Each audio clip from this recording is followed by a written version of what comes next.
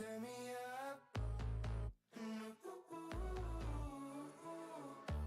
Have no trouble leaving, but you're all that I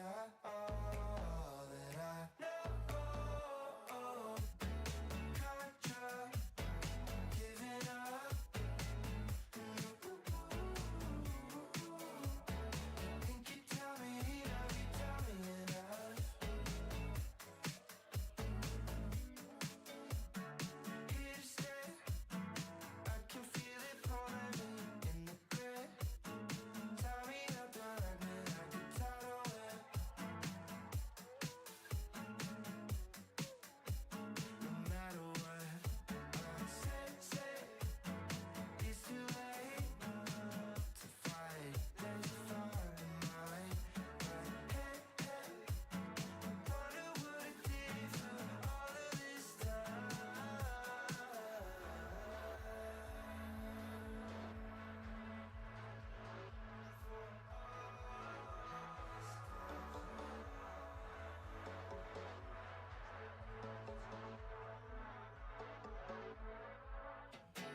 Contra, turn me up. Love the thought of leaving, but you're all that I know. Contra, give me up. Think you tell me enough, you tell me enough. You think you tell me enough, you tell me enough.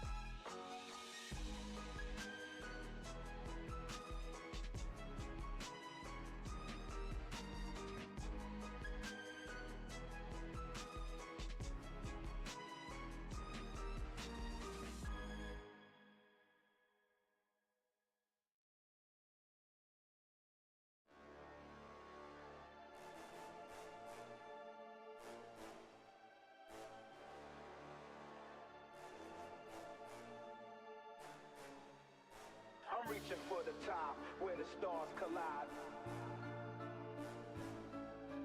Fought for what I'm worth, now it's my turn to shine.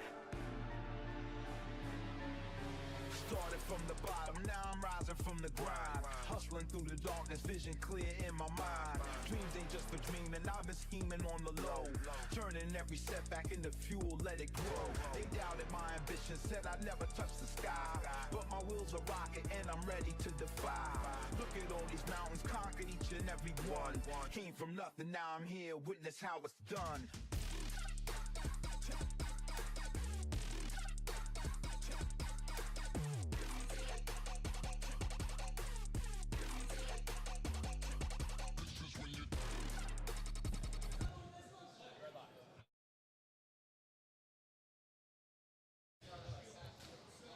Good afternoon, everyone on the stream. This is DEMAS Longsword Tournament, second annual. My name is Jonathan Hahn. I am a guest commentator, kindly invited by Ted Elsner and Pete Morrow from On Guard Fencing. Pools will begin soon. You're just currently seeing some pickup bouts. This is going to be a relatively large tournament per the DEMAS rules. Any tournament over 40 people will be a single round of pools and a top eight single eliminations. I am simply awaiting my fellow commentator from On Guard Fencing, Chandler Brown, and hopefully we'll begin soon.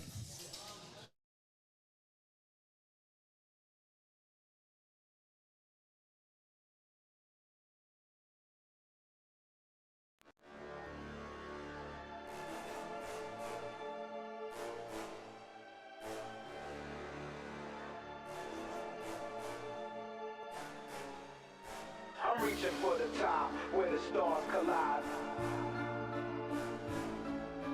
Fought for what I'm worth, now it's my turn to shine. Started from the bottom, now I'm rising from the grind. Hustling through the darkness, vision clear in my mind. Dreams ain't just for dreaming, I've been scheming on the low. Turning every setback into fuel, let it grow. They doubted my ambition, said I'd never touch the sky. But my wheels are rocking and I'm ready to defy. Look at all these mountains, conquered each and every one. Came from nothing, now I'm here, witness how it's done.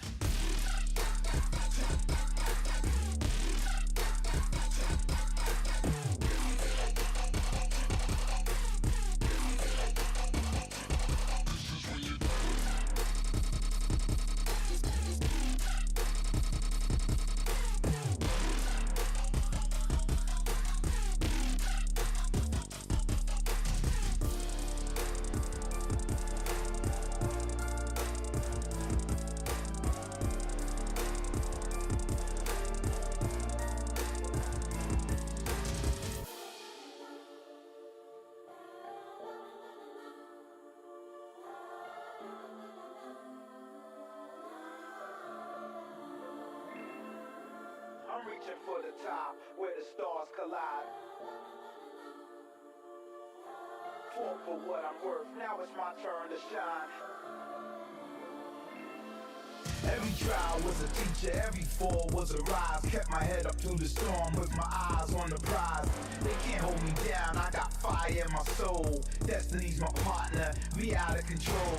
Heart of a lion, I've been clawing through the fight. From the trenches to the towers, now I'm basking in the light. No more looking back, it's my moment to seize. With the world in my palm, I'm the king of my dreams.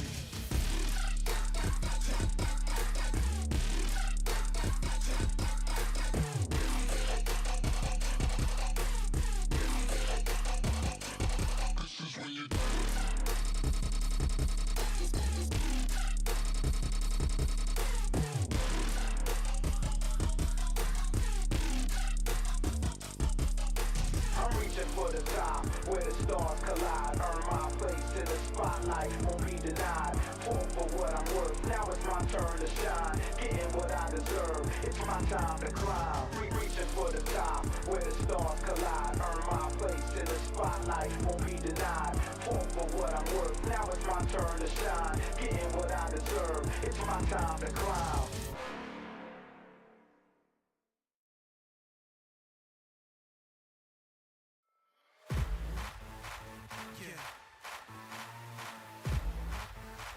Let's go!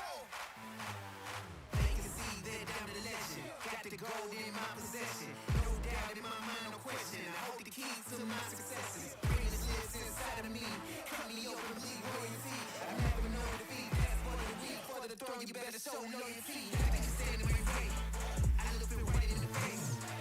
I'm never slowing down. Yeah, I'm winning this race. Can't hold me back. Can't hold me down. It's time for me to own it now. I'm on a whole new level.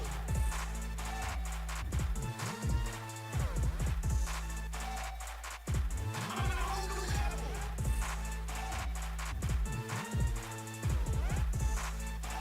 I'm on a whole new level. Voltage rising, shock to see. Jury on the move, take the plea. I'm about to raise, so take a knee. It's reality, not make believe. Making waves, can't stop me now. I'm taking names and I'm taking a bow. Never throw the towel. I own the crowd and I'm coming in and I'm getting loud. Nothing can stand in my way. I look it right in the face. I'm never slowing down. Yeah, I'm winning this race. Can't hold me back. Can't hold me down. It's time for me to own it now. I'm on a whole new level.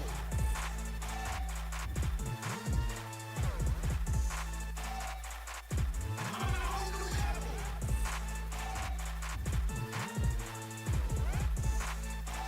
I'm on a whole new level. Never stopping, yeah, I got it, I won't slow down.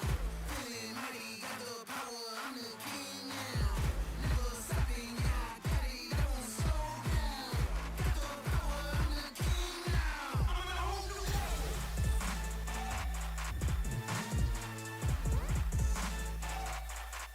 I'm on a whole new level. I'm on a whole new level.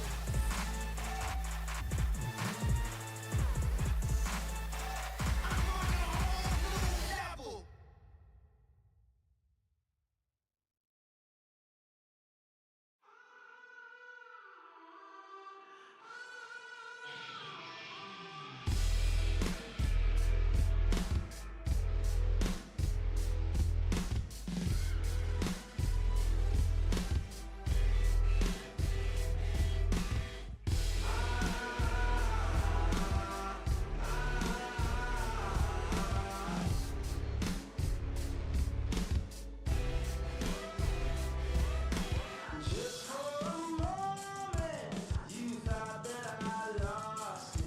Is that just what you wanted? But I'm back for a kill with my back to the fire. So take me to my limit, 'cause I want it. Take me to my limit, 'cause I want it.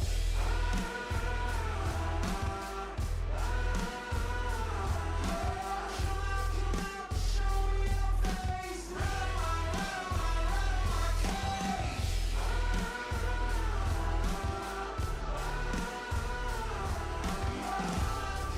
Show me your face.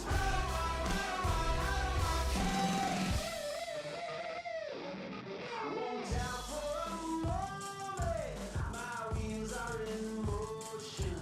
I'll rise like the ocean.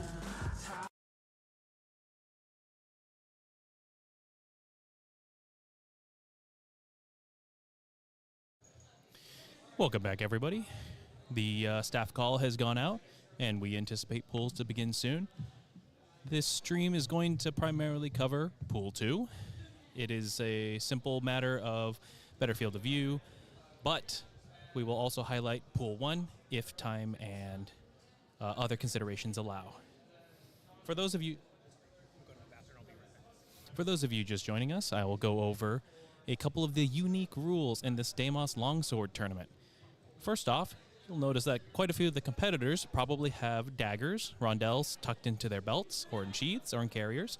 That is a unique aspect of this tournament where dagger strikes are allowed. Daggers must start sheathed or tucked in a boot, belt, etc.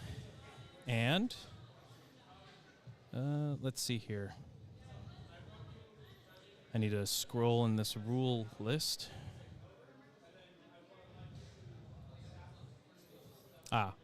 So point scoring is as follows. Head is 3 points. Pommels are 2. 4 points for dagger thrust to the head. However, the head is the only valid target for a dagger thrust. Point limit is 9. with a time limit of 90 seconds. And if you are just joining, again, this is a large tournament today. It's 42 fencers, which means a single round of pools and a single elimination bracket of 8 fencers. Another thing to keep in mind, because of the dedication to wanting to encourage clean fencing, afterblows are deductive in a successive fashion. The first afterblow is -2, and successive afterblows are -3. There is an all-star cast today, and I hope that you are watching and cheering on your friends during this live stream.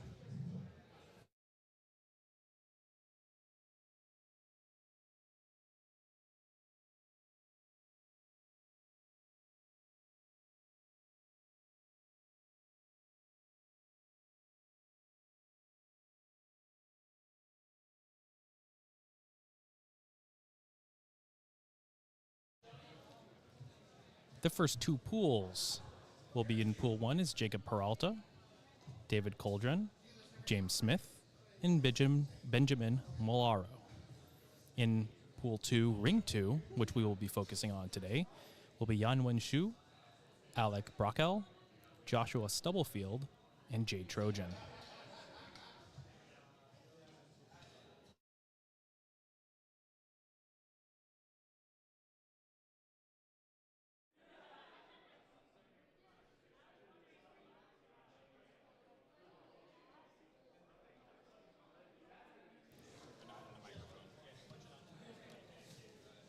Joining me right now is my co-commentator. Please introduce yourself and what club you're from.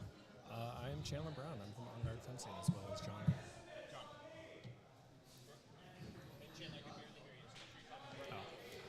I am Chandler Brown. I'm from On Guard Fencing, along with John here. I primarily do longsword, but my secondary is rapier, specifically rapier and dagger. And it looks like the gathering of the fighters has begun, and we will begin pools shortly.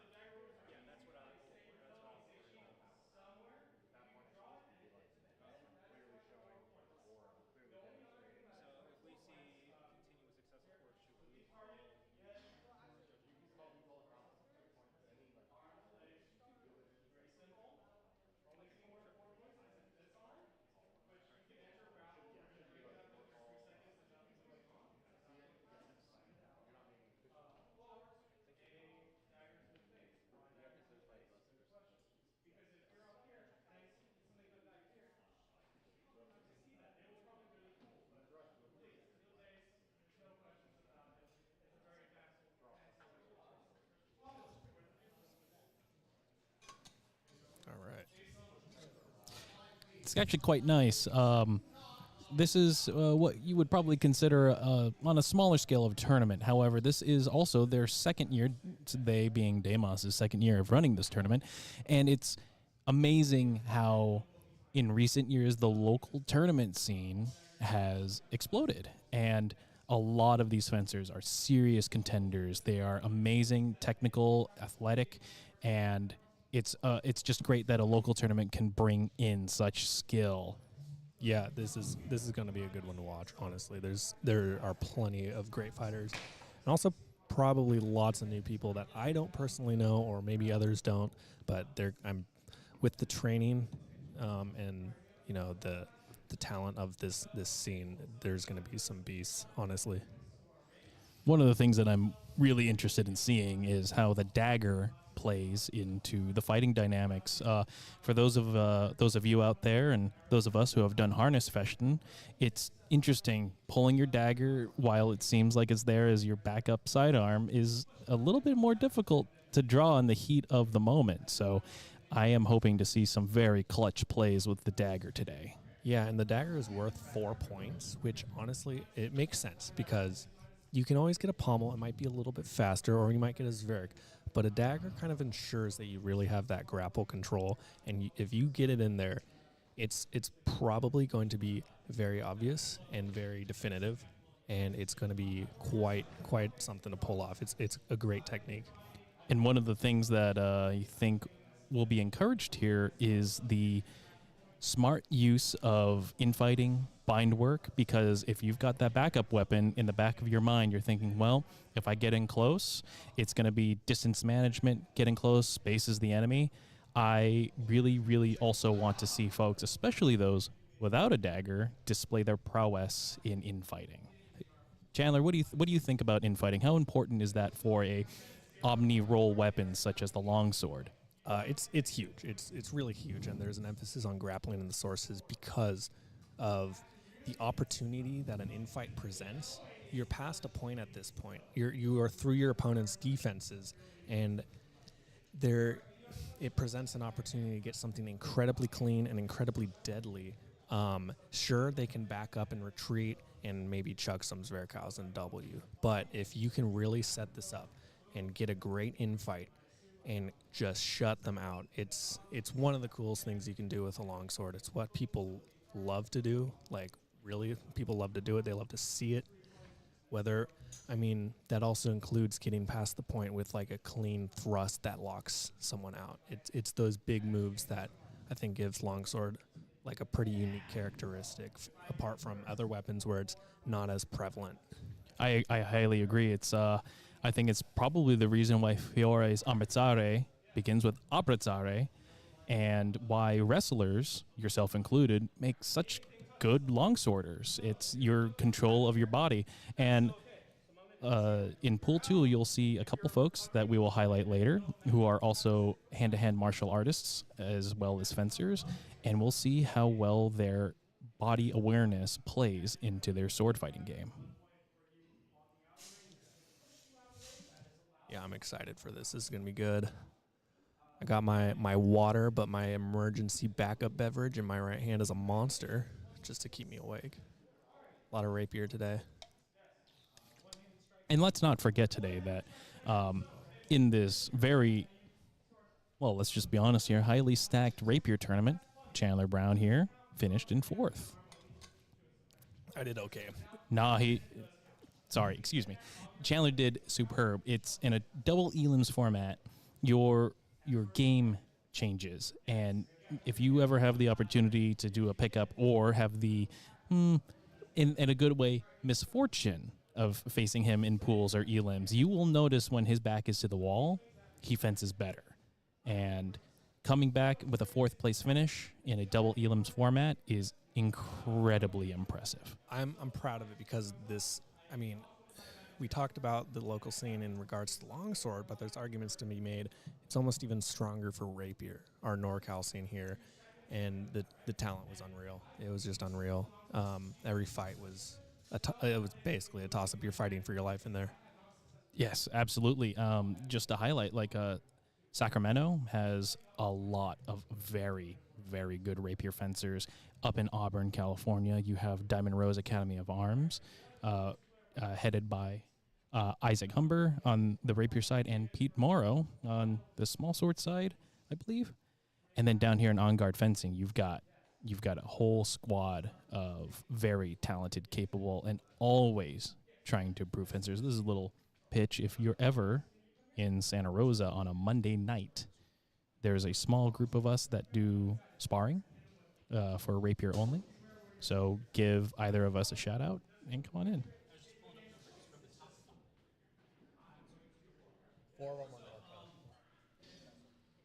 So Ted just brought up a very good point. Out of the top 5 rapier and dagger fencers, 4 of them are from NorCal. Yeah, that's incredible. Robert Childs, Arthur Henry, Kevin Murakoshi from Sacramento as well, and our clubmate Eric Copley. The number 4 currently is from Poland, Alexander Davenrich, and he's been dominating Europe for a while. So to be among those to be among him and to be among Robert Childs, it really says something about Arthur and Kevin and Eric, who people probably know less about. But if they watch them, you instantly see that they absolutely deserve to be up there. Oh, I agree. And as a plug, if that's all right, Wine Country Sword Crush, April 26th and 27th. Speaking of highly skilled rapier fencers, Kevin Murakoshi will be joining us this year as well. And you will not want to pass up the chance. I did a pickup bout with him at WMAW, and it was beautiful. You do not have such a long time in our art without having just this all-encompassing, incredibly intelligent, adaptive fencing style. So I think that's enough about waxing poetic about rapier. Let's focus this over to longsword. Chandler, you are one of the best longsworders in the world. I believe you're in the top 0%. Yeah, I'm probably like somewhere around 40 right now. I'm hoping that SoCal will change that, but we'll see. It's gonna be hard. But about longsword here, we have some very talented people. Trying to think, there might not be.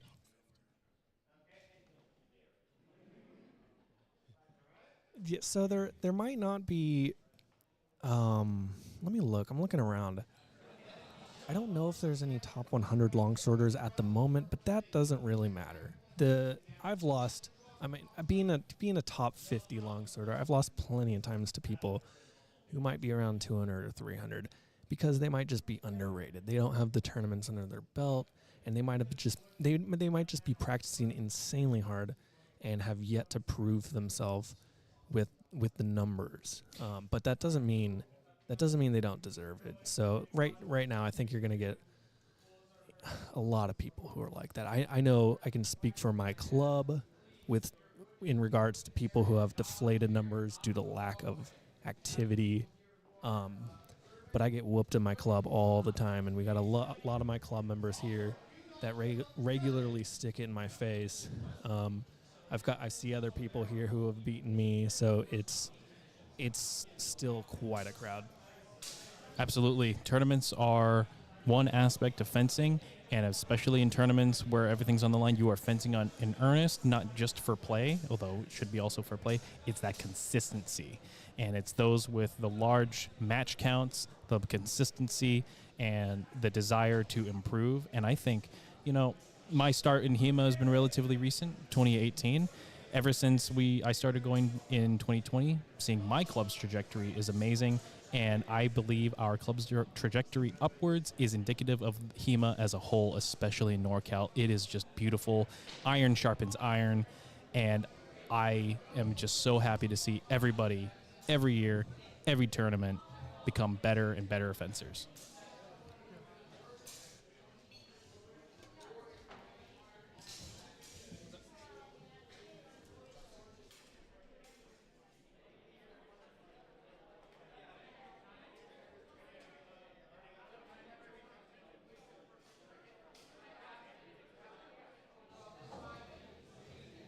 All right, we're here stationed at Pool 2. The first bout is going to be Yan Wen Shu in red versus Jay Trojan in blue. Jay being a fencer from On Guard Fencing. This guy is a incredibly well-rounded fencer. He has a lot of interest and experience in Eastern martial arts, and doesn't matter what your opinion on, mixing different styles. What it gives you is a fighter that is very aware of their space, their abilities, and gives them a more flexible mindset. So this is going to be such an interesting fight, really. I mean, these are two people who who their game is very much based on like distance management. Yanwen being an epéist, Jay just having a natural ability. He's one of the most calm fencers I've ever fenced. He's very, I guess, zen for lack of a better term when he's in the ring, and his sense of distance and tempo is so natural. He's relatively new to our club. Maybe he's about a year in or so. About a year, yes. But he's been just incredible. And this is his second tournament ever. His first one was a Messer tournament that we ran in-house at EGF, in which he took bronze. And that's when we really saw him just show all of his skills, you know, all of his patience and discipline that he has. So, you know, we might be glazing him a little bit, but he's gonna be someone to watch. He's going to SoCal as well, and I'm gonna be rooting for him, coaching him, watching him excel. It's gonna be awesome. And so to see him against Yanwen, who's a very established fencer, who's very successful. He's been doing this for a long time. He's been medaling at tournaments for a while. Anything can happen.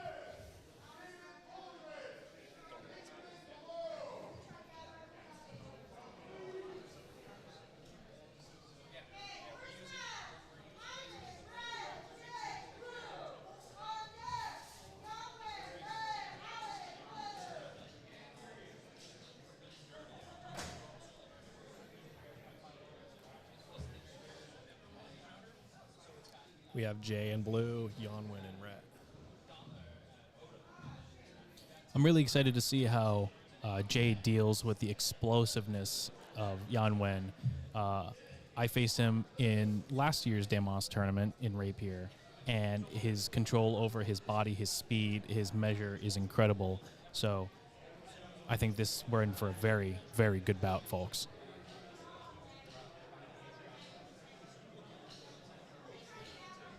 We should be underway relatively soon.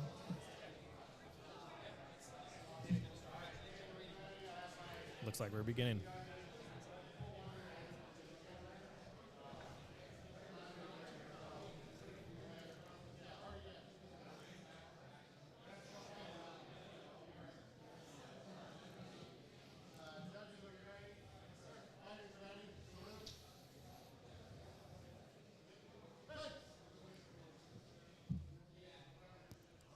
Right off the bat, you're going to see distance management being a primary focus for either of them.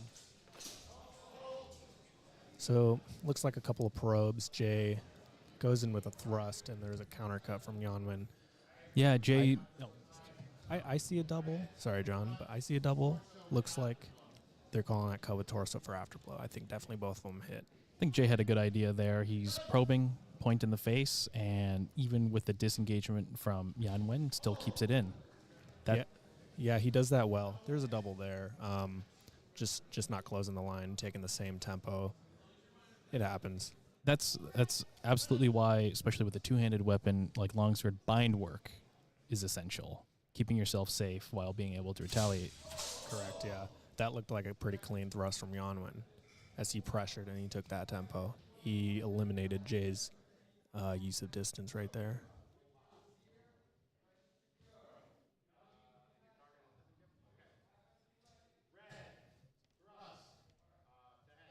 Yep.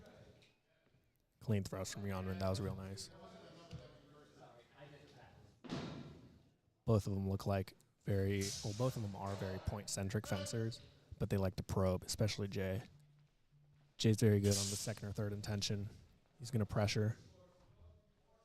There it is. There it is. And then a counterattack in time from Yanwen.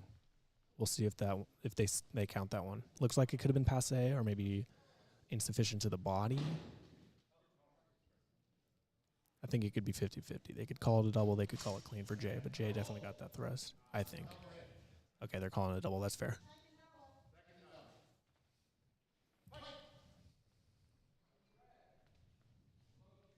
All right, they're slowing down a little bit.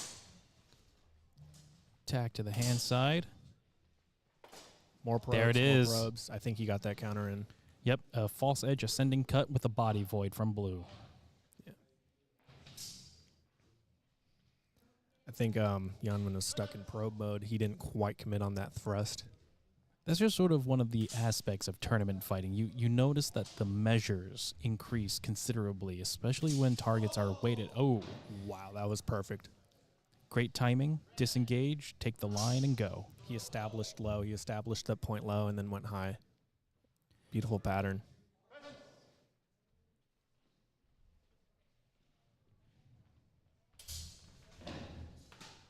That was real nice as well.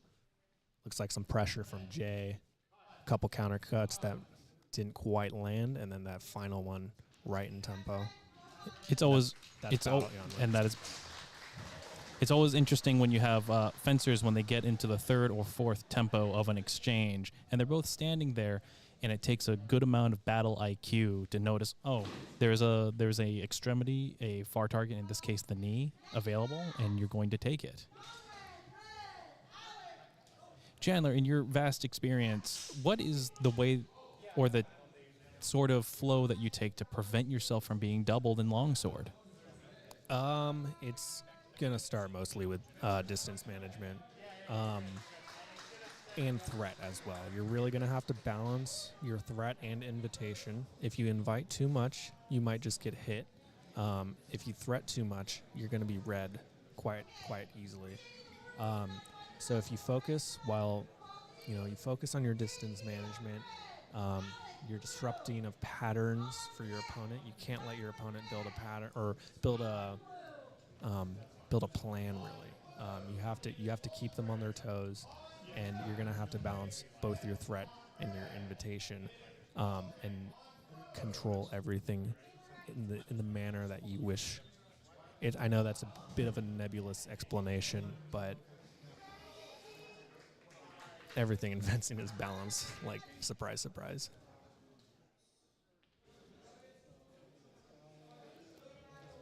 It looks like we've moved on to the next bout. We are not going in the order on HEMA scorecard. It looks like we have Alec Brockel from SAC versus Joshua Stubblefield. I believe he's from DEMAS. Yes. I fenced Alec once in a free spar. That was an interesting exchange. I couldn't quite tell what happened. Alec is a good fencer. He's relatively new, but I think he uses high tog very well. You might see it in this match. He comes from high tog, and his point is very threatening when he brings it into play.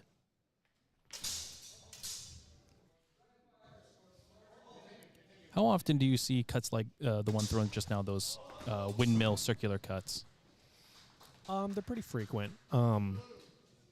They can be real hard to track. If they start from behind your head, I mean, that might get you to flinch. All right. Score's all tied up. Looks like attempted cut to the arm. Yeah. So he's continuing with that point threat, Alec is, and he's also continuing to throw these wheel cuts. Might be setting up a pattern to break. So that's the thing with a wheel cut like that, is they're big, they're large, but they're fast, and you can feint off of them very well. You can throw a good failer in there when you condition your opponent to trying to track your blade too heavily. It looks like it was 1 point awarded to red.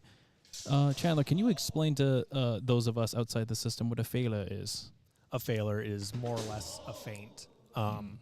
It's presented in German longsword texts as a very smooth style of feint.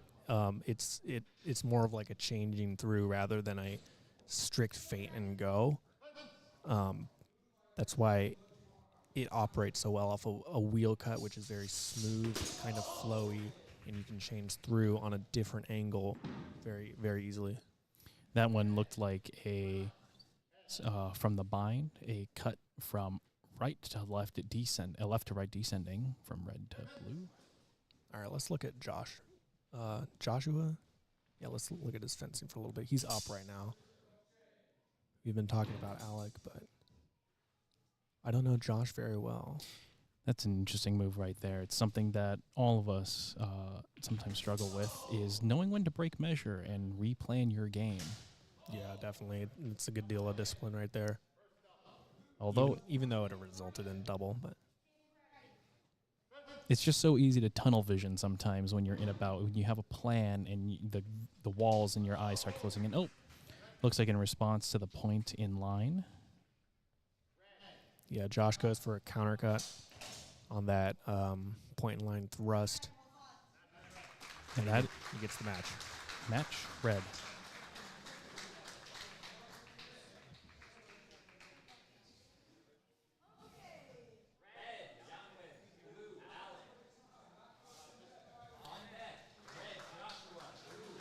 Looks like we're moving to Yanwen in red, Alec in blue.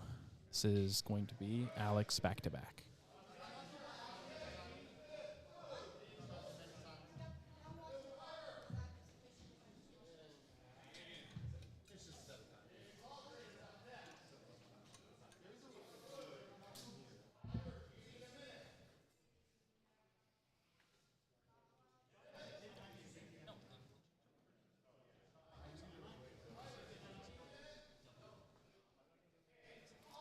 Now, this match might be interesting too.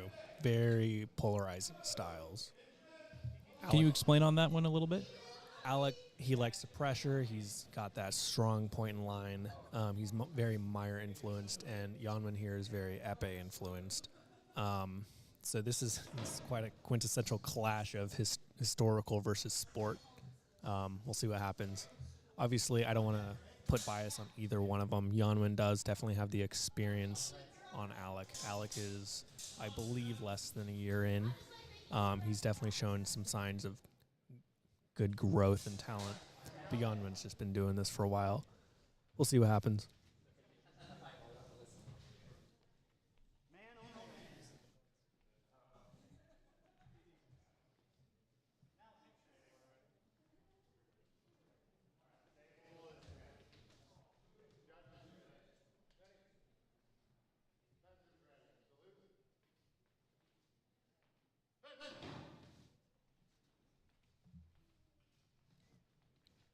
All right, I like this beginning already. Very focused on measure. The attempted thrust from Yanwen. It looks like it connects, but that cut definitely connected to counter shield hell. I agree. I think the attempted flush might have been done in the absence of an appropriate tempo, maybe a little bit out of measure. Agreed, yeah. Now we've got a cut in to ring one. Oh, My apologies. Simultaneous cuts into a bind. I saw Yanwen connect with the initial Oberhau, but then that Unterhau came in the afterball tempo. That's what I see. Okay, they're going to wash that. Fair enough. It seems like for a lot of exchanges in my time officiating as well as observing fencing, a lot of these binds end up being in Sprechfenster. How do you get out of that, Chandler? That's a question. You're gonna wanna threaten your opponent out of it. It's a very comfortable position to just be in, your speaking window, long point, whatever you want to call it. It's so versatile, and there's so much you can do. So it's gonna take some clever manipulation of your opponent to get them out of such a pervasive guard. Nice clean thrust from Yanwen. Evens the score up a little bit from 4-2 red. Point in line, it's always a dangerous thing to walk right into. Alex picking up some speed here. Oh, that's a nice counter cut, though. Yep, in the movement of the arms, it looks like a horizontal cut to the underside of the arms. See, that's where the downside of the wheel cut comes into play. When your tip comes back, there's Yanwen's moment. Looks like a key guard. Looks like interesting. Ooh, they called a ring out. I thought Alec had a middle how to the head on that last clash. I agree with that. And Yanwen coming in, he was able to. Alec was able to engage that parry, slice the top of the head, but ring out first. Yeah, a ring out in this situation is worth 1 point. And there's a counter cut again on the extension. Looks like he's bringing out his point. And Alec is just going a little bit too far with it. When you're at a scoring disparity and you're close to the threshold, it seems like a more logical shift perhaps is to attack extremity targets, which narrows down the order of choices for the defending fencer, but it's always a high risk of, well, they only need X number of small points. They're going to go for a shallow target. It makes it both easier and more difficult to defend. Yeah, definitely. In some situations like that, I personally like because someone might be expecting a shallow target. If you probe extremity and then go deep, it doesn't matter. Like, you can go over points, whatever. Really, it's are you going to land a hit or not? And if your opponent is conditioned for one way, then you can very easily break that the other way. Now we've got Josh in red and Jay in blue. A lot of J names in HEMA. That's just an observation on my part. At EGF, we have like 13 people with the name, like, starting with J. Johnny, a couple Johnnies, a couple Jameses, a Jay, a Joel. Ooh. Very intense blade work resulting in a close infighting situation. I initially saw a cut to the hand from Jay, and then that spheric out to the head from Josh looked out of tempo. Absolutely very difficult exchanges when they have multiple scoring eligible actions. Very nice. Simultaneous. Oh, I didn't see. Yeah, I believe I also saw blue into thrust head. I thought it was clean on Jay, but I think they called it clean for Jay, right?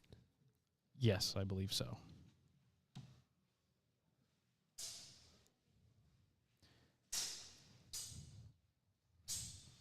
I love watching Jay throw those thrusts.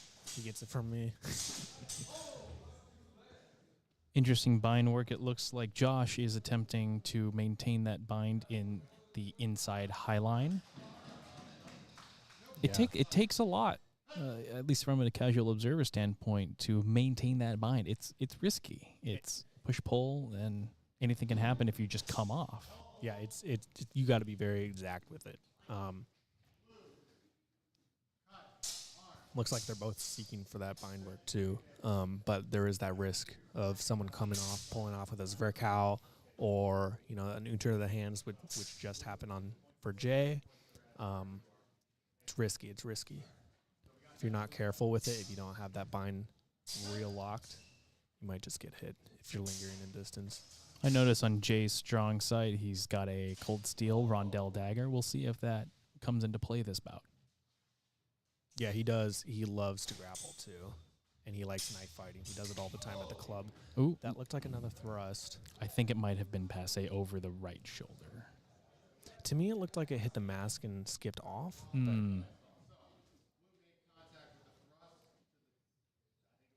I think that's what they heard. I might have heard the little click of it, too.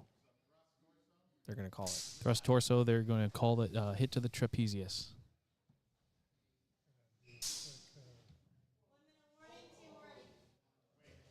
Looking at the replay here.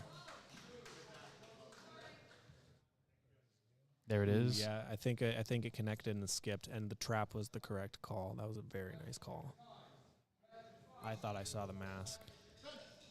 Directing here is David Laudenschlager, a very well-seasoned fencer in his own right, and a very capable director as well.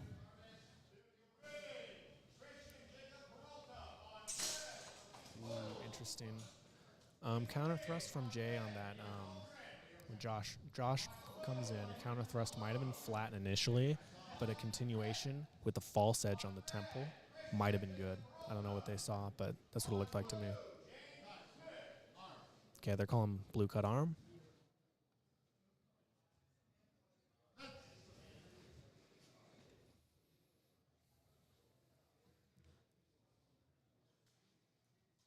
More distance work.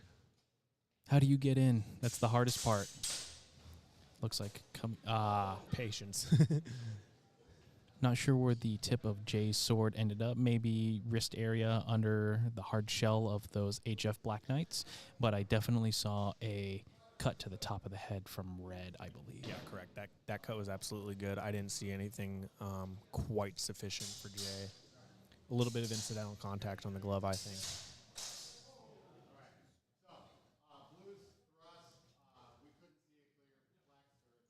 not conclusive enough.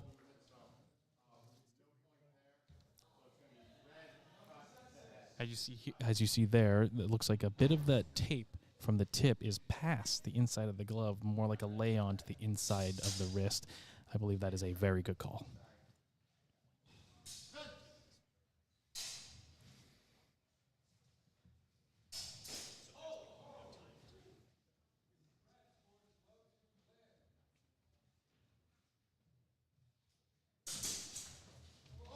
Interesting. Clash, clash.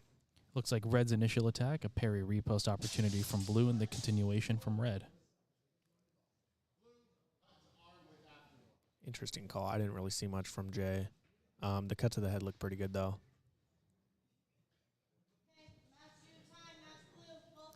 Match Blue. There's Jay's first tournament longsword win. Outstanding. He's gonna be something real special.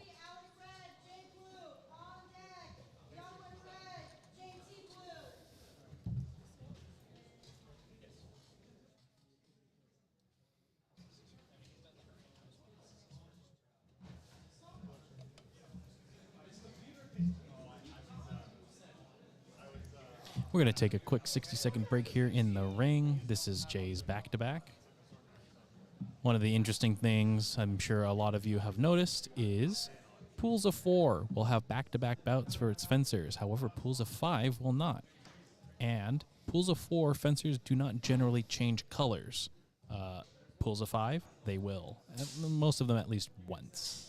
Just a little pools trivia for you today. Thank you. I needed that in my life. We're going to have a trivia night at EGF, not really. Questions such as, how does HEMA scorecard work? And where did my point actually go? I feel like there was a Sean Franklin thing where he's like, wasn't there like some Sean Franklin meme of like, no, it was like, did you check scorecard? What was that like again? Oh, I do not remember that one. Yeah, it was a while ago. I think people just posted like Sean looking disappointed. And it's like, did you check scorecard?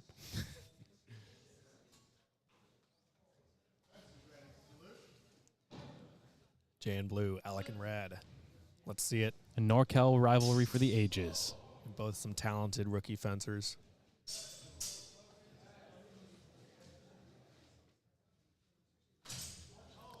Looks like Jay gets an undercut to the hands. Ascending cut, counterattacking time. Yep. You know, I have seen a lot of EGF longsworders do that as a counterattack, and it works. Falso reverso, is that how you say it in Italian? A falso is a false edge cut, and in this case, it might have been more straight. So I would call that a either a sottomano or a montante. Okay, I don't speak spaghetti, but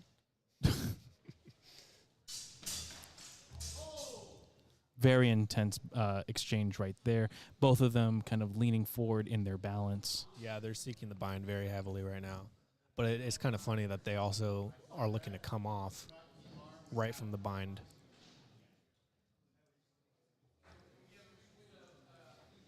What was the call there? I saw Jay's to the head. It might have been flat, but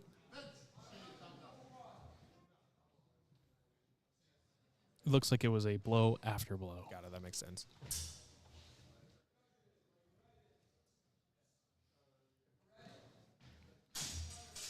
Simultaneous attacks seeking to plant the point. They're really working for that bind. Not sure if I saw anything too conclusive, but I am not on the front line. Yeah, agreed. I think there was contact with the point and probably with the flat, but nothing great. It's the split-second decisions that directors and judges have to make on quality of a blow that makes it so difficult. Yeah.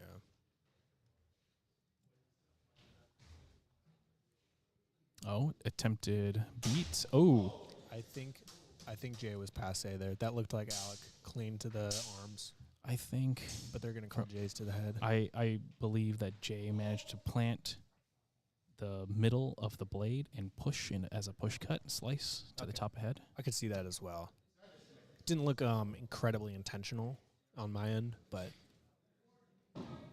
that's one of the interesting things, especially about tournament fencing, is being able to make slightly. We're going to jump into replay. 1 second. But it's the ability to make a missed hit that you might have conducted and turn it into something productive is amazing. yeah. First double. Okay, they call it. Yeah, that was about the double tempo. Whether or not they landed at the exact same time with their blades, they relatively started in the same tempo. Nice. Definitely heard something. That was J to the arm. Yeah, from the bind as well. I think there's a little bit more patience in the bind there. He felt it out and he found his opening. That was real nice. Believe that the longsworders call that indes. Correct. Yeah.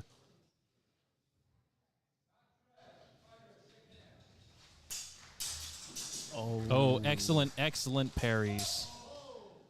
There was a thrust in there for Jay. Not that last one, but there was a counter thrust in the middle of all that. That was actually very, very nice. Yes, I saw that too. A nice extended tempo that turned into a productive moment.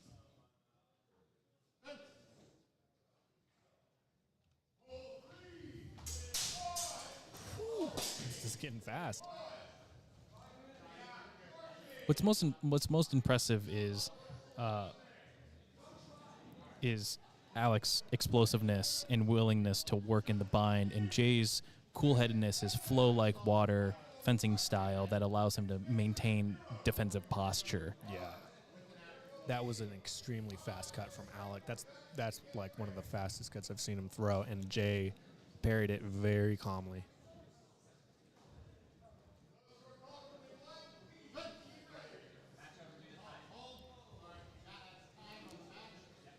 And another one for Jay. Way to go, man.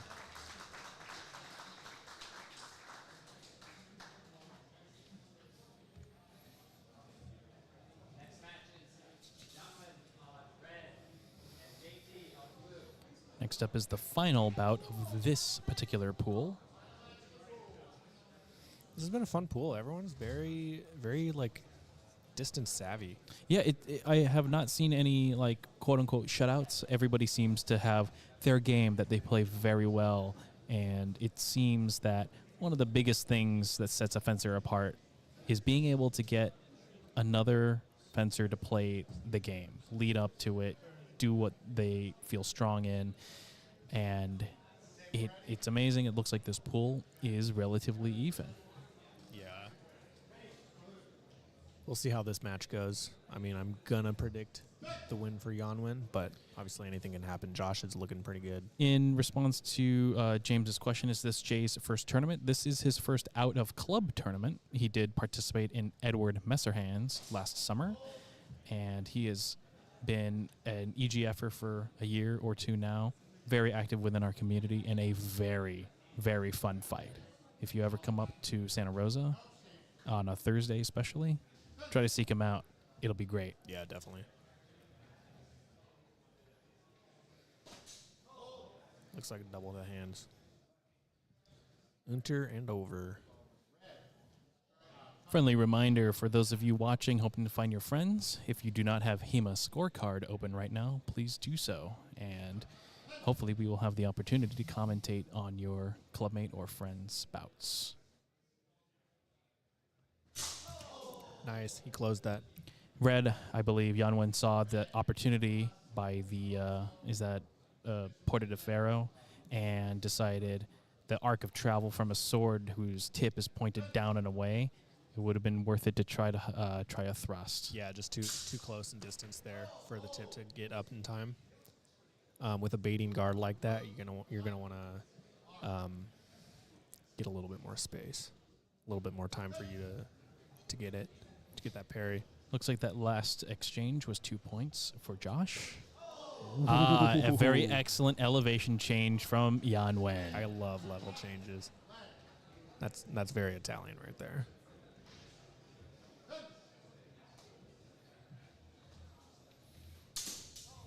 Simultaneous attacks. Looks like Yanwon has a counterattack thrust, a possible attack and prep, and then Josh does. I thought Josh got that cut in there. Yes, he I heard did. it. So I it would. heard it. I would call that a double, and I it looks agree. like Yanwen was awarded 3 points for that one. Mm-hmm. Nice counter cut after blow out of time.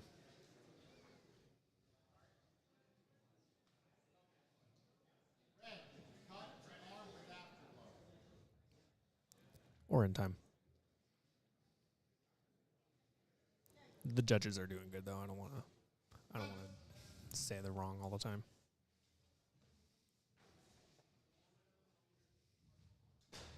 Oh, Ooh, another missed that attempted one. level change. Yep, can't do it twice.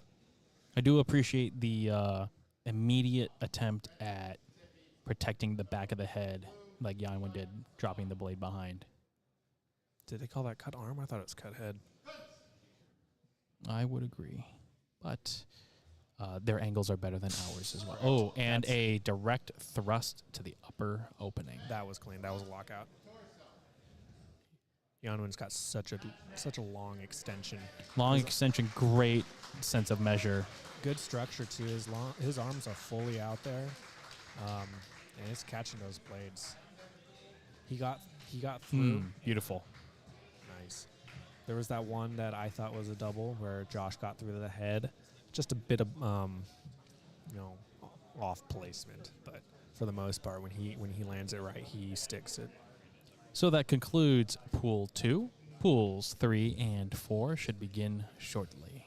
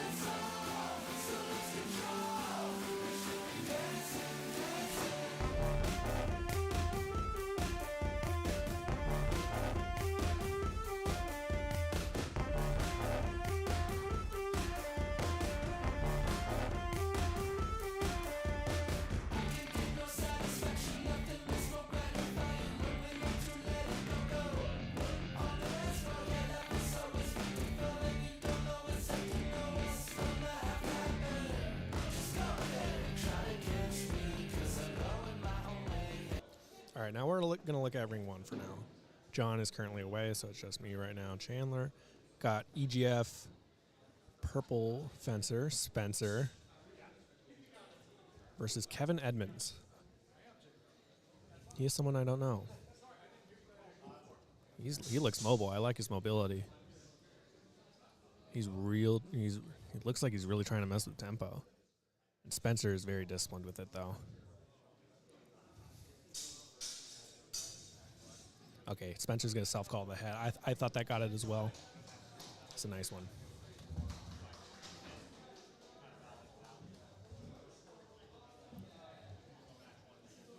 So Kevin Edmonds is from Tosetti.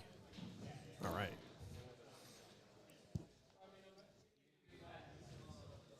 Spencer really likes the Vomtog, and he's very, very patient.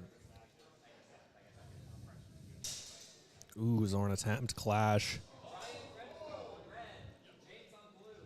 Okay, yeah, that's going to be a cut to the body from Kevin.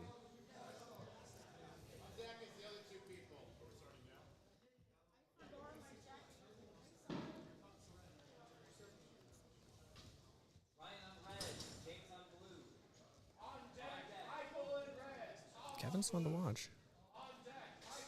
Ooh, nice little snap cut right there.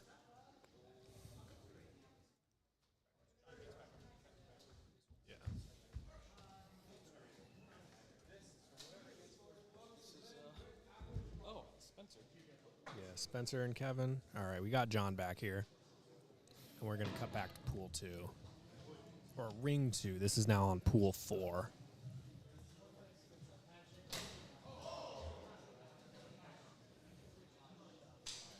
So in pool 4, we have Ryan Renfro, James Ringenaar, Tom Ostrowski, and Michael Soto.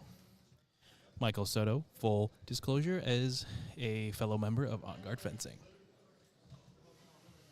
I've already bribed the judges for him to win.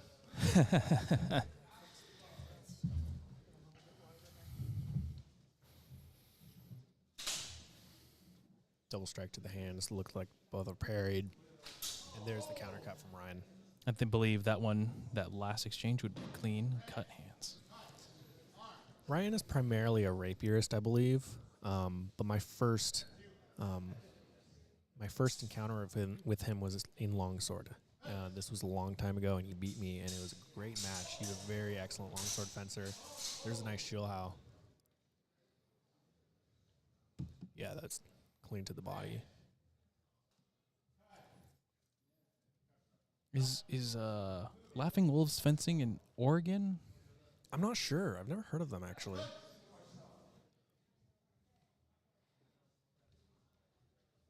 I did fight James earlier this morning in Rapier and Dagger, and he gave me a good fight. Very patient, yeah. Yes, very patient, very intense. Super disciplined. And this last exchange looks like it's a very good example of when you open a line to take one without closing, it does leave you a little at risk. Yeah.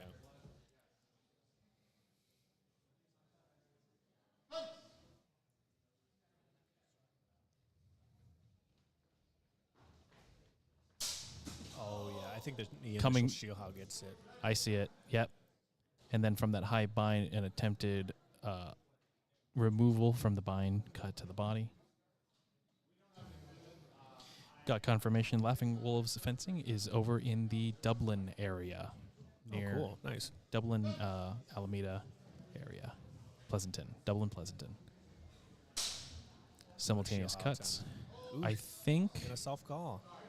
Good honor. Nice. That's one of those unique aspects of HEMA is the ability to self-call. Yeah, it's so hard to see some of this stuff sometimes. So it's really nice as a judge when someone self-calls. I have to say thank you every single time to the fences. I'm sorry, I was talking over that was an amazing exchange. I saw a possible before the ring out from Ryan to the top of the head, but that was just very intense. Counter cut. Chandler, you have a personal message from Sawyer Fresky. For French fry? What? French fries. What did he say? Chandler, where is my alimony payment? You're 6 months late. Whoops. No, Sawyer is 18 years old now. Nice cut to the hands there. Perfect distance.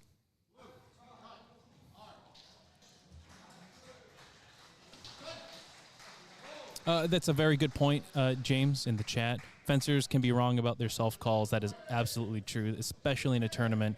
It is very important that, yes, fencer does denote contact, and then the officials must also be on the top of their game to agree or disagree.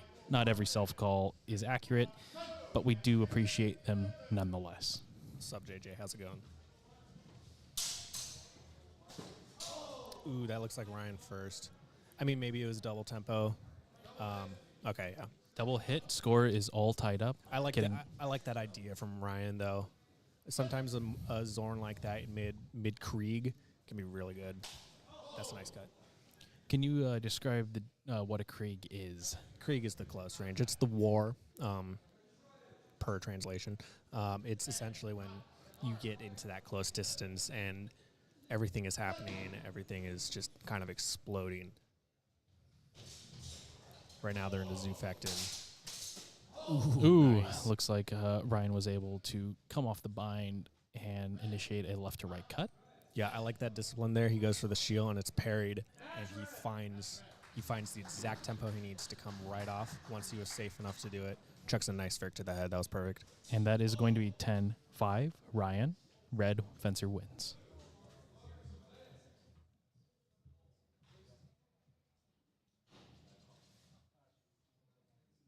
Yeah, that was sick.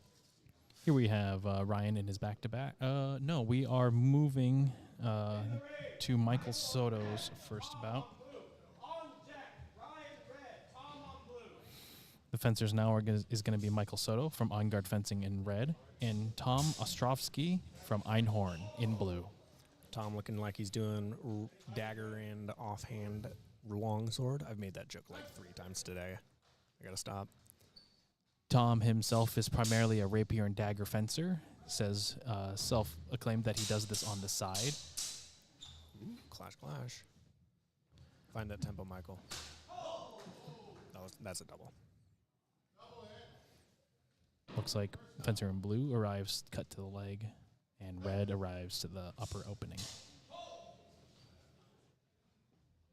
Michael's become, honestly, one of the most nice. He's been one of the most troublesome fencers in our entire club in terms of trying to find, the tempo to attack on him. He is very, very savvy with his distance. A lot of growth in 1 year.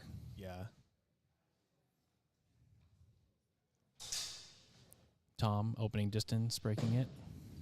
An attempted balestra with an appel from Michael. Okay. Cut on the arms once Michael goes into this. Okay, nothing done. I thought that was on the hands. And it just so happened to be right when Michael pulled up into this, Schlussel. Michael's good at staying low. In that last exchange, he was threatening with Aubert. Oh, there's cut to the head right over that ox. I think I noticed a similarity in Michael's very bent low rear leg and some of the other fencers in our club who fence like that. Mm-hmm. It creates a lot of ability, like a lot of tension in your legs to spring either way. It's good for fast footwork. The only risk is, of course, when you coil up, it does become a tell, but all tells can be used to your advantage if practiced enough. Correct. You can disguise them. You can know you have them. You can feint off of them, or you can just eliminate them. But honestly, anything works when you get the hit. And we can see here that Tom slowed down, messed with tempo a little bit, which resulted in a tempo break and a cut over. Correct. That was a nice provoker. He brought Michael out. Just did a simple, very, very simple take of the sword. Not even really a parry. Just tapped it to make sure it was good, and then he wheeled around with the cut. Attempted thrust from the blue hands. to red's hands. I think that might have arrived. Yeah, I think so too.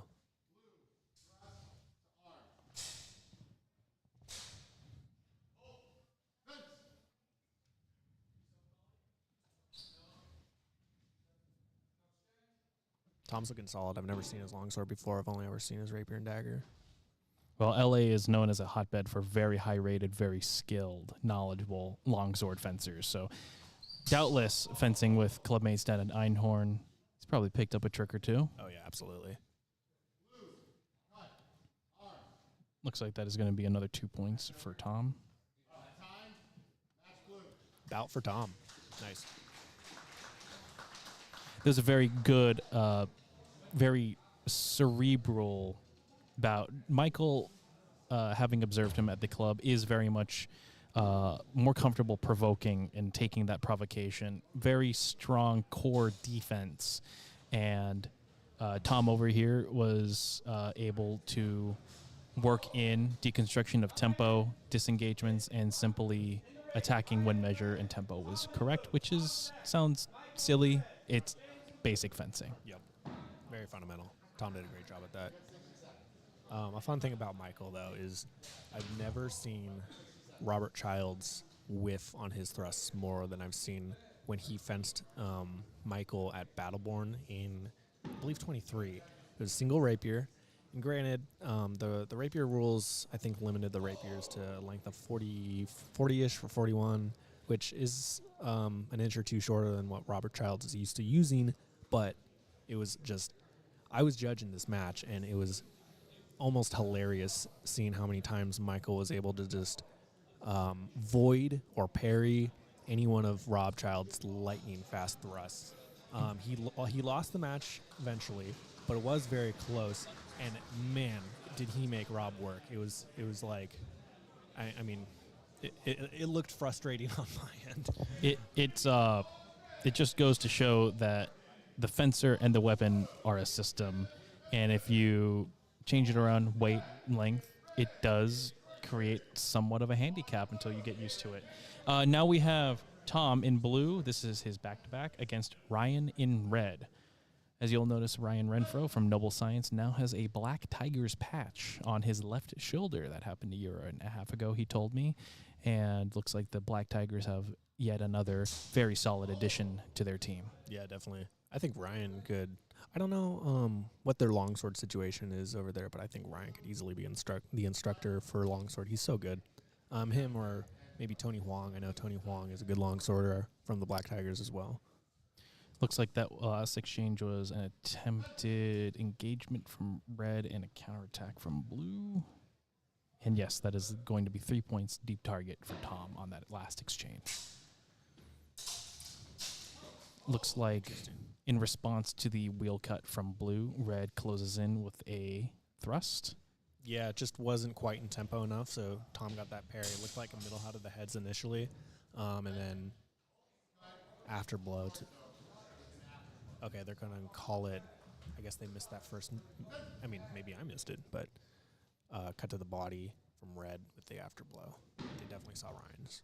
I thought that was the afterblow, though.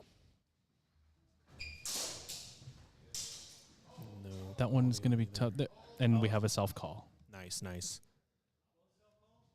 There was a noise. Self-call? Yeah, okay, it was a double. Double self-call. Good honor, both of you.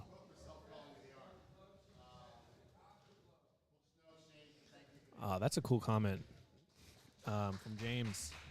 I didn't know this, but almost half the fencers are brand new. A lot of new talent here.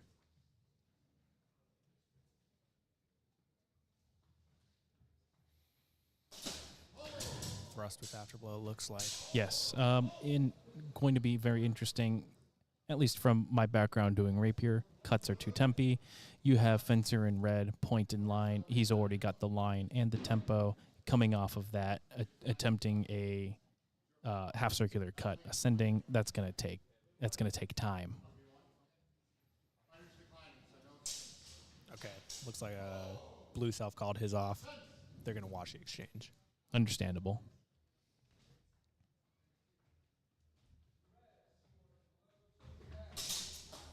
Ooh, That was a real good counter cut. That right Zverik from Tom got through. Got Did through it? to the head. Okay.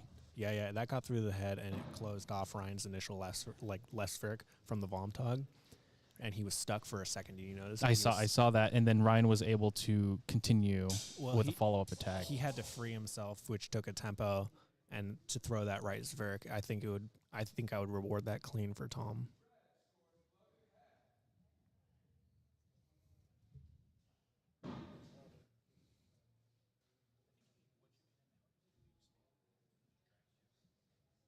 In response to D Blue's comment, it's a very good indicator that a interest, a sport, martial art, whatever you would like to call HEMA, it has a cadre of new teachers that have all had all the kinks worked out. And as things become more mature, more optimized, you will see beginners, especially in the competition circuit, be so much different than how it was probably in the early 2000s. Yeah, it's getting crazy.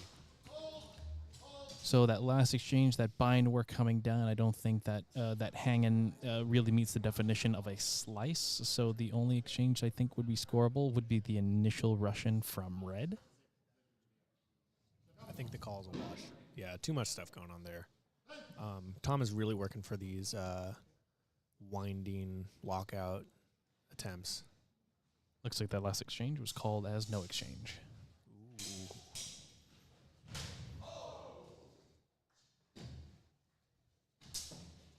Ooh, very close. Only because Tom threw that cut from a little out of measure, and that's going to be a double. They had to end it with that. That was looking so awesome. First double, no biggie. 6 seconds left on the clock.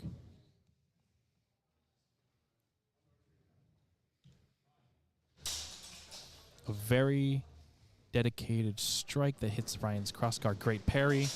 Nice. Great timing, great afterblow parry. What did you see, Chandler? Looks like Tom got him in the leg. Oh, they're not. Okay.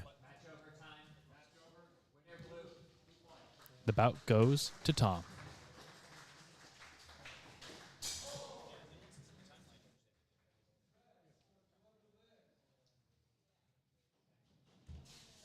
Yeah, Tom's taking some people here. His ratings looks like it's currently low, but it's going to go up for sure.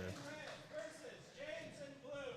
On deck, Tom red and James blue. James, say where you are.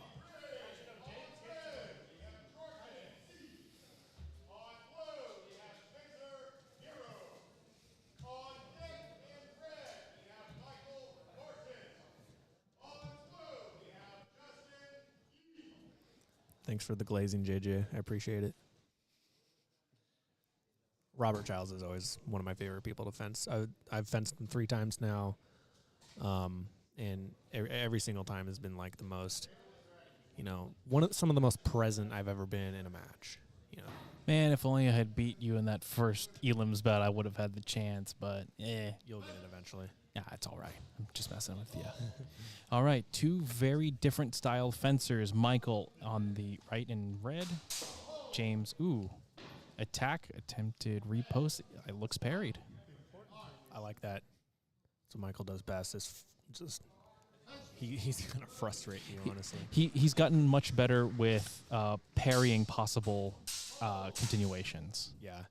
Blue got on the arms there. You see that quite a lot with some longsworders where they'll come into that middle bind and they'll come off, try to hit a forearm and keep going. Yeah. On that last exchange, it looked like Michael just seeked the parry or sucked the parry. I don't know. What's the past tense? Sought. Yeah, sought. Sorry. He sought the parry a little bit too hard and just ended up parrying with his hands. Too much movement with the hands there.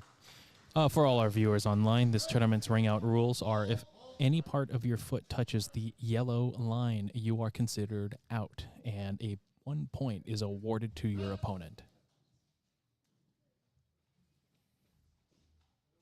Nice countercut. Keep it up.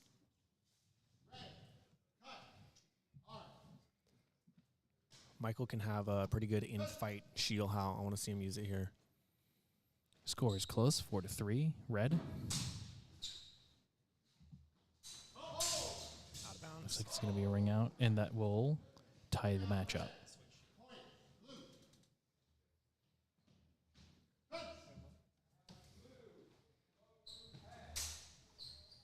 Way to protect the hands. Use it. Oh. Looks like a extended bind almost leads to infighting as Michael attempts to stay inside of the ring. I think the sword drop from James might have been more for safety's sake. Yeah. That's a wash, yeah. Or we'll see. I don't know if I saw a whole lot. Michael might have gotten some shield howl attempt in there, a Kron howl, but I think by then he was out of the ring.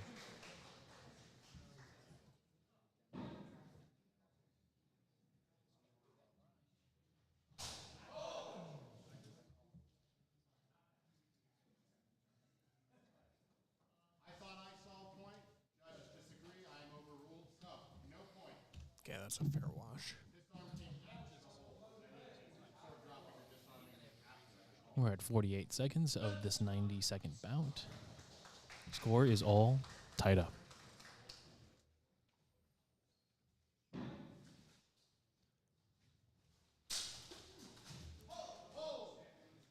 We have Michael come in, attempted parry. James comes in, cut to the upper opening, and it looks like Michael might have gotten a repost.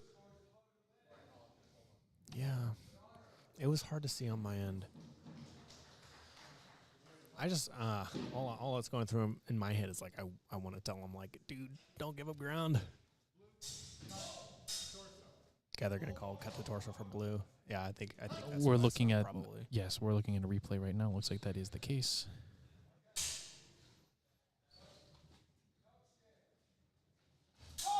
There's Another an out of ring bounds out.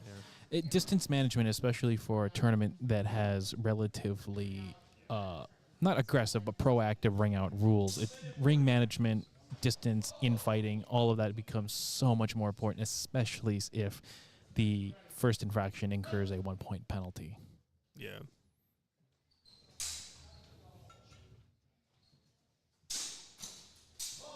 Might have been blue cut arrives possibly. I thought I saw both of them after that initial clash. Hmm. Both of them continued. Yes, red definitely continued after that Looks like initial that attack. one, yeah. It's going to be no points awarded. Oh, excuse me. That's going to be Michael's initial with afterblow. Right, 3 yeah. minus 2 for the first afterblow.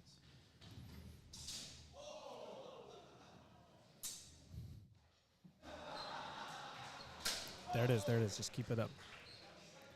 It's the third time or so he's gotten that. Excellent cut to the It's outside of pretty the arm. reliable.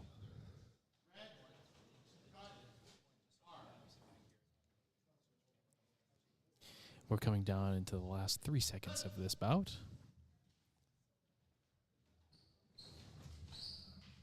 James, got to give credit to James. His pressure is great right now. And it looks like cut to torso being on the outside of Michael's profile. Michael attempting, I think, a parry or a counterattack.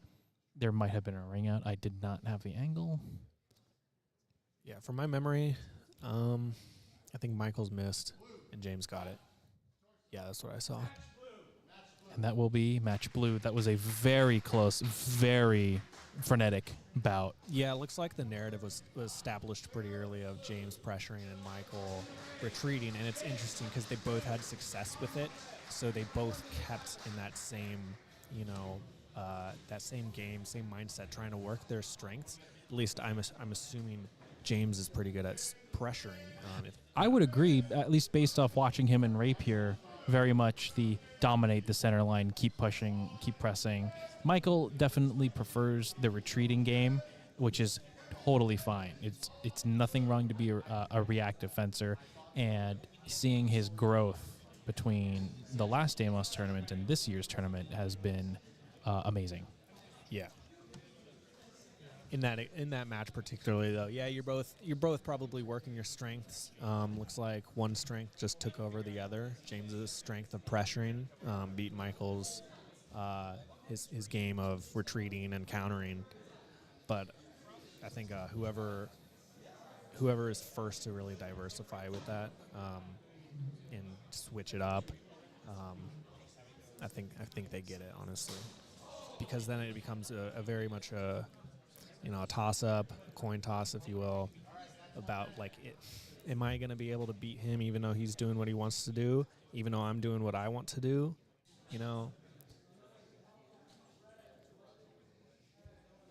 We're just waiting for, this is going to be James's back-to-back. It's taking a quick 60-second breather.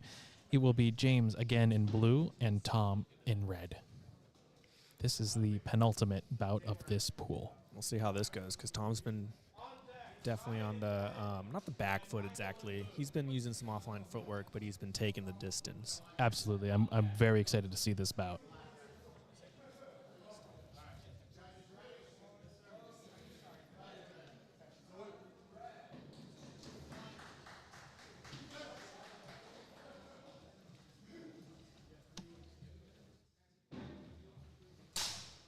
And there it is, the opening of the target.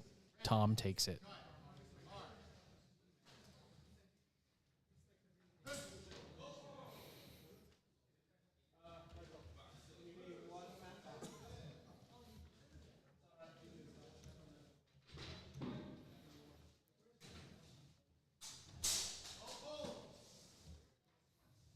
think blue's cut to the body might have been after the hold. I think red was able to get it to the upper opening.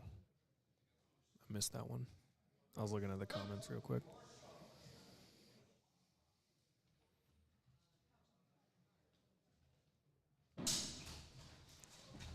Both of them coming to infighting, attempting to place pommel. I did not see daggers drawn, which eventually leads to, I believe, a ring out on blue. Yeah. Well, who rung out first? Honestly, Tom might have stepped back first, even though he did kind of sumo wrestling sidestep James out of the ring further. Okay, they're just going to wash that. That's fair. That's fair. Absolutely.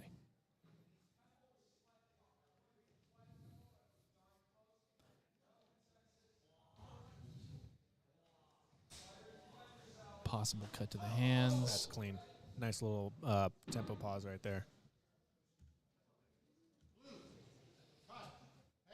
That's the strength of pressuring like that. You're going to get your opponent to flinch, and you got Tom to flinch.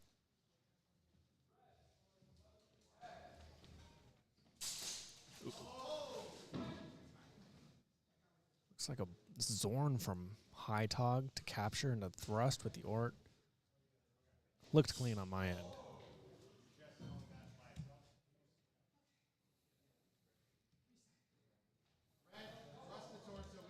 Okay, they're going to call after blow. I couldn't quite tell.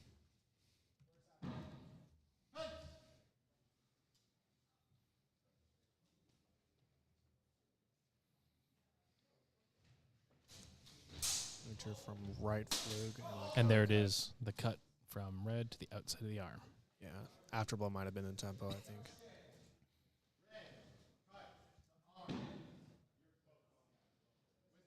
Yeah. So that might be a point for James now. If the afterblow is -3 at this point, I think the second time the afterblow increases the amount of points it takes away. Yes, it is a -3 now, so any score with an afterblow is now going to be a wash. That was interesting. A high bind, Tom's body's turned, and then there is a wrenching that causes Tom's sword to... Well, they might rule that a disarm. I actually think I saw Tom get a pommel in there beforehand. Disarms are 4 points. Going through the rules, disarms are 4 points. For a disarm that is not simply just dropped as part of an action. If the sword is dropped as just a part of an action, it will not be counted as a disarm.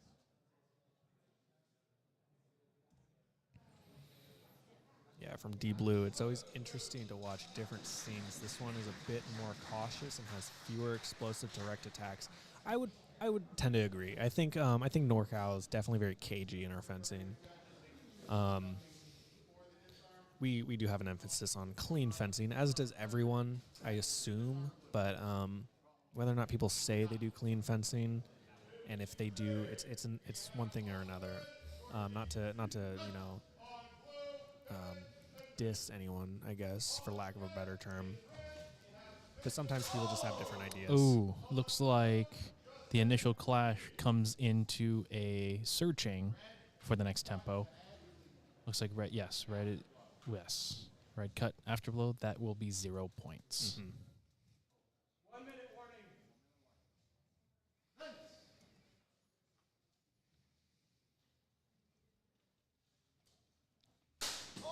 Cut with the afterblow. That's going to be a point for James, I think.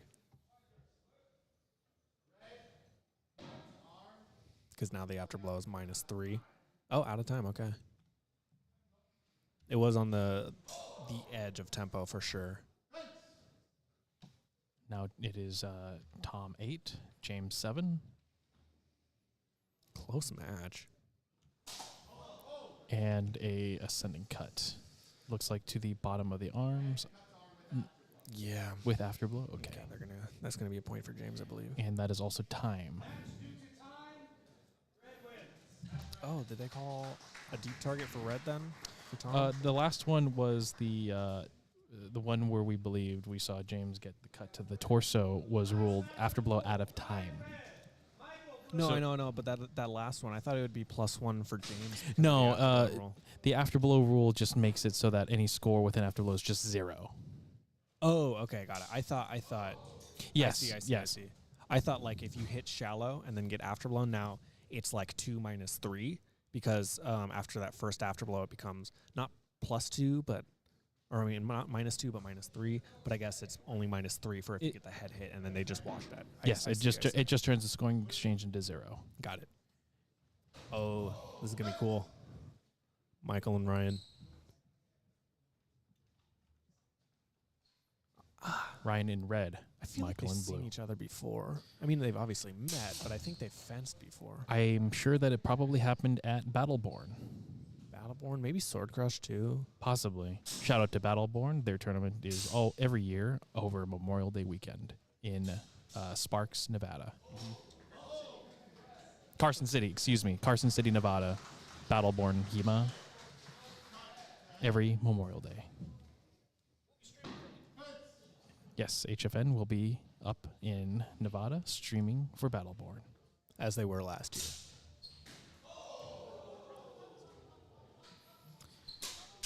This is a cut from Ryan on the arms.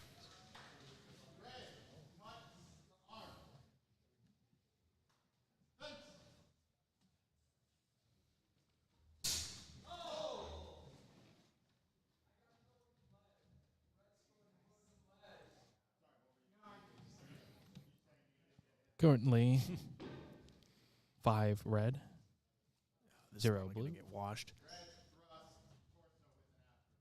Okay. Michael's gonna decline. It looks like Ryan was declining too. Okay, maybe not.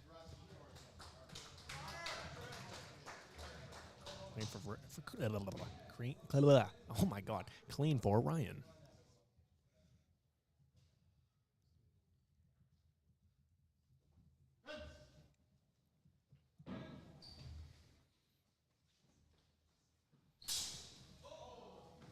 Good voice, good voice.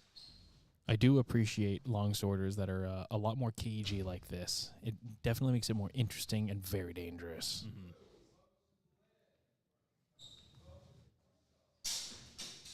Ooh. Michael got under there. Did he lock out that Zwerk? I don't think he did. I unfortunately think the Zork did come through, but Michael, through the bind, was able to give a direct cut to the left side of Ryan's head.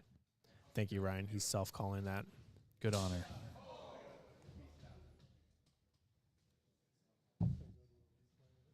We're going to go to a replay here. Yeah, Michael's under there first, but the Zwerk does come through over. We're going to see if it's double tempo or afterblow tempo.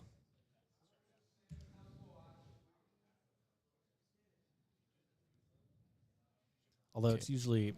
it's usually difficult to call if you self-call that you got hit. Attempted attack, come in, attempted attack, bind, There. cut, and then the slice ascending left side of the head. Yeah.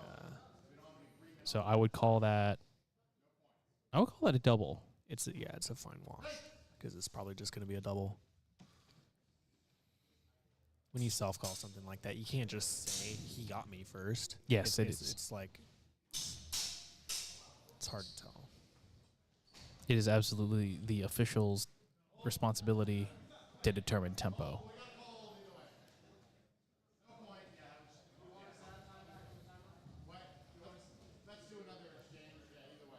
What's the score right now? Score Because that should 8-0 okay. red.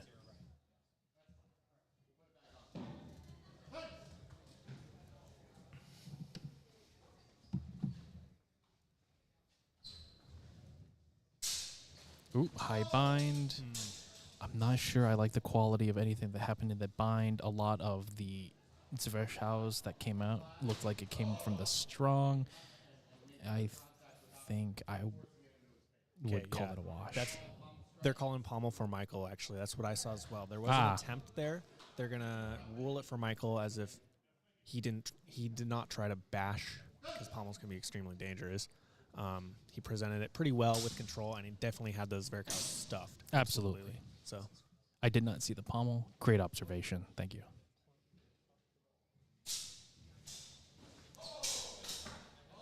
Looks like that could be blue cut head coming out of that attempted Absetzen.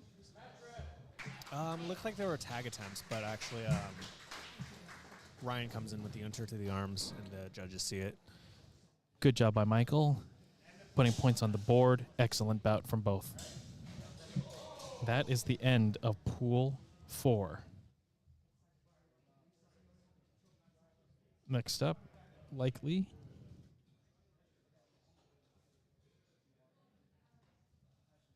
In Ring 2 will be Pool 6 with Justin Beck, Ryan Russell, Finn Beasley, and Danny Behringer. Pool 6, please gather in ring 2. Pool 6, Danny, Finian, Justin Beck, and Ryan Russell. Coming over here with some footage from Pool 3. Looks like that's Kevin Edmonds again from earlier. I don't know who he's facing. Kevin Emmons versus Georgi Kapichenka. You go for it. I'm not. Italian Renaissance Swordsmanship Academy is the same club that Ichen and Yanwen both fight out of.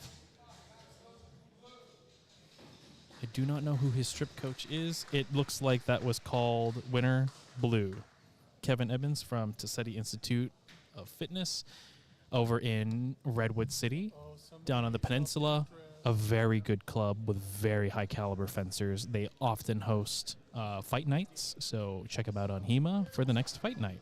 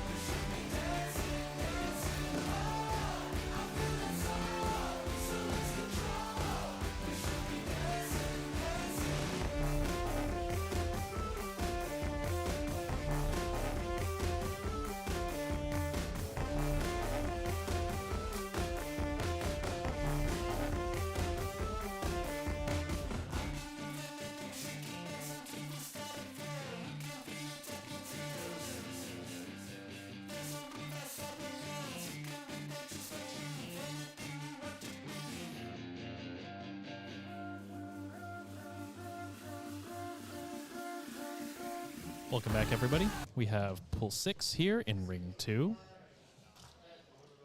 Justin Beck from F3 and Ryan Russell from Davenrich.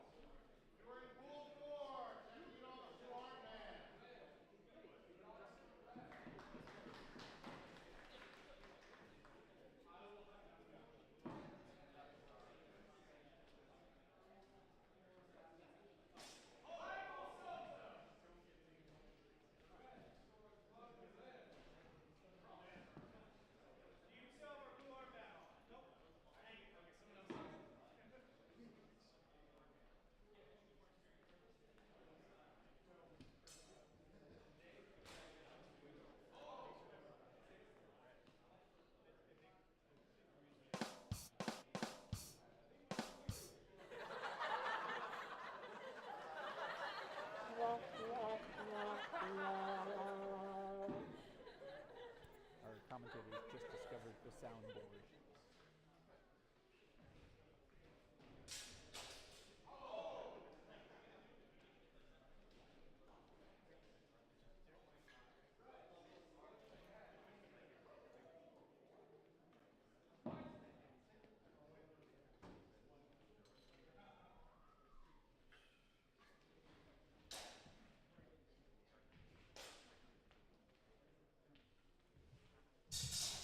Welcome back, everybody. This is the first bout of pool 6. Justin from F3 in red and Ryan from DEMAS in blue. I don't know Ryan, but I do know Justin. I've seen him fence a lot. He likes a good left spheric. It looks like that setup where he's setting up on his inside left is priming for that left swag. It's fash. Yeah, Sorry. he likes to seek a bind, usually with a Zorn or a Shield Hound, and when he gets that bind, and if his Zorn or Shield doesn't stick, you can almost assure he's gonna swing off real fast. Oh, that one got it. That Zorn got it though. Good controlled tap to the back from Ryan. What happened there? It looked like a little bit of a footfall situation. I don't know. I guess Did someone's shoe come off? yeah.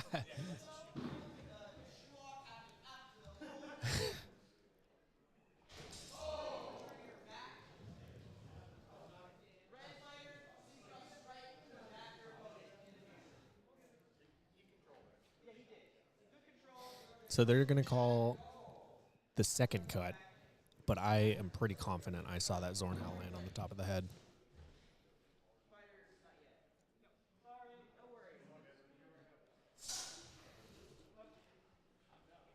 Another interesting observation that I have, since in Rapier you don't need as much padding protection, is the varying levels of armor that longsworders are wearing, such as Justin looks like there's a set of pauldrons, maybe from Grommets, which is a local company over here.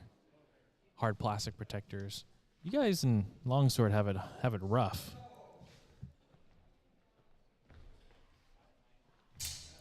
Yeah, we do. We're the most practical.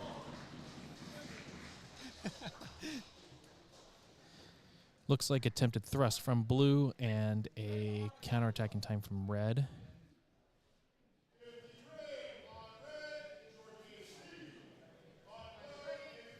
They're going to call it red with afterblow.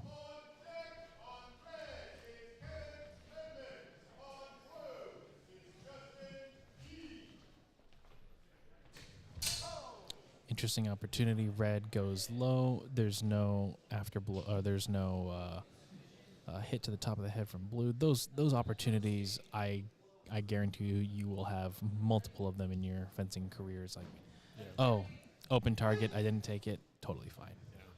Looks like this last one they called insufficient on that cut to the hands. I would agree. Looks like blue cut to hands. Yeah, he got that unter for sure. definitely would have split. Yeah, there's a nice and duck. the duck and cover. Yeah.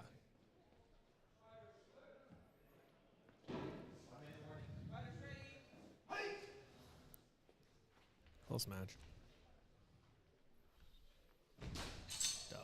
That guard that blue is set up with right now, what is that? Like Oh. you're halfway through a windmill cut. I mean, it's a Vomtog, but he's got his right foot forward.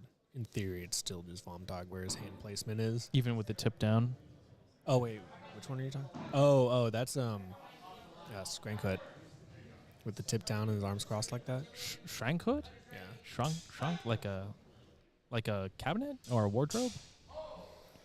I don't know the translation, dude. There it is. That's a nice barrier post. Looks like a good cutover from blue top of arms.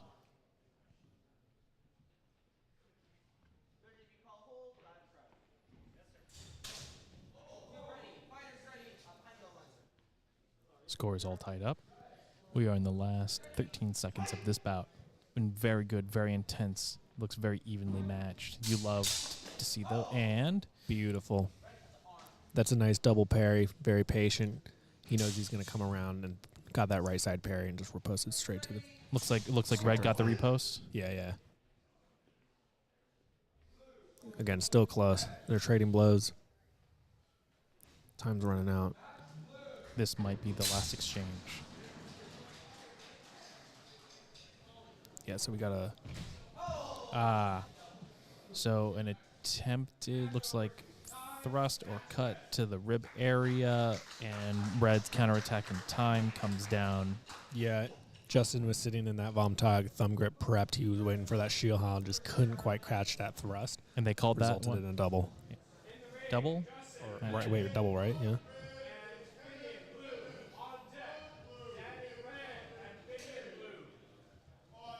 So, Justin Beck once more up from F3. Now Finn Beasley from EGF in blue.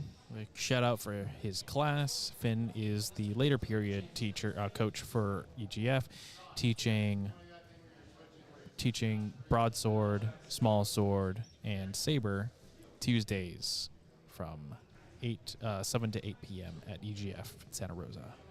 They told me in regards to speaking to the mic to eat the burrito, and right now I'm not very hungry, so It's kind my of apologies. I was gonna say the burritos I have are the ones that you have to eat with a knife and fork, really big ones. I'm a hand eater, that's for damn sure. Oh, those of you coming up to Santa Rosa for Sword Crush, shout out my favorite Mexican restaurant, Los Arcos on Marlowe. Excellent rice, food. They add a little bit of garlic, and I think that's the secret ingredient. We've got the best Mexican food in the world. It's that for probably Mexico. Those of you in the chat, if you enjoy Mexican food, either American Mexican or Mexican, drop your favorite dish. I'd like to know.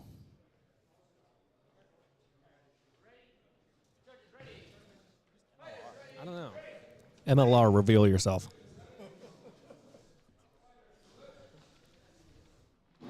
Oh, that's I know who that is. That's Michelle. Oh, God, it makes sense. Oh, excuse me. That aside, did not see the first exchange. I think Finn got the Kronhau to the head. One judge saw it. There was a clash, high bind. Finn's really good at dropping that edge down, but they're not going to call it. Can you explain to me, the uninitiated, what a Kronhau is? Kronhau is when you parry high in that Kron position. Your hands are basically more or less in your face. Dropping a Kronhau is kind of like throwing a Shielhau in that position with a false edge. Very, very steep and vertical cut, and it can be very effective off of parry.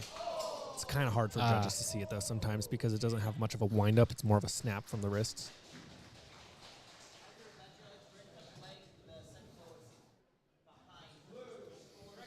Looks like that's going to be a point for blue. Oh, it's going to be red with afterblow. Yeah.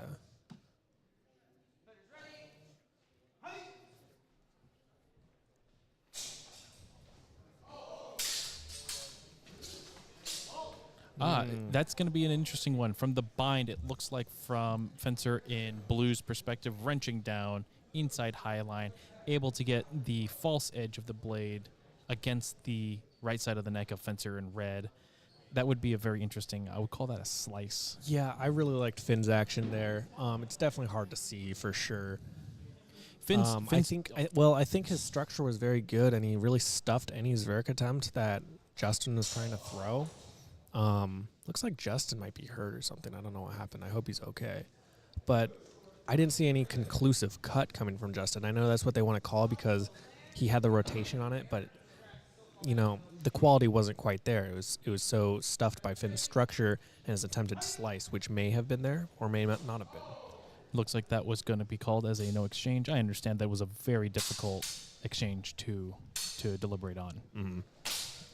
Finn is a very structured fencer. You can see that there's very little play in terms of hand placement. The parry is strong. The repost is going to come. Various sources always tell us, such as I believe Fabris, in addition to Gigante, every parry must have a repost. Yeah. And you can always count on Finn to have that repost. Very nice excellent. Continuation, Finn. Point out, doesn't meet. What do? You keep going in, distances the enemy, plant that point. Yep. Finn's one of our guys, so we're going to be talking about him a little bit because we know him. Finn loves the right foot forward, and he loves the thumb grip. He's great at Shielhaus and those Kronhaus. He likes a good right Zverev as well. I think he's been working on his passing step stuff a lot, and that really came through right there. Yes. Yeah, that's good honor. That's a good hand hit. If those of you who have read Fabris out there, the passing step being very powerful, a little slow, but very hard to defend against. Yeah. Oh, another infighting high bind coming off, possibly schluffed off by the cover of the back with the sword. I like that feint attempt from Finn on the opening. Feint left, go right. Well, Finn or center, more or less. Yes. Finn is one of those fencers where if you don't buy the feint or you perform in a way that's not indicative of buying the feint, he's just going to continue it. But very interesting exchange there. Mm-hmm. I didn't really actually see anything conclusive on my end. I would agree. I believe that feint, disengage, cut over was parried successfully by Justin.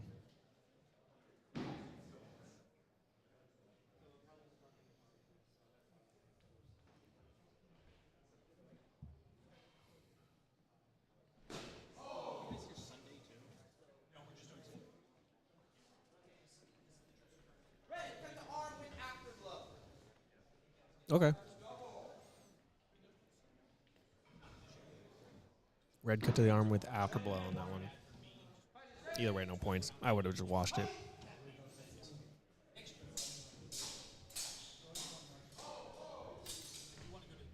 Probe. There's the continuation. Interesting.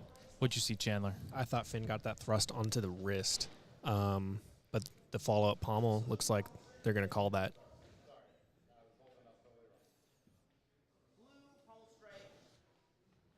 That's good. That's good. With that, how tight of a timing and forced timing window it is for pommels, it's always impressive when you see one thrown in a tournament in earnest. Yeah.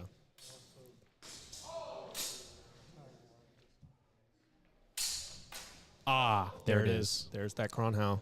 Parry, repost. Right on the hands. Very natural. That would have hit the head if the hands weren't in the way. Last 6 seconds of this bout. Justin has some ground to cover, and the initial I thought might have arrived to the hands, and then we have a bind exchange from Brechtfenster. Those are some interesting calls.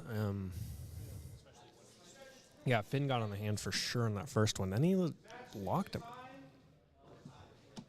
Oh my. Looks like it's going to be sudden death.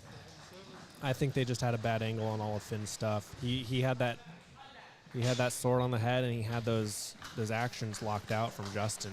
Justin may have, I mean, it's out of my memory a little bit now. Justin may have gotten a hit in there, but I think he was well out of time from Finn's initial actions. And I just think they had a bad angle. It's okay. And it looks like the tie stands in pools. Hey, JJ, what do you mean by interposition rules?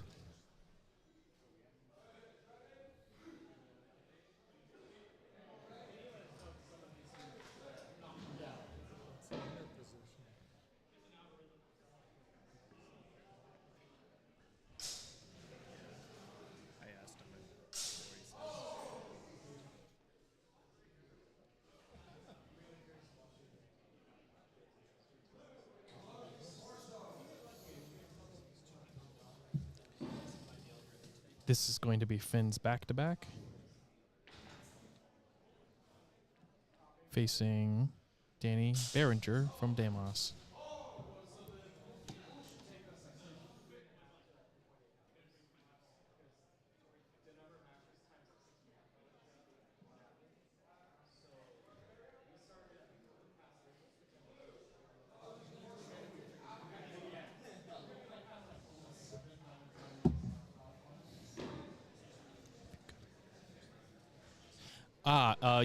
Yes. In this tournament, I am not sure. Similar to like stapling rules. Let me double check the rules right now. So I thought I read it in the rules, but I haven't seen it actually enforced so far this tournament. I think it's a rare rule to have anyways, so I think naturally judges are just calling what gets hit. Blocking with the arm is written in this rule set. According to the rules, if you move your arm in the way of a strike that would have been a better scoring hit, the better scoring hit will be counted. So it looks like it is in the rules. But yeah, it's not something that gets seen very often. And since tournaments tend to not have that in the rules, I think judges are naturally going to default to what they're used to and just going to call what they see. And, you know, can't fault them for that. They see us hit on a specific area, you know, they're going to call that. It's technically accurate.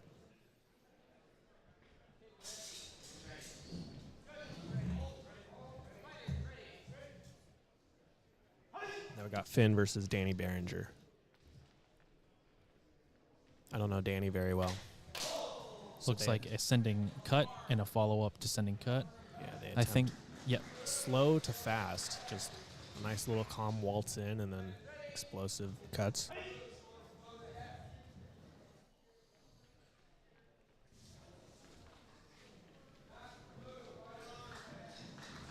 Now Finn's There wise it to is. Times it up. There it Gets is. out Shiohao. The ascending probing action locked out by Finn, thrust to deep target. It takes a lot of bravery and courage to do that, especially when you know that there is going to be an immediate follow-up. Finn, a very confident fencer, always willing to put risk out there, and oftentimes rewarded. Yeah, Finn is someone with loads of fencing experience, despite not a very active, We have a thrust from Finn and then a immediate false edge cut to the upper opening from Danny. Mm-hmm. Yeah, Finn's not very active in tournaments, but he comes every day, every week, fences a lot. He's been doing this for, I don't know, probably 5-6 years, more than that. About 6 months longer than I have. Yeah, he okay, that's a long time. He's adept in every weapon. I think what'd you say, he's more of a small sword saber guy too? Yes, he is the small sword saber coach at EGF. Correct. Did not have a good angle on that last. He's good at rapier, despite saying he hates it. But he's also very good at longsword, I believe. I mean, I believe, as I fence him constantly.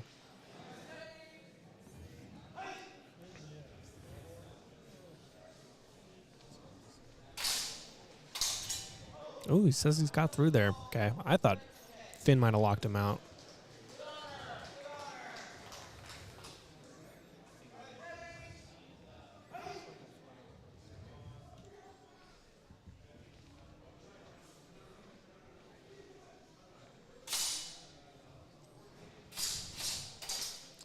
He's going to hold that point there. It is so difficult to not retract and follow the opponent's sword. Good on Finn for keeping the point out there and as a threat. Yeah, I got 3 parries, even though nothing really happened quite much. Danny declining point. Good honor. Yep. Danny's got a very interesting style. What does it remind you of? Almost Marazzo, but I don't know Marazzo very well.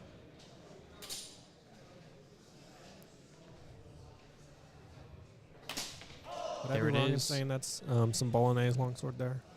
I do not know Bolognese longsword, but that looks like a ascending cut, short to hands. Finn stepping in with a thrust at the same time. If Finn's thrust lands, I would call that a double. I think Finn got in there. Just saying that because I want it to be true. Because I am biased.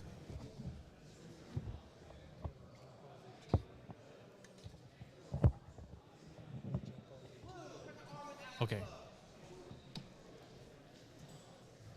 Here we have high-speed replay. Thrust in upper opening. I think that cut does arrive. Next exchange. Next exchange, no score difference. Blow after. Excellent bind work. Danny comes off, possible cut to torso, and then Finn proceeds, in absence of engagement, to come down with a cut. I think before any of that, Finn got a back edge to the head there. He missed the point in that Shiohao, but there was definite edge on to that temple with a follow-up cutting action.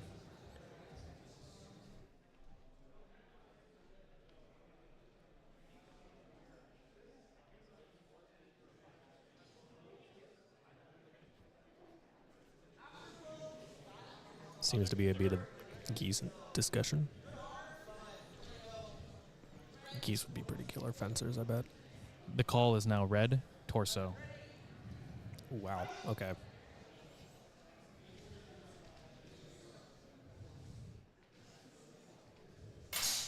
There it is.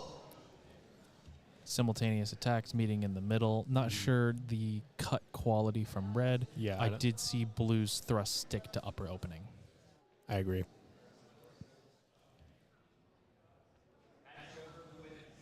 That is bout blue. About blue. That was a good match. Some interesting adaptations there for sure. Danny's style is very solid, very good. A lot of probing, causing the opponent to flinch. But against somebody like Finn, who I have personal experience fencing with, that's going to be a tough gambit. Well fought by both.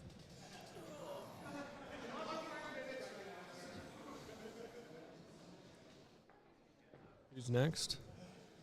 Who's Nick?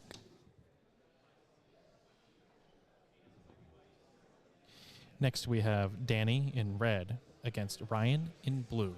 All right. Are these teammates? They indeed are, both Okay. from DEMAS. Yep.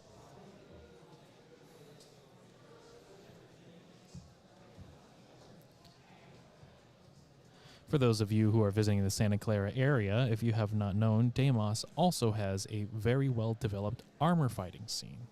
So drop on by, drop one of them a line if you are interested in the very in-depth and wonderful world of harness fighting.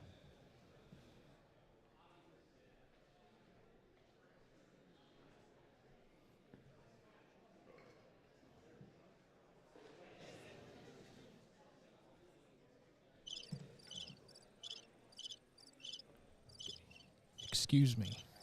Excuse me.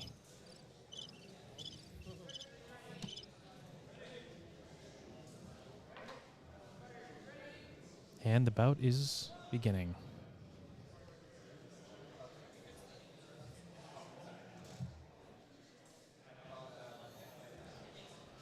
Oh, DEMAS. Not DEMAS.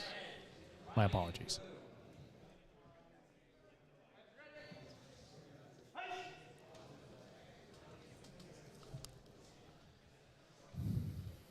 It's always very interesting to see two clubmates fight each other.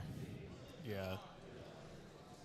See, there's where a bit of that calm waltz to the center just backfires just slightly. Ryan just hits him in the hand when he's not quite ready. High tog. Interesting. No action there.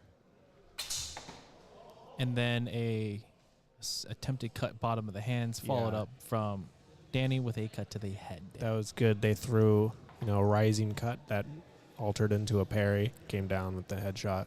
Is that a Klabowski fetter? It looks like it, yeah. I think they're both using Klabowskis. I thought that might have been an Arias. Yeah, I'm pretty sure those are both Klabowskis. I love Klabowskis. Where's the money, Klabowski? That was a big Lebowski reference. You're so bad. Oh, Middle but half. not as bad as that cut. Excellent. Middle half from Danny. Well, what's the Italian version? Because I'm just going to go ahead with the narrative that Danny is doing Bolognese. I mean, it's just like it's a mezzo. Okay. Mezzani, I think Fioris call it. If you have looked at a segno once in your life, Chandler, I don't read. in rapier we would call that a tondo. What? Look, I have a segno with my cat on it, and I will show it to you later, and you're going to have to memorize that. All I'll be thinking is baby.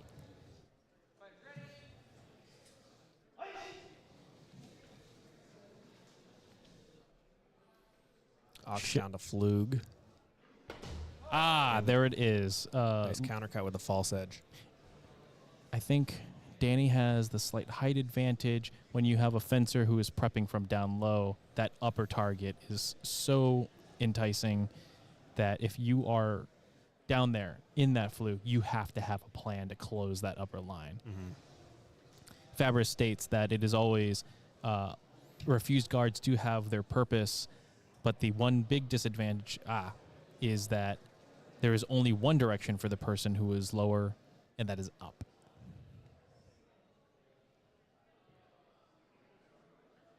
Seems like this Fabris guy kind of knows what he's talking about. Sometimes. I don't think so. Goals is to look like a Fabris plate in terms of physique. And I'm not there, so I hate my life. Looks like simultaneous cuts. I saw blues cut to the top of the arms. Could not see red's ascending false edge cut.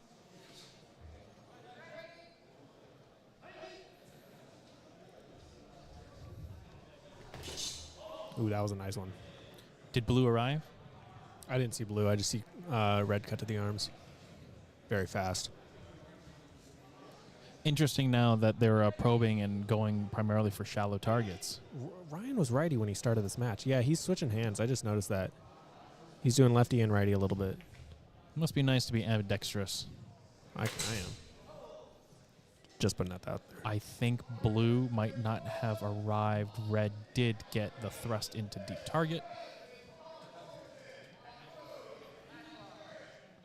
That is a double out. That happens when you fence your clubmates. I think this is the first double out I have seen today. Tragic when it happens, but not the end of the world. Yeah. I think that's really normal when you're fencing your club. You guys know each other so well. You know each other's tempo, and you try to attack into it, and you just both do it at the same time. Now this is going to be Ryan's back-to-back, taking a 60-second break against Finn in red. You should see the way Finn's looking, kind of standing there. Stanced up, as they say.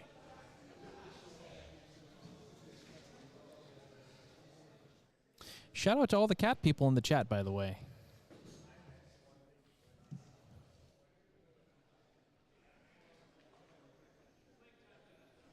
There's actually a cat in the building. Yes, there is a cat in the building.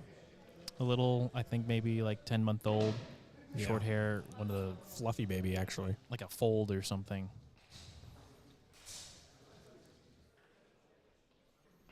If you're one of those people who have like a long-haired cat with like 3% Maine Coon, but you call it your Maine Coon, please stop. It's not a Maine Coon.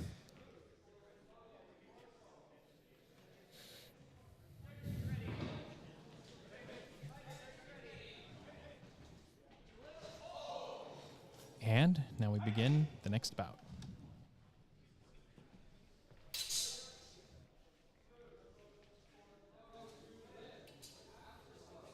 Finn coming in right-handed with left foot forward, retreating back right foot forward. Mazzani misses, no repost. Nice patience.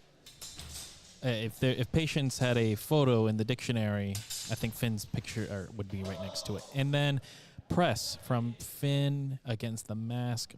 I would call that a slice. It would. Sorry, Oh no, you go ahead. Excuse me. I'm making a joke. You go ahead.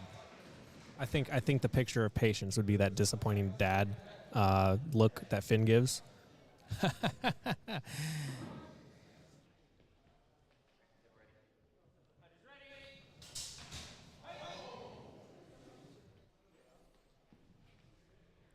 Do we have eyes on the cat? I saw the cat. I have seen the cat Same here. in the carrier. Very cute. Oh, and then we Ooh. have a ring against the pillar. Good control on Finn's side. I think the cat was with Yanwen when I saw it. Is Yanwan still in the building? Anyway, back to the bout at hand. Attempted middle cut. Parried.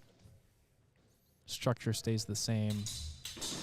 Personally, JJ, I have not seen anyone use their dagger yet. And there it is. Attempted cron from Ryan, just learned that from Chandler, leads to a cut to the right elbow. Good patience and seeking of openings. Ryan's a lefty right now. Is that a hangin'? Is that Yeah. what they call it? It might be one of the Italian ones that I don't know, where you kind of, it's almost a hang-in, but your tip is a little bit lower.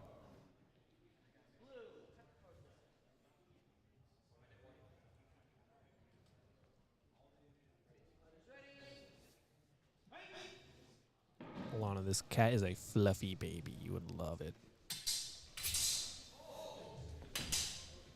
Possible cut to hands. I think I heard mostly guard.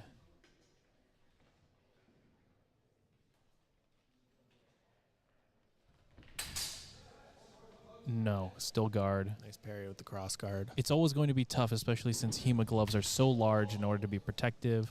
I saw blue arrive, cut leg. Not sure if the counterattack in time from red arrived to upper opening. What's the score right now? Burp. The score is 3-all. All right. 3 seconds left Covering in the that low bout. line. And they're playing that did we get dangerous that? game of who disengages first. Yeah. I'm not sure if red arrived to the torso. No, that looked like a clean thrust from blue. That's always a dangerous game. Nice disengage. Whomever disengages first and attacks first wins, unfortunately. Nice buzzer beater right there. Match, blue.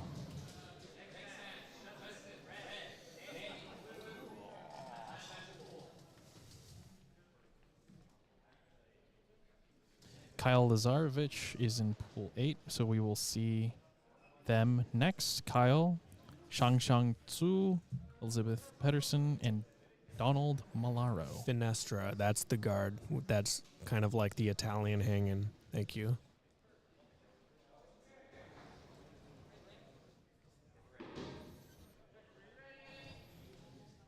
Tournament is moving right along. This is the last bout of the pool. Justin, red. Danny, blue.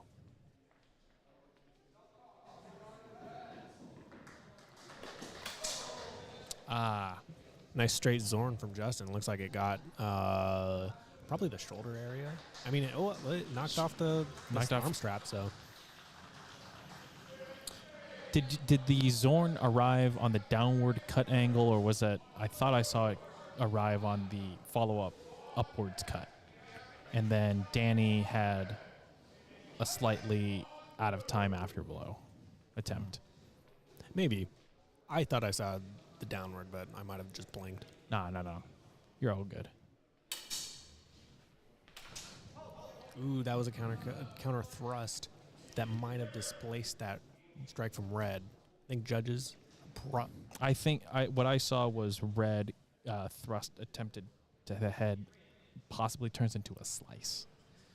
But if it was deflected, I did not have a angle for that one.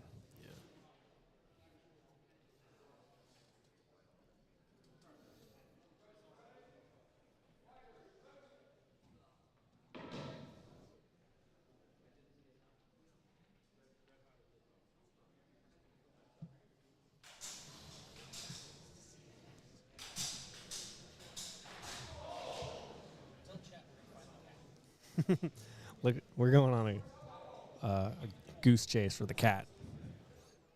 We're gonna find it. We're gonna find it. We're gonna find it.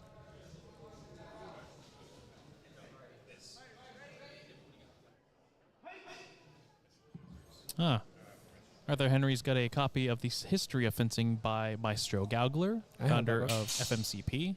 Unfortunately, those books are out of print, but it's a very good read. I have the And history of then- fencing and the science of fencing. They're both great. But do you have the glossary of fencing? No. That's what you're missing.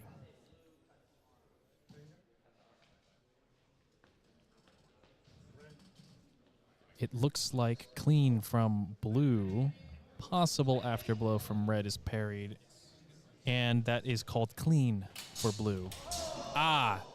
Both miss, out of tempo, initial cuts to the center, middle line, followed up by a very quick, decisive thrust from blue to red.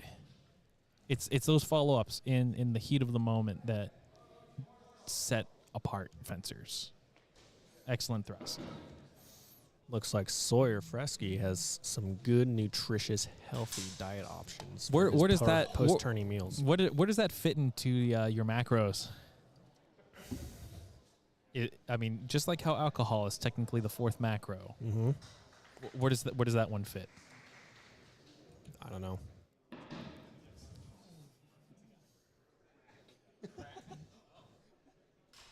The mysterious fifth macro.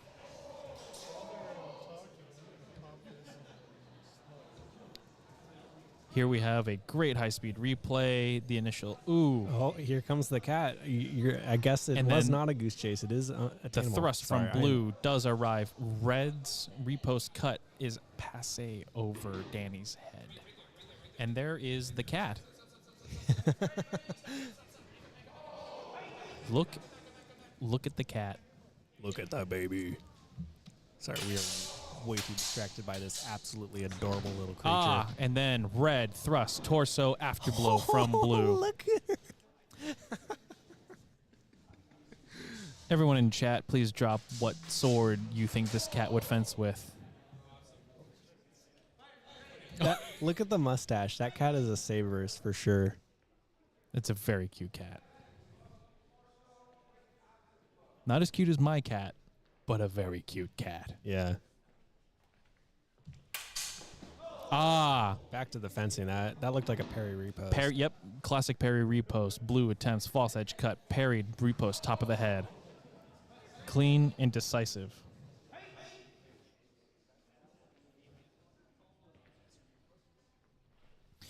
Score is now currently 3-5 blue. We have an initial attack from red that might have arrived, and then a cut around from blue using the bind. I agree. That cat does have better facial hair than me. That mustache was actually glorious. That's like some Sam Elliott stuff right there.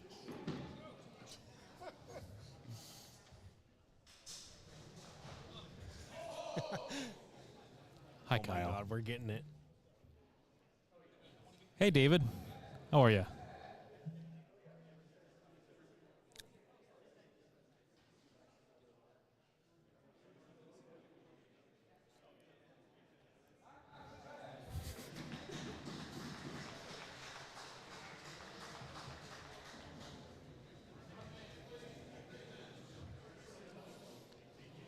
I did have an idea for a little fun side-to-side for Sword Crush. Was a a pet tournament where you would submit a picture of your pets and everybody would vote on the cutest pet. But I decided not to do that because it would cause way too much fighting.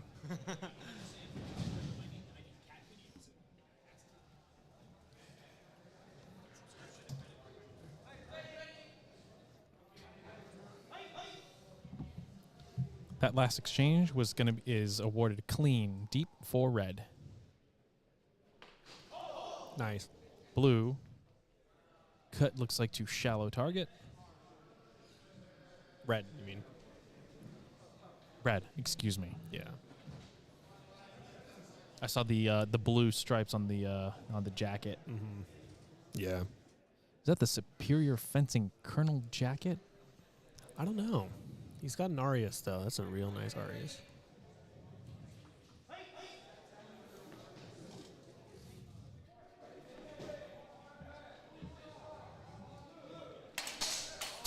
Oh, yeah, Nice. parry outside, red, parry outside, cut to head. That was good, They might- controlled, no panic. They might be calling that initial attempted cut to the arms. Either way, you might have hit him twice in there. No exchange on that last one. Ah. And There's then that arm cut again. what I liked most about that last exchange wasn't the cut to the shallow target. It was the covering of the line of repost. Yeah. I think that finish was an example of tip forward versus tip up. Tip up has its advantages, absolutely, but if you're not careful, then the tip forward's going to get to you first. Baby, baby, baby. Oh my God, look at that mustache. Goals.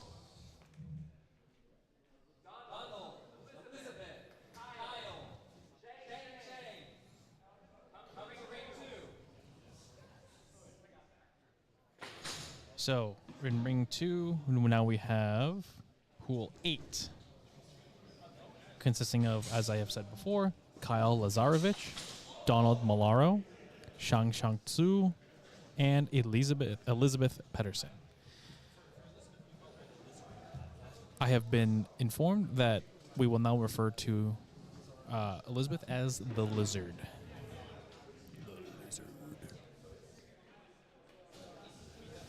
Yeah, correct. Blood would be spilled for a cat competition, a cutest cat competition. That's a recipe for excessive force.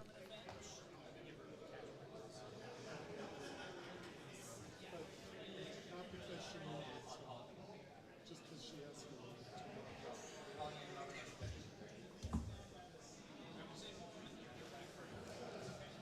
Something I'd like to point out is when you see him, Kyle Lazarevich is wearing the Jess Finley ringing jacket. That jacket has no padding in it. But- And it's old. He's been using that for a long time. Kyle Lazarevich is one of On Guard Fencing's 2 longsword coaches alongside Joel Overly, and he is also the coach for our Armored Combat class. He had his start with Chivalry today in San Diego with Scott Farrell, and now he finds himself in Sonoma County. World-class fencer, very fun to fight. Don't let him parry you. And don't let him bind with you. It's not going to end well. Yeah, he has far more experience in HEMA, especially in longsword, than anyone at our entire club.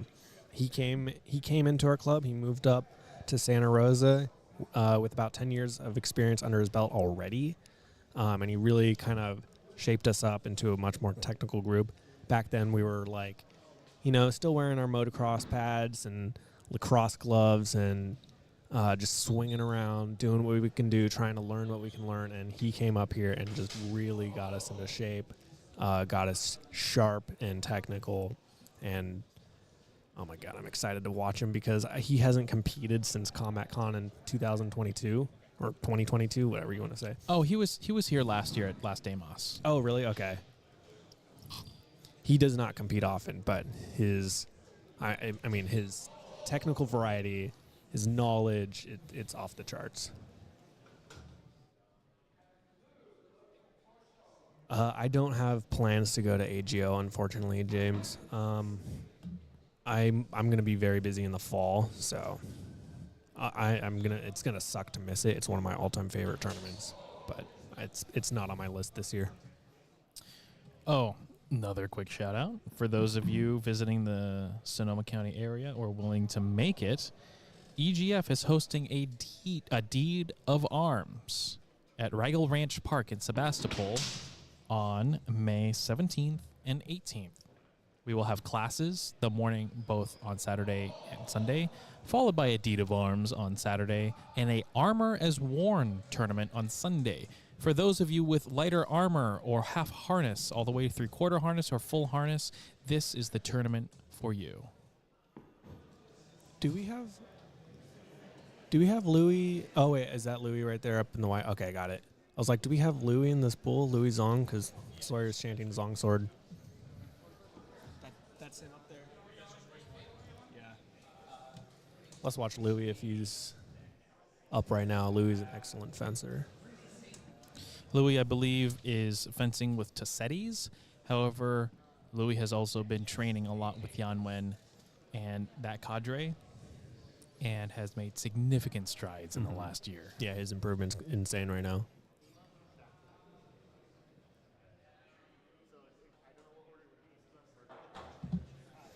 Sawyer, I'm starting to see a trend with you and like white pants, black jackets, and the inverse.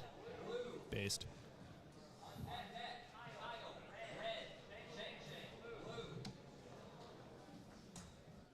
First match, Kyle in red, Donald in blue. All right.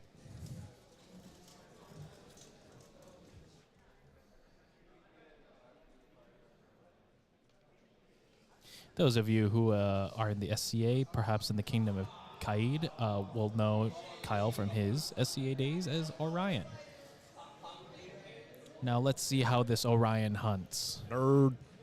That was a mythology reference. That was pretty good. I was pretty good. I liked it. Yeah.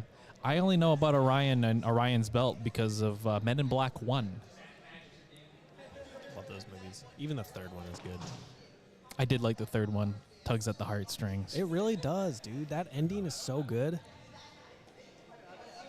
It's just Boris. Yeah.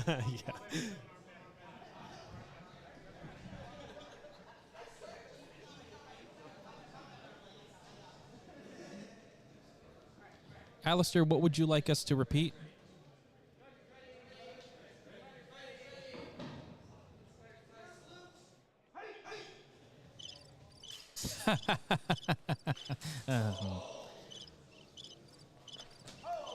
Sending cut from Kyle. Nice little enter out of the hands, false edge, as we call it at EGF, the Perfektenschlag, because it works so well. We tend to call it Perfektenschlag specifically, though, with a blade expulsion as the initial intention. On second intention, rise with the cut. Something you can do in a single tempo is expel the blade and cut up.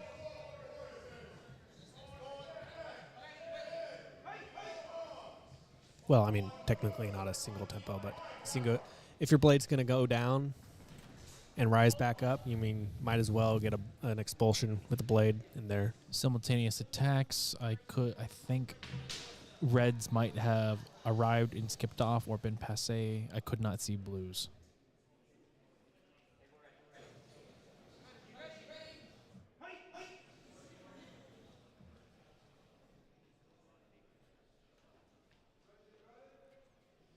Lube from the thumb grip for Kyle. Looks like there it is. hit to the hands. False edge cut. Yeah.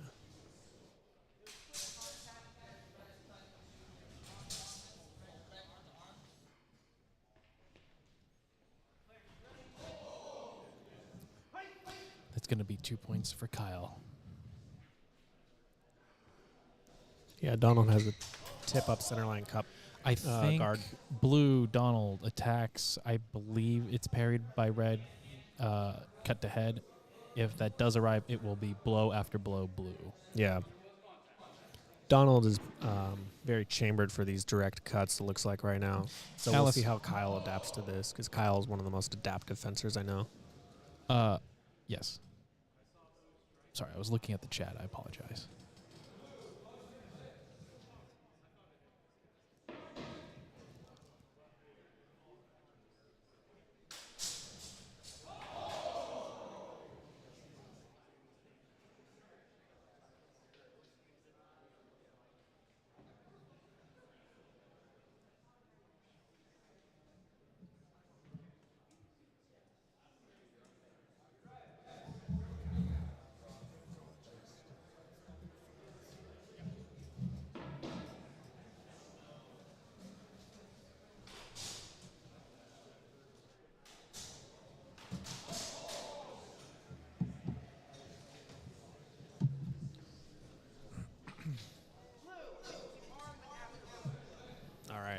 Long discussion there, but they're going to call a blue hit the arm with afterblow. That will be a net 0 points.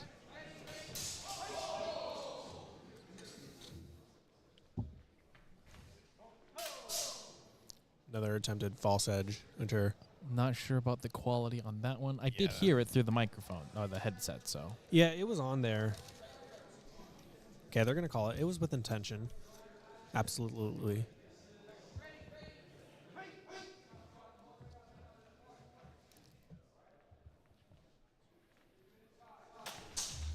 Ooh, nice little verked opener. That was I believe, a parry with the flat of the blade. I do not believe I saw anything arrive from either fencer. I think Kyle's Zverk. Yeah, I think that's what it was. Ah, Classic. I mean, play one. Zverk against the Oberhau.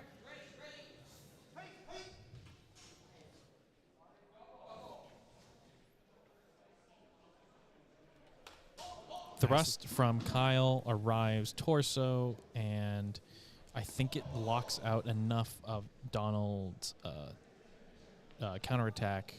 Not enough force in the cut, however. I would agree, but they're calling an afterblow. Or what they call a double? It would be. It looks like no exchange. Okay. I really liked Kyle's disengaged there. I thought it was good. And there it was is. Parry, beautiful. repost. Works every time.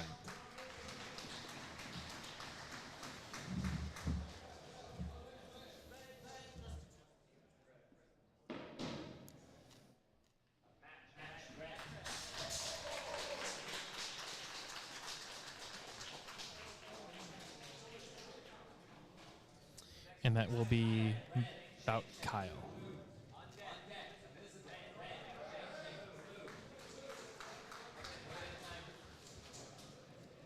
This is Kyle's back-to-back, fighting Shang now.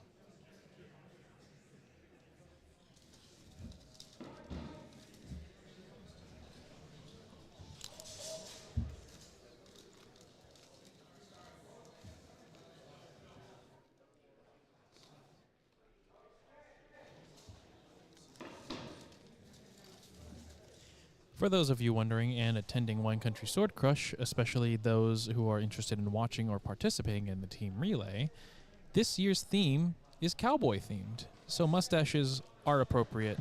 We will have curated walkout music, and the prize for our Rapier team relay are sheriff's badges. So keep an eye out. It'll be fun.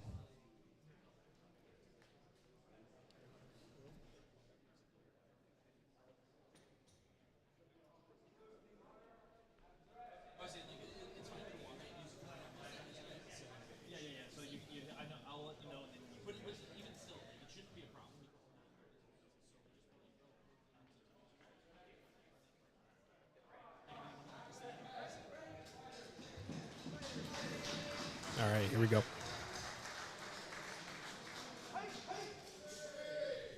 Shang Zhu Taking versus the center Kyle stage.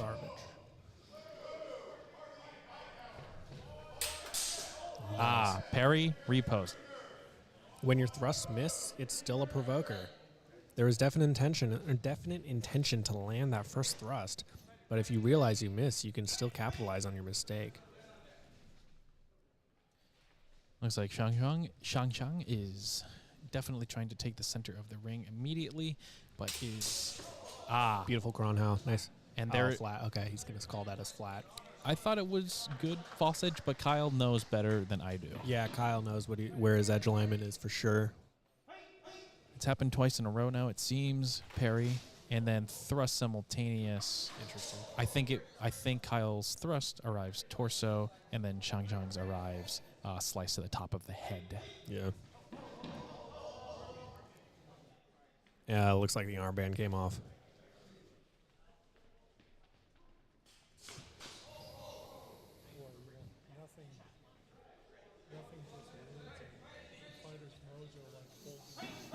Sorry, you want to share some of that crack, bro?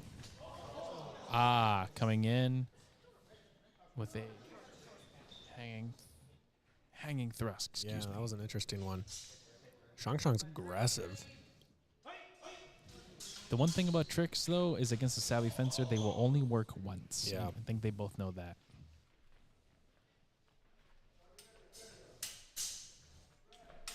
Kyle's already slowed it down. There it is. He's already made the game about him. That was amazing. He got him twice in there. That was first a false edge from that scrank hit down low. Scrank it? Shut up.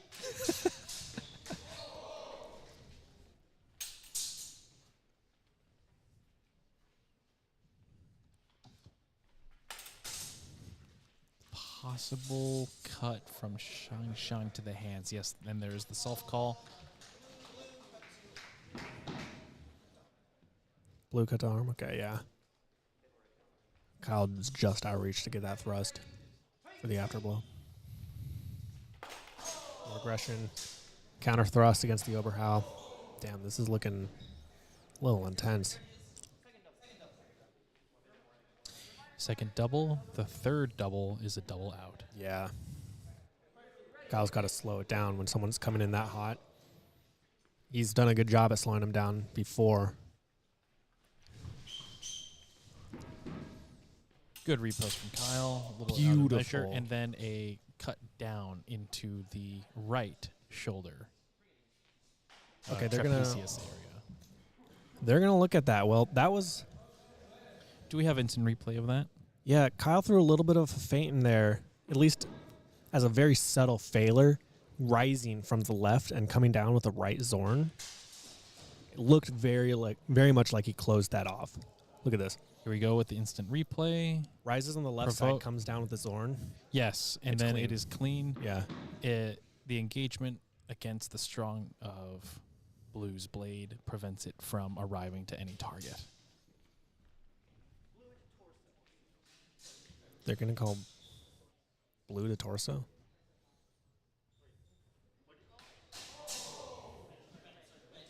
Okay, red There to is torso. Okay. there's a correction there. The call is red torso. Got it. Yeah, that should be bout for Kyle. Bout That was red. That was very good. It's one of those things where if you have a fencer who is very confident in their zone, immediately the tempo of the bout goes straight to them. Right. There were times where Kyle did slow it down deliberately. I think that last exchange, Shang actually pulled up, and Kyle knew now this was his chance, and he hit it. He hit it. Looks like we are skipping Shang's next bout and going straight to Donald and Lizard.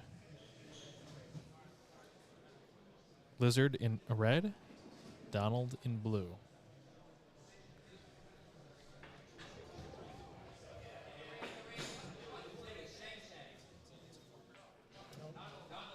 It is funny. Panzerschrank is a safe in German, and Schrank is also like a wardrobe. Schrank. What else can you say with it? Anyway, I tried looking up. If you look in, I think either the Doge of Venice or the Duke of Urbino has a closet where he would hang his harnesses, and I tried to Google Panzerschrank, and I got money safes. So, unfortunately, you can't Google that. You can't Google everything. You know, I'm not going to take this heat in the comments, okay? You know, scrape it. Oh, excuse me. Nothing there.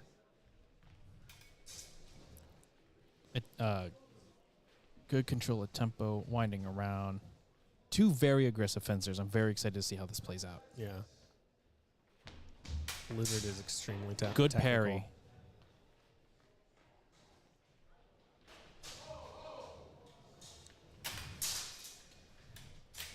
Going to cut straight into the guard.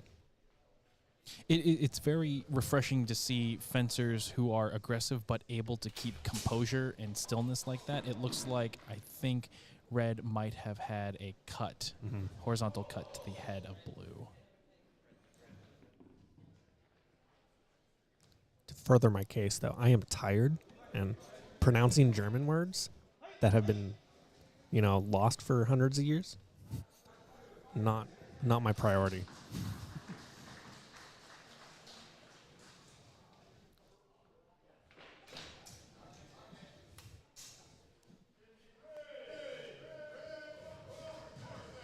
Oh, excuse me. This is indeed Lizard versus Shang-Chang.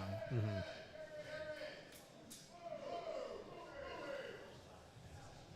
Lizard reminds me of Ardo Fama.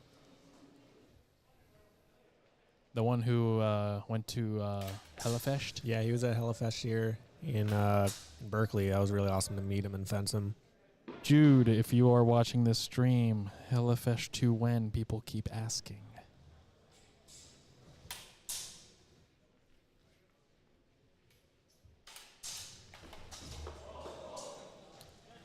Disengagement thrust from blue, attempted low line to red. Red, I think first repost possible, and then continuation yes to right side of head.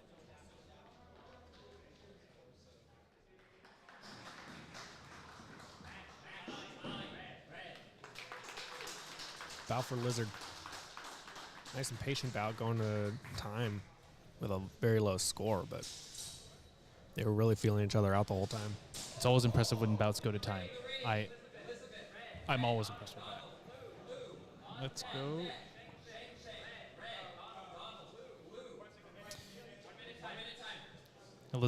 Lizard is going to take 1 minute and then face Donald in blue.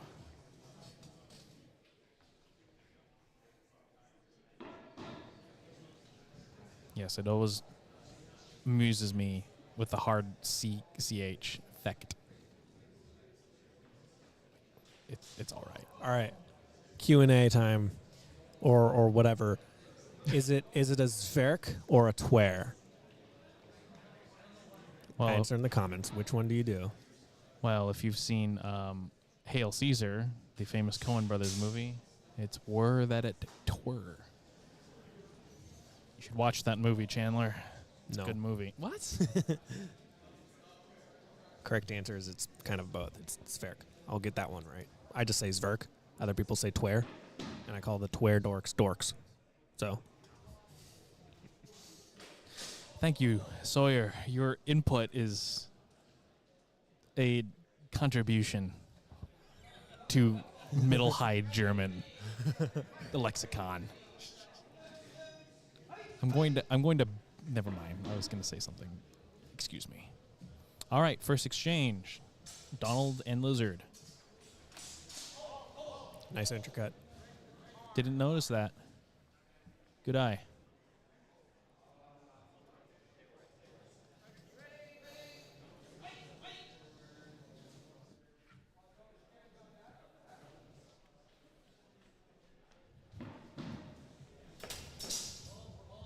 What happened there? I had a bad angle.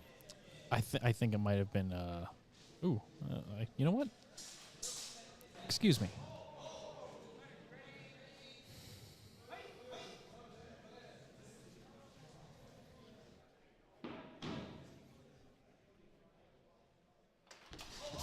That's a nice counter to the hands. Yeah, I agree. I think blue cut to hands, possible arrival from red. I think the stop hit was good enough to actually stop the distance of the sword from reaching. As this tournament goes on, my filter for filtering obscure pop culture references is going to dissolve. So I apologize. Yeah. So I'm gonna, going the distance from Rocky 1. Yeah, my attention span dwindled when the cat came in. Do you miss your cat? I miss my cat. How many cats do you have? I mean, I guess you can say 3. And which one of your 3 cats would win in a fight? Oh my god, I don't know. Not Viago. That dude is such a wimp. Would Ernie beat them all? Tasha's pretty big. Ernie's definitely got the sass.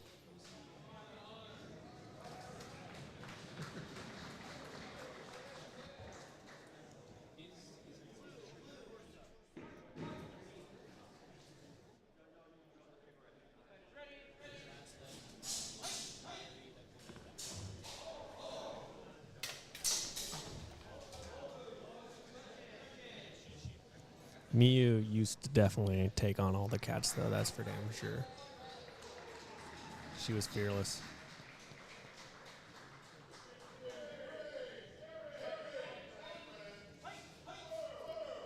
My cat would beat them all. Agnes is unstoppable. Oh, very good. Counterattack. Cut. Underside of arms into the wind from red. False edge. Descending cut. That was an interesting one, yeah. I really respect all of these longsworders, especially when something might not go their way and they're going to continue the fight. And it... Ooh. Attempted Meteoran on Lizard's End. Didn't quite stick. I thought that the break apart into simultaneous thrusts did arrive. And if they call double here, then it's would be the initial call stands as well. No exchange, I believe.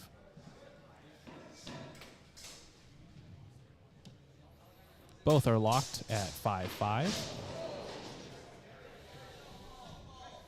Self call, good honor. Nice.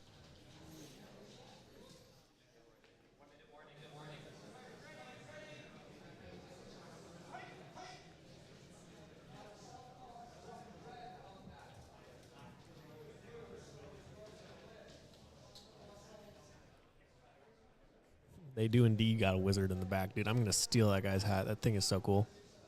Camo wizard hat, that's like right up my alley. You would look so bad in that. I would look incredible in that. No, I don't think there was anything in that simultaneous exchange. I think it was You know, on guard. occasionally, Oh, it's going to be a cut. Shallow for red, bout red. occasionally I'll teach, you know, a class at On Guard. I'm not technically, well, I'm kind of like an assistant instructor there. When I get the idea to teach something, I'll run the class. One of these days, I'm going to bring out my Gandalf hat, and Oh my it's going to be God. incredible. Are you going to be late? Probably. I was on time.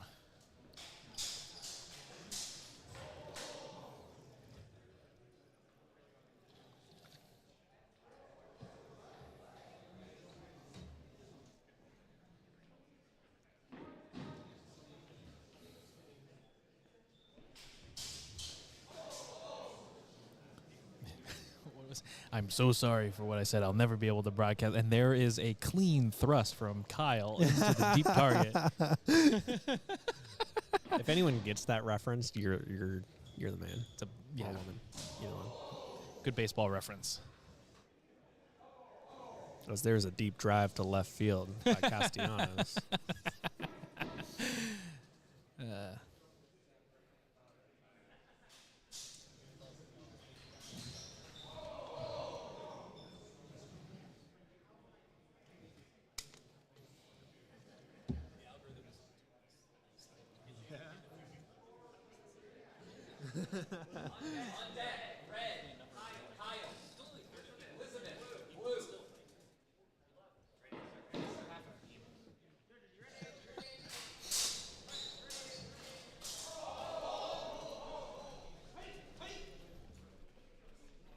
Here we have first exchange, very aggressive, simultaneous attacks. Blue with a horizontal cut to the torso, and then red with a cut to the top of the head.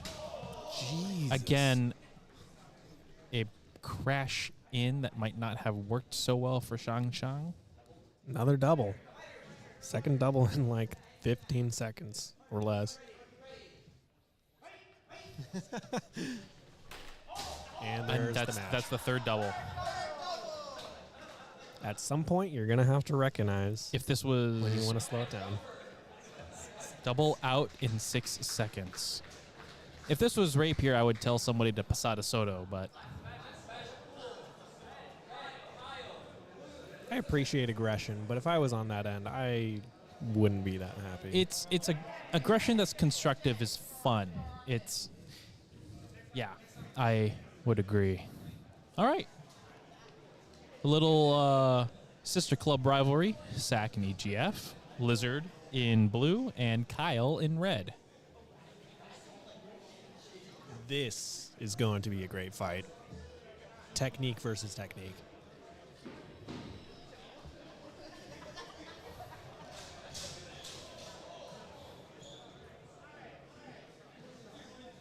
Skull emoji indeed. Excuse me. Here. Oh, I should have hit that, dude. I was waiting for that. My bad.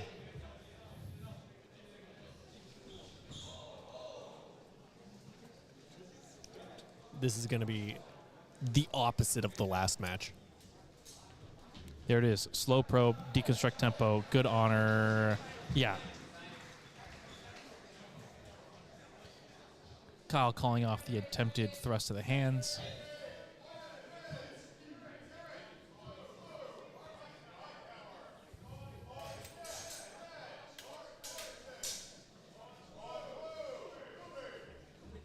I want everyone to notice, at least on Kyle's part, because I've seen him a lot, is how small his cone, his arc is when he is moving his sword around to change guards. Those mutations, all mutations are a tempo and can be costly, and he's able to do so smoothly, keeping his hilt close to the center of his body while tracing an arc with his tip that is not outside of profile. Yeah, it's so seamless and makes his parry so unbelievably smooth. He catches, catching like catching a baseball, but you're with it's like your sword.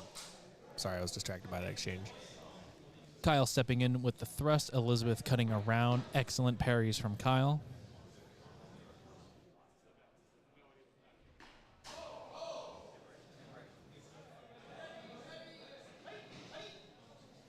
It's going to be deep for red.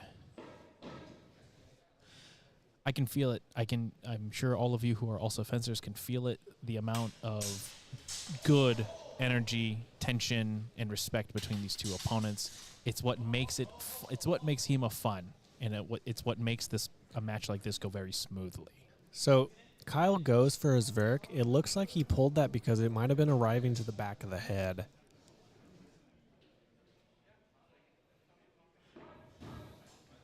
They're gonna talk about it. Talk about it, talk about it, talk about it. Ooh.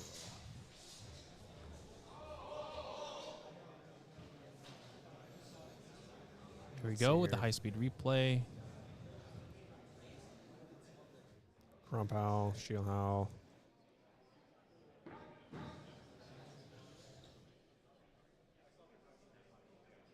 Thrust in. Yeah. Yeah, top back of the head. This Verk was there. The intent was there, and the control was there as well. He pulled that a little bit. Now, would you say that would be no point for off target? I think I would give it because of his control. Let's see what they say.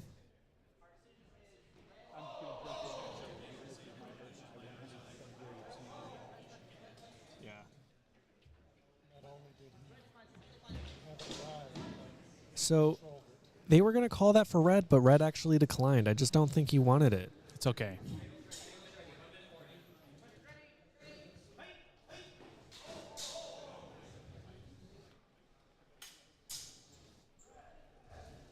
Ooh.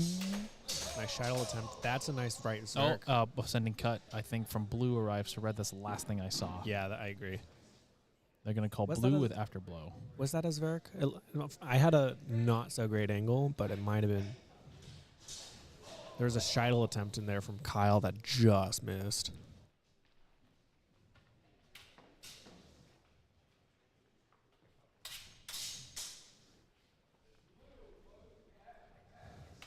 So many probes. That got it. I think red cut hands. Afterblow is parried. Yep. Oh, and for the previous exchange, it is awarded 3 points for blue. Score is now 6-3.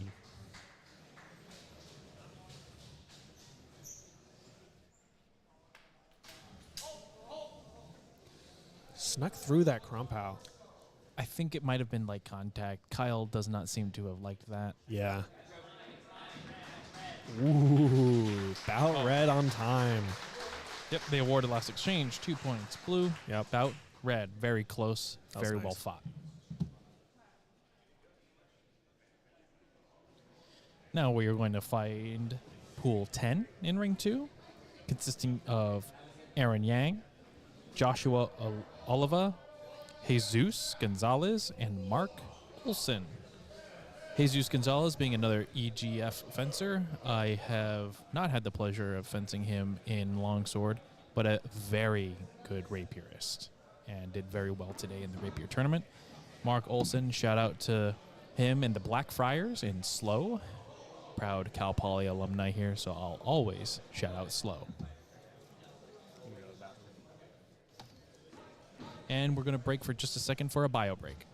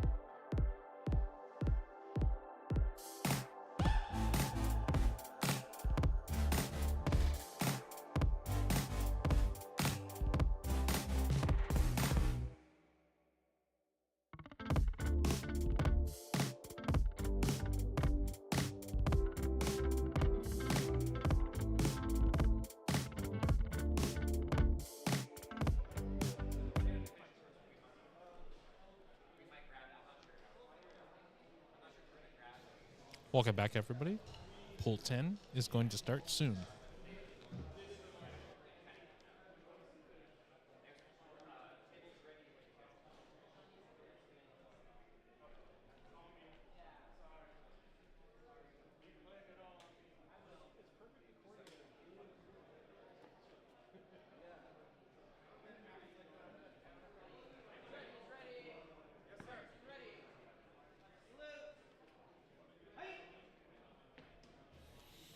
Here we have first match of Pool 10, beginning with a very aggressive start.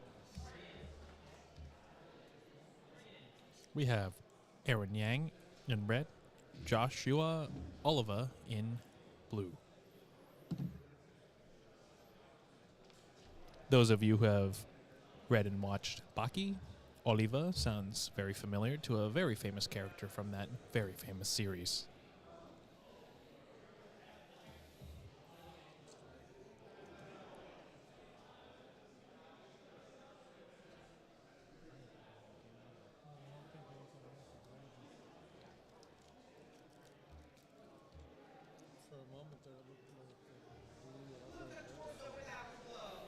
And the ruling is blue cut torso with afterblow.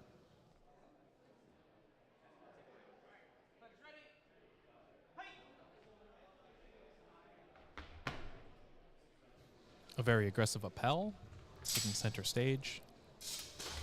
And then it looks like blue comes off the engagement, cuts to hand, but red gets a afterblow to the head.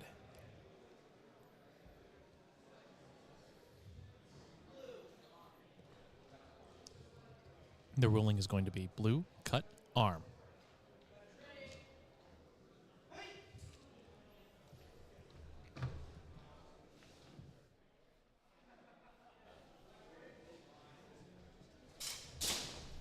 Simultaneous cuts both coming off of that engagement. Excuse me, I'm not close enough to the mic. I would agree with the judges saying double.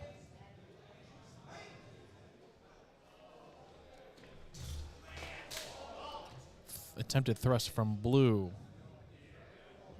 Looks like it is a call for blue cut shallow.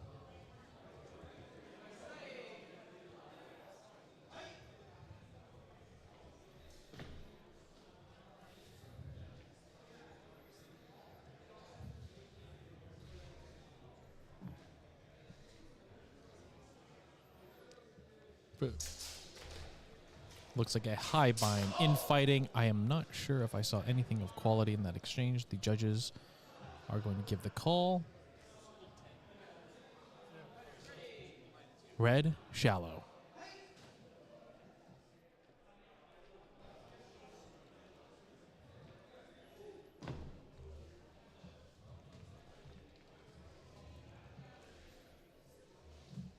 Are you on? And a welcome back to my co-host, Chandler. Yo. I think Chandler, we're coming into a very aggressive Pool 10. This first bout has been very frenetic, like middle engagements, and then we see a cut around from engagement from red to blue. How do you deal, Chandler, how do you deal with aggression like this? Someone that wants a hard bind right in the middle, right where Speckfenster and Brechtfenster kind of meet. Well, let's look at the tactical wheel. Direct attack, you parry riposte. That often works, especially if they're going to come in very hot and heavy. It's a little bit predictable. A very reliable one could be that cron parry to left spheric, or maybe a rising parry on the right, come down on the head. There's a whole lot of options. It's up to the aggressor to hit that directed attack in tempo properly.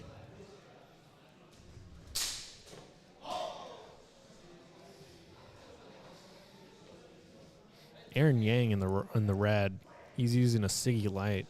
I just fenced with one of those for the first time today, and it was pretty awesome.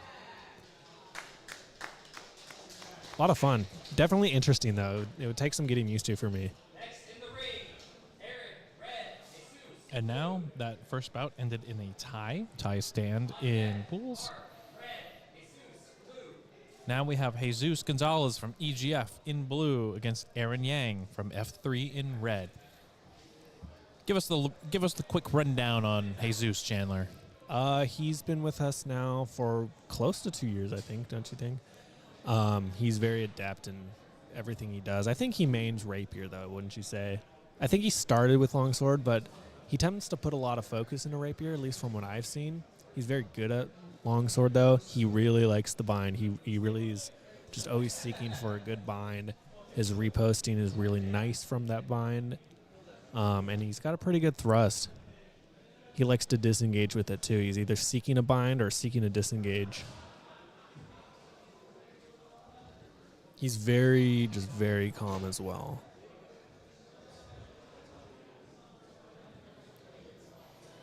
Crescent, it's great that you've got a watch party of 7 cheering on your friend. Would you mind dropping your club name?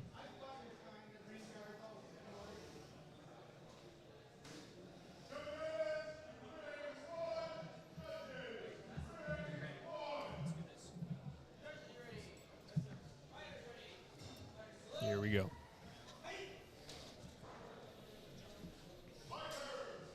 Interesting. He starts left foot forward. Okay, he brings right foot forward now. Goes to the parry and riposte, but it gets through on the hands. Aaron's aggression looks nice right now. What I'm appreciating is Jesus isn't crumpling, especially for some fencers that I know that don't react too well to a rapid close-in. Let's observe and see how well Jesus adapts to this. I think based on that first exchange, the pressure from Aaron is very thoughtful. He picked his moment right there, and he got it.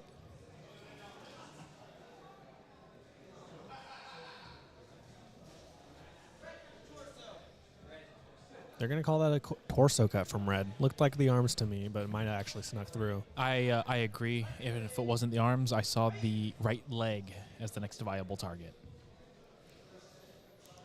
Yeah, more pressure. Release on the retreat, too. Good balance of threat and invitation.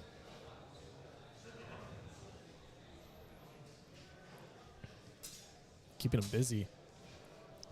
Interesting to note that Aaron's sword... Oh, he's going to self-call. I thought that got through. Okay. Very nice. Thank you. Good honor. Interesting to note, Aaron has a fetter from Siggy that has 2 side rings. Do you have any comments regarding side rings in longsword? I think they're cool. Nothing against them. They help. Looks like he got that sphere count. He's pretty excited. Yeah, I saw the cut come to the head. Speaking of side rings, if you are ever at On Guard Fencing, we have a set of VB replacement hilts that allow you to use an Olympic electrified setup. It's the future, I promise. So, yes, come on down and try out Electric Longsword at On Guard Fencing. It's 917 Suite D, Pioneer Road, Santa Rosa, California. It's hilarious. Yeah, that's a good point, JJ. They're pretty easy to grab, you know. In a grapple, yeah, I see that. Never really messed with them that much. I have a side ring, a little thumb side ring on my rapier dagger, and that does more work than you could possibly imagine. It's excellent. So I can imagine that they do some serious work on a longsword too. Serious work. Does it have a 1099? A W-2? Shut up. It's tax season, folks. Nice thrust of the hand. Excellent thrust. Good time.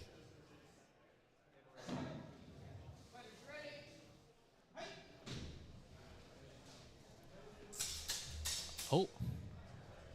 Very good set of actions. Nice pull off from Aaron. I think that arrives to the outside of Jesus' arm. Yeah, see, Jesus wants that thrust, but he just he wants that bind and thrust, just overextends a little bit, and Aaron used that tempo to pull off and go. And I think there's another nice one. Yep, and I think it's because when Jesus went to parry on that last one, the tip was up.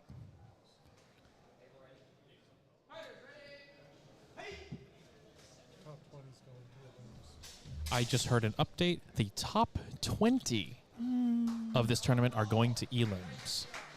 Jesus self-calls, but I don't know if he got anything. Good for him, though. That was a nice match. Aaron's fast. Excuse me, I'm going to retract my last statement. We will update you regarding the eliminations bracket situation as that becomes available.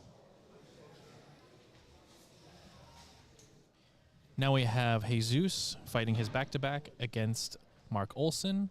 Again, Blackfriars. Shout out to San Luis Obispo.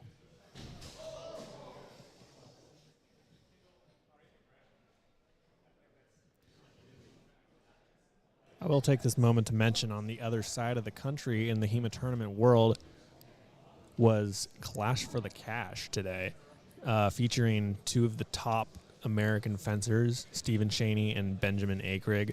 They met in the finals. Chaney won. That puts him on. That gave him a 13-0 record on the day, and like according to his rating, he's very close to the number one, and he's very likely to actually squeak over and achieve that number one rank in the world for Longsword. That's pretty exciting. Captain Fen, to answer your question, you will have to wear a saber lame in order for this to work. Future. Or if you want to get medieval about it, you could wear a male shirt. Ooh, looks like Mark dropped in the point to the torso with that hanging and was afterblown by Jesus. Yeah, that's what I see as well. I think it might have landed on the arms, arm, torso, elbow, whatever. I think most of the judges only saw Jesus' cut to the head, though. That might be what they call. I do not believe the HEMA world is ready for shirtless electric fencing just yet.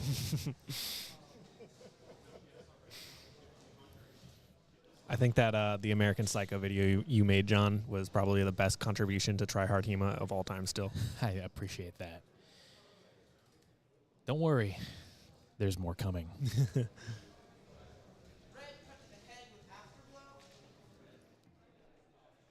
Yeah.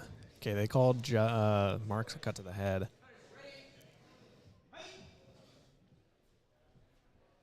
Yes, it will be head with afterblow. 1-0 red.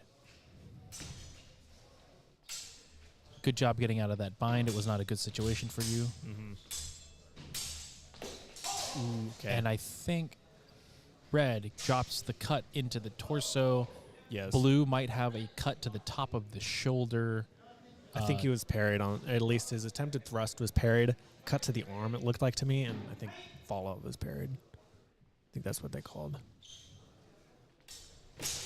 That's a thrust from Jesus. Very nice. Thrust Jesus enough to knock the armband And off. there's his disengage, you see. Mm-hmm.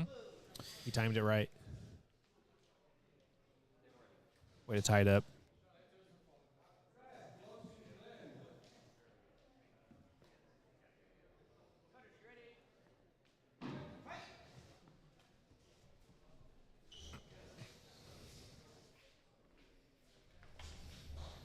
Provoking action. Hard bind. Halt again. Looks like armband fell off. These armbands are sewn with Velcro, and as you know, repeated use. The loop side of Velcro just gives way over time. Hey, baby, what's up? There it is. I think that's a double. Yeah. Thrust from Jesus arrives to torso. Ascending cut to the bottom of the arms arrives from Mark. My wifey wife is in the chat. Who, Andy? Yeah. Oh, Andy, by the way, especially with the advent of the Siggy Lights, we're going to create a new division of Longsword called Longsword,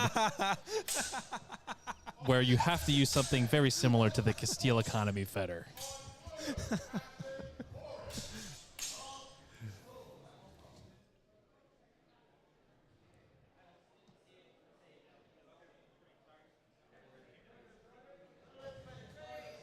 Oh, my God. Now, Andrew. Andrew, where They're are fighting you? for my love. Where are you, Andrew? You were here last year. Thrust There he to is, disengaged torso. Thrust. Afterblow might have landed, though. Afterblow, I want to believe, was parried. I would like to believe that as well, but I think they called it. Score is currently 5-4 red. Oh, they called it blue with afterblow. Yes, that's what it was. And this looked like blue with afterblow as well. Cut to the hands from Jesus, afterblow with Mark. Which will be a net 0. All right. This is a good match. I should be paying attention. Yeah, But stop getting there's distracted. a love triangle in the comments. I'm gonna pretend I don't see that.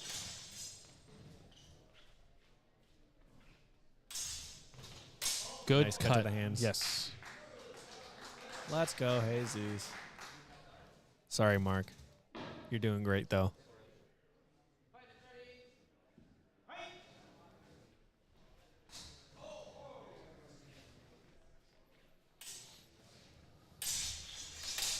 Nice. Good bind work. Very patient.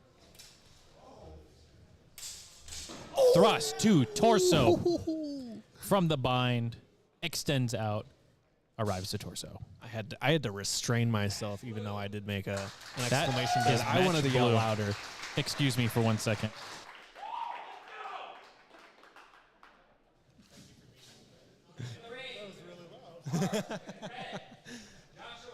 Nice job, Jesus. That was one of my favorite matches. It shows that in the end, patience does win out. It was a very good, evenly played match.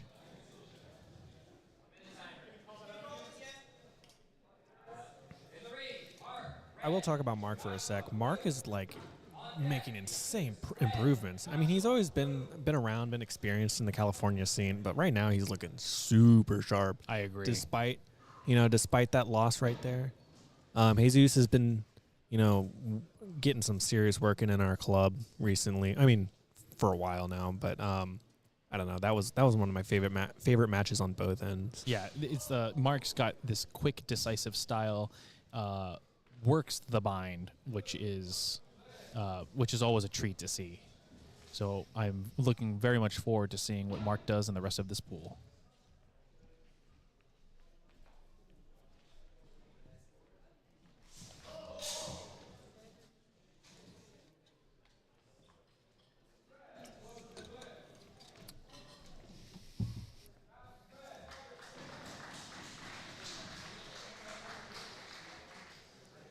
As we wait for the 60 seconds, once more, Mark in red, Josh in blue.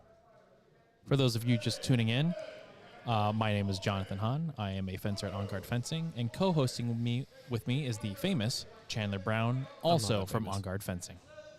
I'm not that big.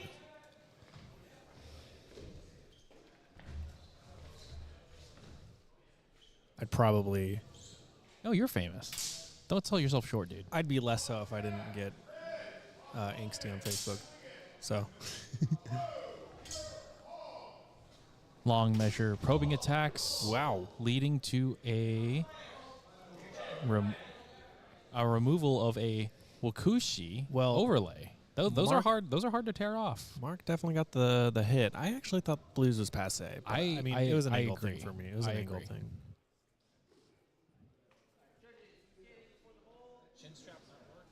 Yeah, JJ, I would agree with you. His skill level is definitely in the 14 to 1500 range. I'd say for both longsword and his rapier as well.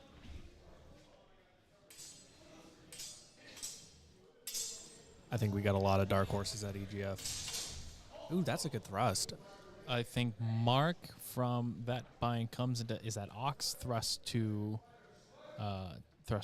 Josh's wrist on the outside. Okay, it's a double, yeah. I thought it was actually Blues clean, but Mark's wine probably got in there. At the last second, I did see it stick. Yeah.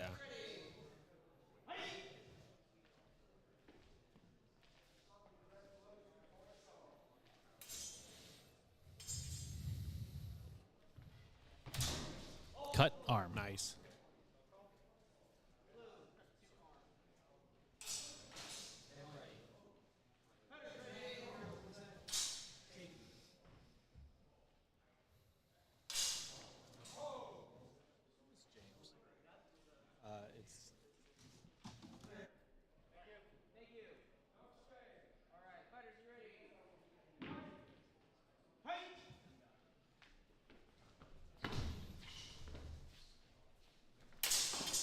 There it Beautiful is. Parry riposte.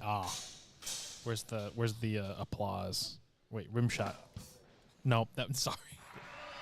Yeah. I thought rim shot would be like a basketball swisher, but it's not. Oh, and then Mark on the attack in from Josh catches the legs. Not sure about thrust. Look passe to me. What'd they call that?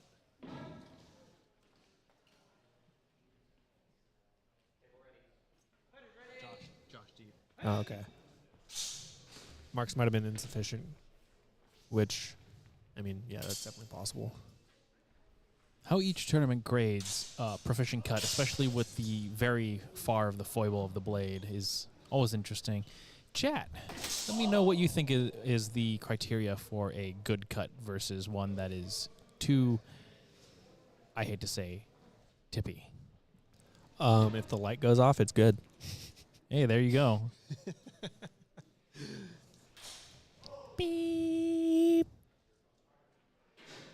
Chandler's comments don't represent the views of the Historical Fencing Network, just so we throw that out there. If you don't want to do the electrical, that's fine.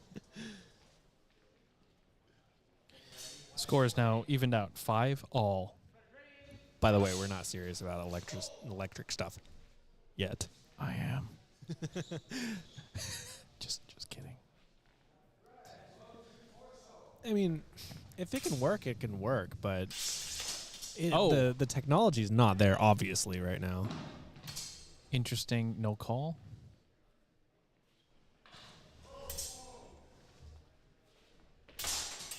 And then there is the attack from Josh, maybe in the midline.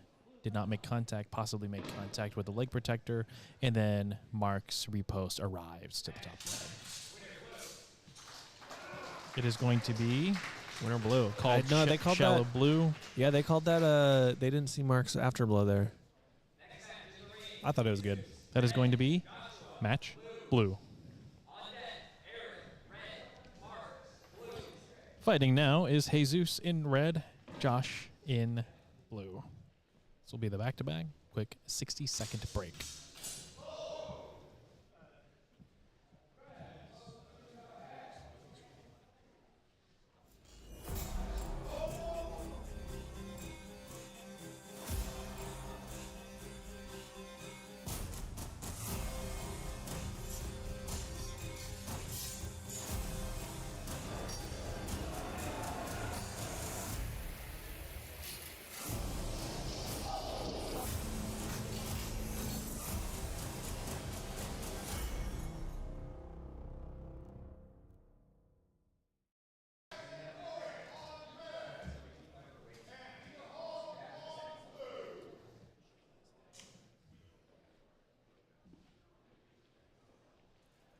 All right. Jesus in red. Josh in blue. Josh is looking good. I don't know him, but so far I like his fencing.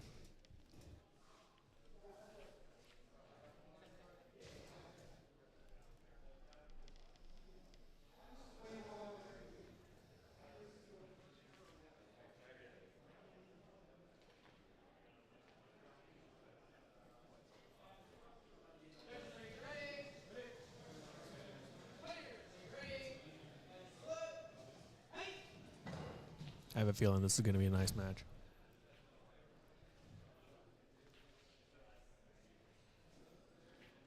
Jesus setting up a footwork pattern.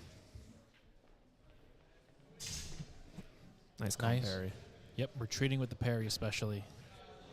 Thrust, Disengage, passes, thrust, and attempt. then I think blue does arrive to the arms. Yeah. They're going to call head. It was head shoulder area. Upper opening.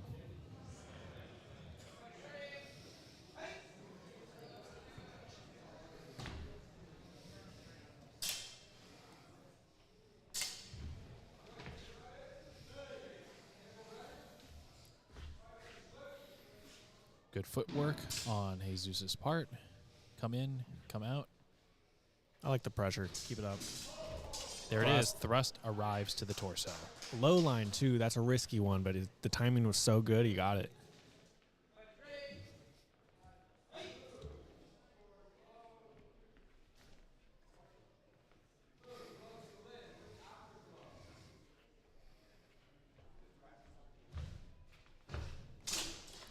And then we have a Nice. simultaneous crash in, however, caught in the gear. I believe Blues was displaced to I Jesus' agree, yeah. inside thrust from Jesus arrives to the head. That Good counterattack. that in looked time. as much as a clean upsetson as you can get for me. It really does make someone upsets, and They're going to call that clean. I really liked Jesus' footwork on that too. If we happen to go back and look at it, he took the extra step or the extra distance on the retreat. And that's what gave him the time to launch that and See, to catch that blade. See, folks, retreating is good. What was that? I think Fencer and Blue thought that the cut to shallow did arrive. Looked like it was on guard. It's something all fencers need to remember is keep fencing until hold is called. Is that another one for Jesus? Looked like it. Attempted thrust from Blue and a counterattack in time from Red. His counter thrusts are working right now. That might be match. Nice. What you got, going to be Jesus? bout Red. Counterattack in time arrives. Coming up next is the last bout of this pool. Aaron Yang in red, Mark Olson in blue.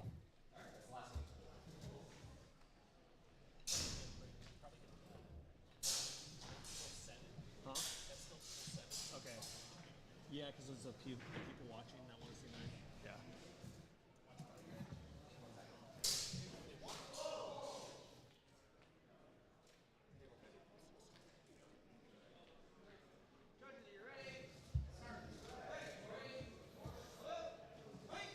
This is another good match, Mark versus Aaron here.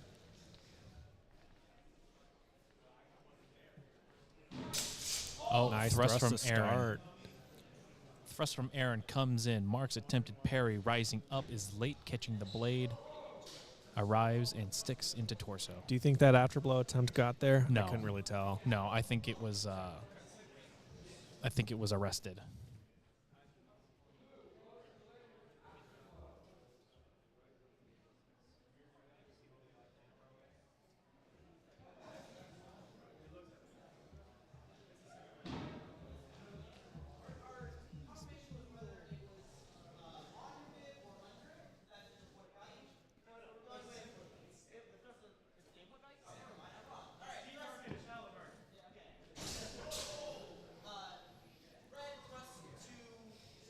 Yep, clean thrust.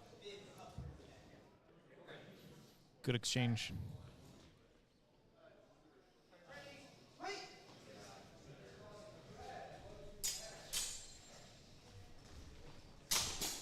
And then we have a possible cut to the arms from Aaron, and then the repost from Mark arrives to the head. Yep. That cut landed. The first one in.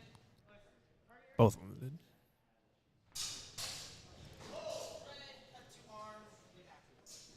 Good I call. see it.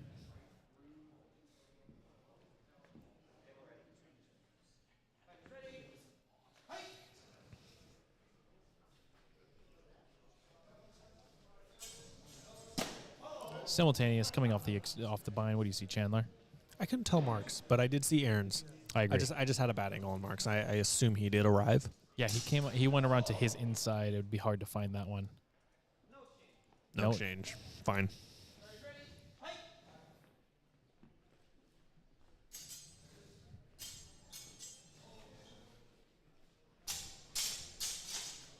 Oh, work around the bind, nothing incidental, and then I think Mark arrives to the nice. shallow. Yep. I think Mark was patient on finding that opening there. He didn't rush it at all. Excellent growth.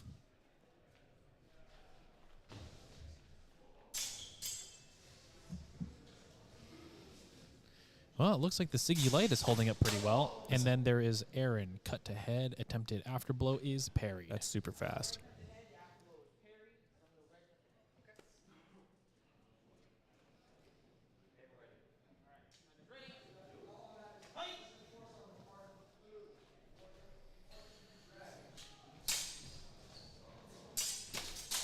And then Got to the arms and parried that afterblow. Very nice. the afterblow was a thrust. I think it was a little short. Yeah.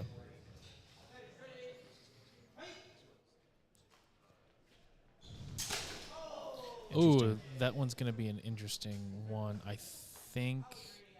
think a little loss of patience on that one on Aaron's part. Mark had a better opportunity. Aaron was down low, raised hands, horizontally covering the head. Mm-hmm. I'd be fine washing that as well. Yeah. There he goes. He needs to set it up. This Mark is needs to set it up as well. This is that crunch time. You want it. You want to end it, and you want to preserve it. Maybe thrust miss to the right wrist, and then there's going to be a double. They try looking for the same tempo. Yep. From the bind, Aaron comes in, cut to top of head. Mark drops in with a cut to the torso.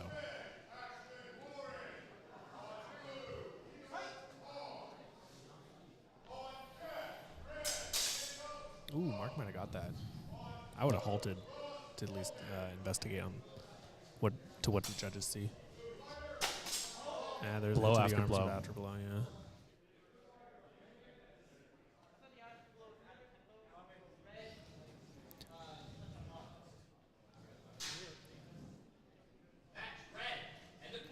That is called as clean shallow for red. 10-2. Red, bout red. Do I have any predictions on who will make the top 4? Let me look at the seeding right now. As Chandler does that, that concludes Pool 10.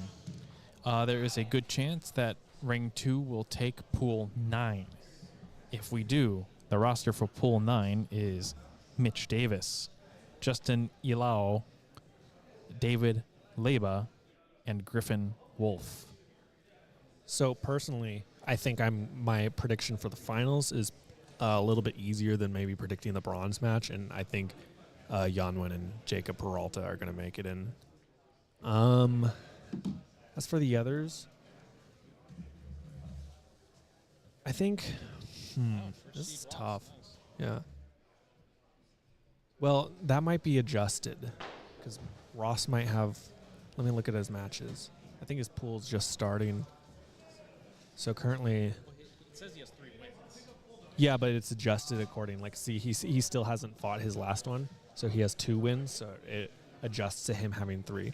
So currently, Ross Walton is in the first seed, but he's got a tough fight coming up next against Jacob Plum. Jacob Plum in 2022 took silver in the open longsword for SoCal, and he's a talented Fiorist. So that might be tough. Jacob has a chance to make it high in the limbs. Jacob Plum, I mean, but also Jacob Peralta, I think, is a pretty good finalist. Same with Yanwen, same with Kyle, and Louis Zong too. Michael Martin, absolutely.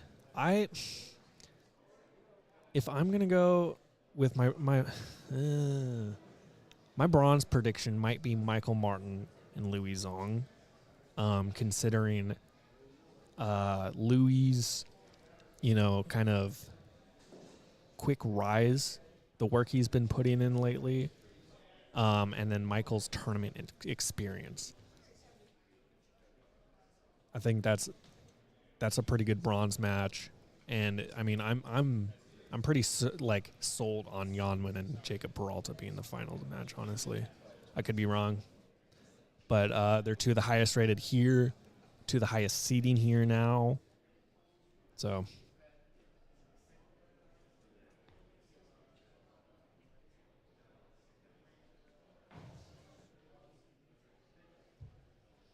Seating. I thought you did fencing standing up. oh my God.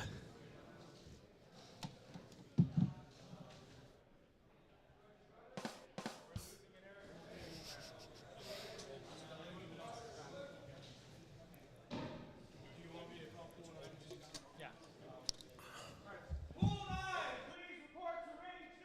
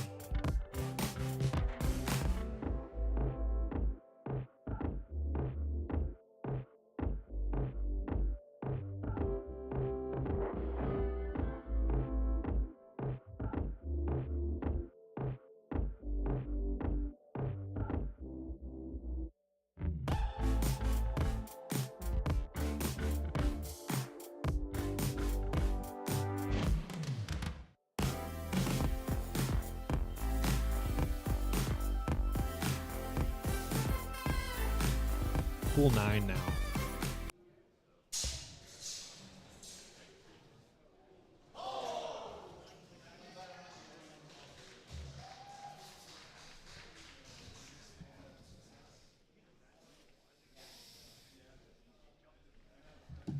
For those of you just joining us, we have taken pool 9 here in ring 2.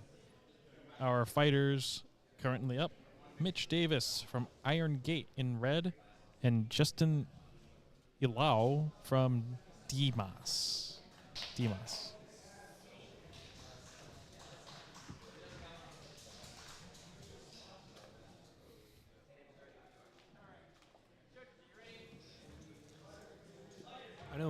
I know Mitch is fencing fairly well. I do not know Justin here.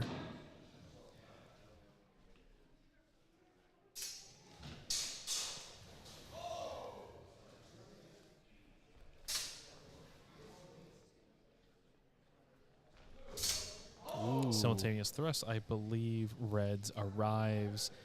Blues is a little short. Yes. Mitch starting with some interesting angles. That was behind the blade on the opponent's right side. Switches to left-handed. Catches that. Nice.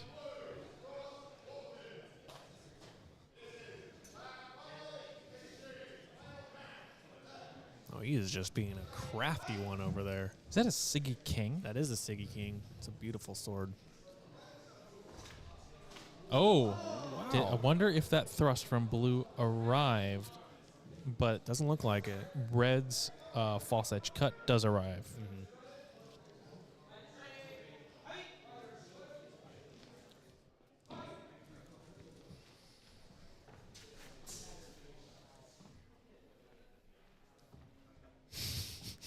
That is so interesting. What guard is that? I don't know. Sword on the ground guard.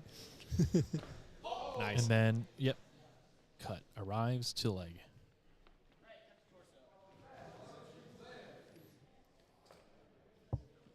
I've never seen this out of Mitch before. This must be something he's been working on.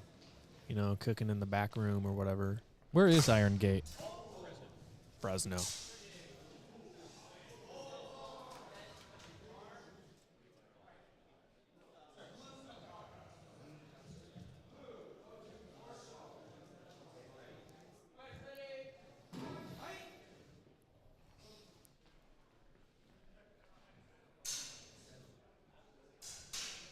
Some Fiori right there. Another Uncher out of the hands. Self call.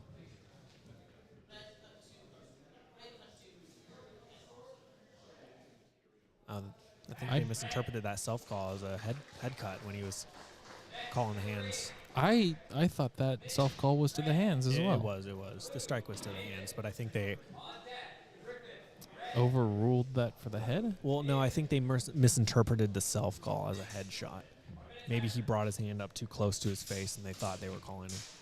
Well, it's in those situations you do want to clarify and get more information. Yeah. Granted, it is the end of the day. Everyone is tired. Everybody has put in 110%. Mm-hmm. Currently, we have Mitch in his back-to-back in red, and David Leba from On Guard Fencing, another On Guard fencer. Chandler, give us the quick rundown on David Leba. They're looking at me right now. I don't know what to say. I'm nervous. He's been doing it for, oh my God, I am so bad with like He's been doing it as long as Jesus. almost 2 years, yeah. And you know, I mean, you fence some more. You say it. David is a very difficult bout. He's fearless. That usually leads to, well, if you attack without closing a line, you're going to get doubled. In a tournament like this, especially where cuts especially in rapier, where the cuts of the body and cuts of the head are worth so much, that works in his favor. He is a very fun fight. He is very, how should I say, he will always keep you on your toes. It's always a treat to fight him, and he's come so far in the 2 years since he's joined us. Yeah, and he's been working lately on his aggression, as you see there. He's actually found, you know, a knack for the continuation. If the first intention doesn't do much or doesn't land, he's gonna continue. And just like that, just as you saw in that last one, Mitch sticks the point out. David keeps going. He's not going to go down without a fight. Would you consider rapier or longsword David's main? I mean, he does both very frequently. I'm not sure. Maybe he's a crossover. Yeah. Then again, I'm not really sure about his class attendance in longsword, but He's there every week as he is in rapier. he's a good all-around fighter. Yeah. I would say probably his longsword might be a little stronger.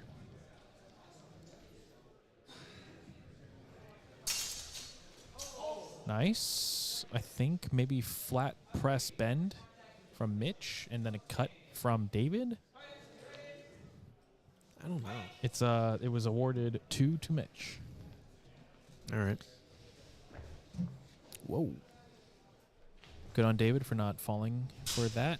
And then Did he get that? simultaneous attacks. I think David might have been a little bit short. Yeah, I think he was too. I didn't really see anything in there. Definitely didn't see Mitch's.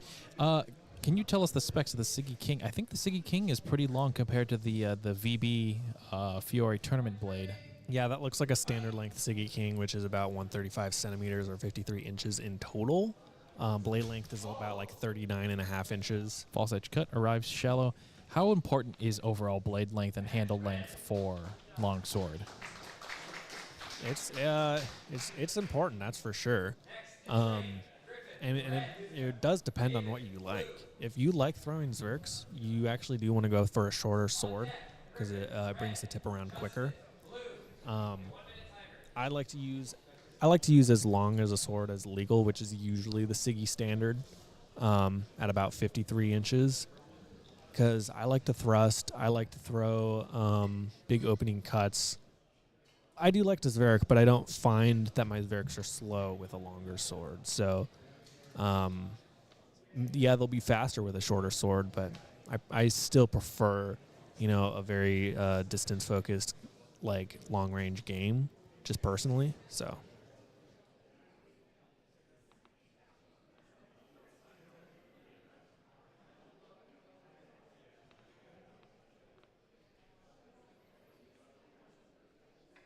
Right now is David's back-to-back, taking a 60-second. Fencing in red is Griffin Wolf from the Historical Combat Collective. That's from Canada. Griffin, I believe, is, one of, if I'm not wrong, the Historical Combat Collective is Julian Sutsi's school. Double. So I think Griffin's been around for a while, possibly being a Blood and Iron member that left after Blood and Iron kind of split up in multiple ways. I could be wrong on that, though. His style looks very Blood and Iron, though. Big cuts. There it is. Blue, shallow, after blow.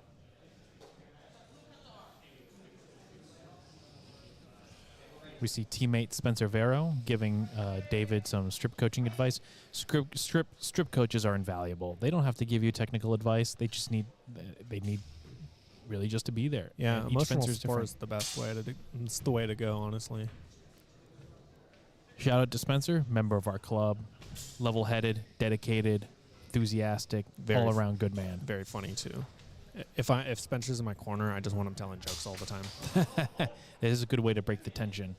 I think maybe blue cut head attempted afterblow from red. And the prediction is correct. I'm like the groundhog that predicts when spring is coming, and I'm never wrong. Nice. Yes.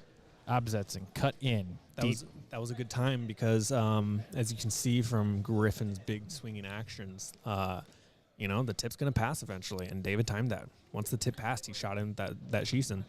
Be brave, and that's one of David's strong suits.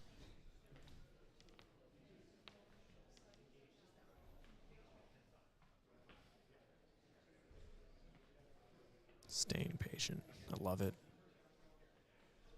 No need to rush ahead. You are 5 points ahead.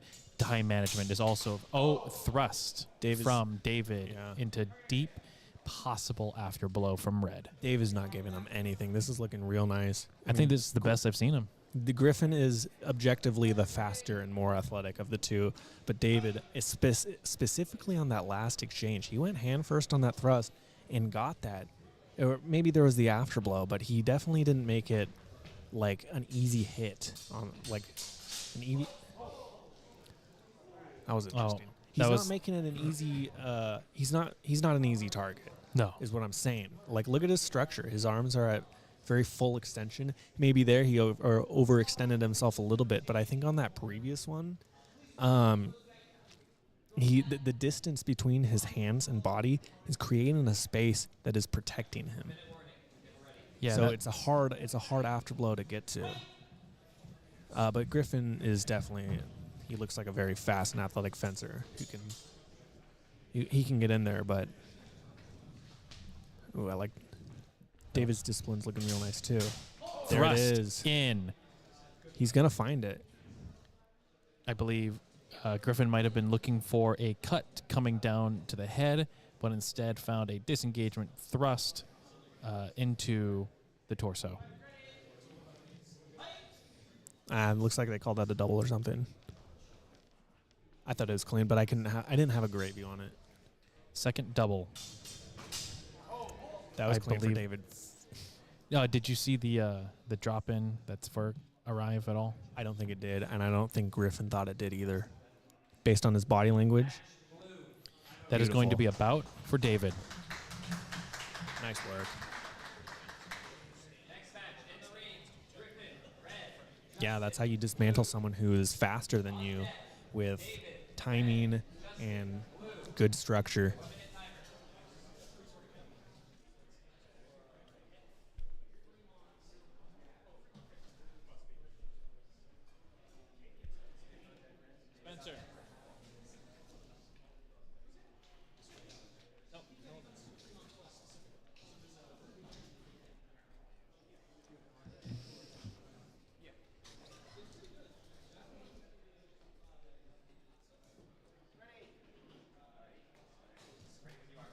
All right, we got Justin in blue, Griffin in red.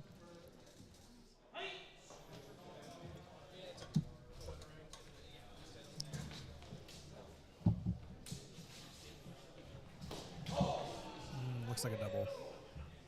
Or they may. Ooh, he might have got under that actually. I believe blue's thrust was voided by the level change. Yeah, I can see that.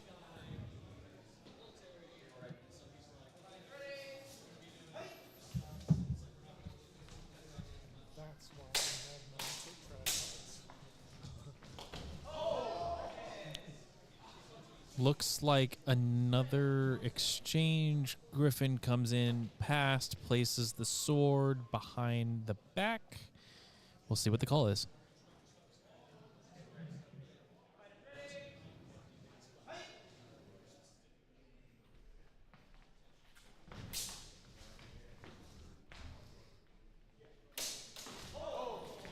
That was a nice one actually from Justin.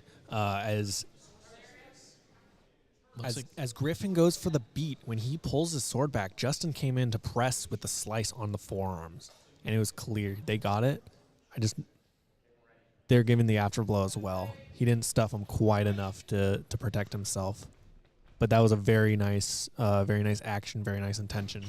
There it is. Find that timing. Red looks like red comes in, attempted thrust. Blue thrust, counterattack in time, arrives. The Quillins are turned up to catch the blow.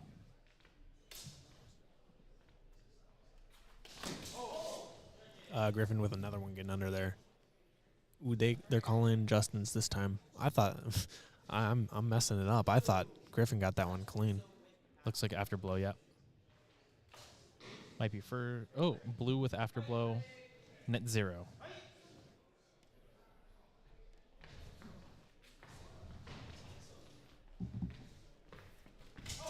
He parried that afterblow, that's for sure.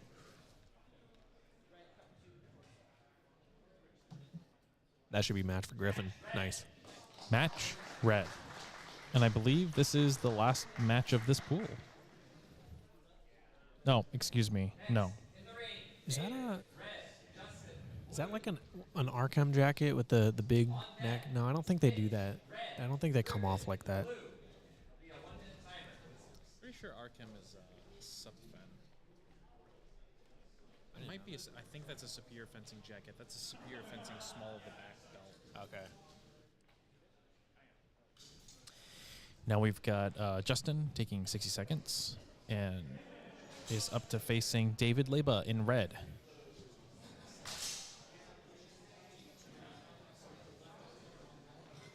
Coming soon.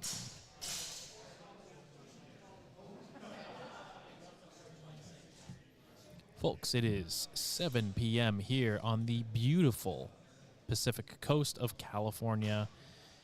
I hope that wherever you are having a wonderful time, good weekend, and thank you so much for joining us in this Historical Fencing Network live stream of DEMAS' tournament, the second annual.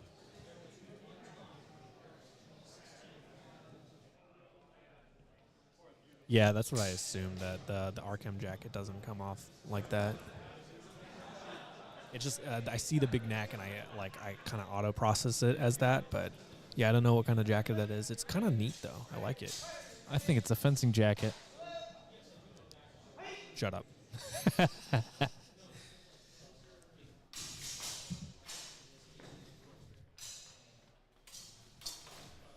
Ooh, and we have the disengagement low from blue that might have caught the underside of the right arm of red. Red, however, thrust does arrive top of the arm. Yeah, we do see one judge who caught that forearm thrust from blue.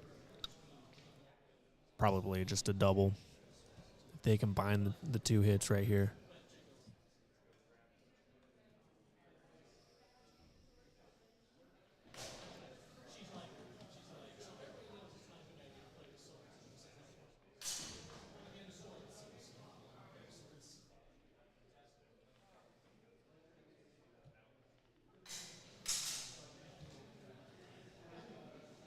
Can you do that again?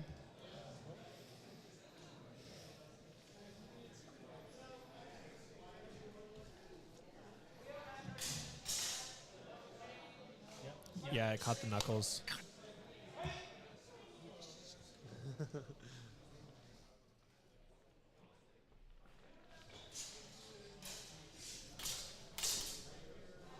Nice parry. Good parry outside, good patience, coming in, hard bind, not sure if the point got in, and press that is a and- simultaneous resulting in red thrust press against the face mask. And then blue, I believe, also got something in there. Yeah. It was looking great. I really like the way David held the hands on that like that clinch. But No, guard, ultimately resulted in a double. ooh, possible thrust. That hit the arm.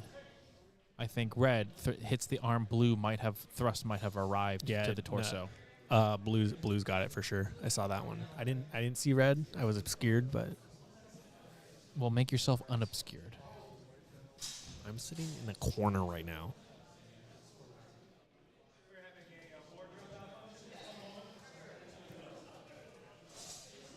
Sorry, DEMAS. I will get that pronunciation right the same day I get Sawyer's last name right. Sawyer, you better still be in here. I doubt it. He's probably like, I gotta go do crack. I feel sleepy. I gotta go sleep.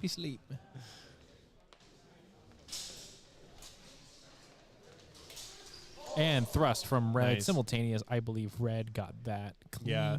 Blue was passe. Even if the point didn't stick on red, I think there was a slice there and as well. Yeah, they're gonna call it for David. Nice. Good call. Totally unbiased.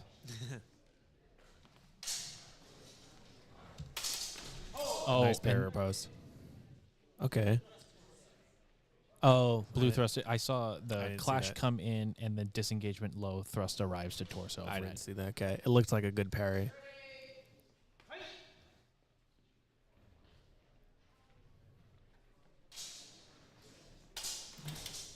beating the sword. I didn't have a good angle on that one. They're circling in the same location every time. I'd like to see one of them change up Yes, I the agree. pattern.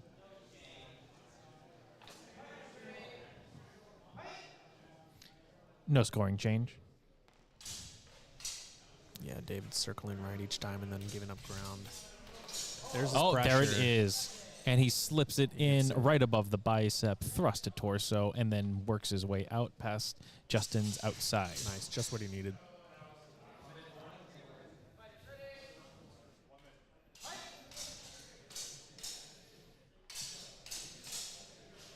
They called the last one shallow for David. Ah, okay.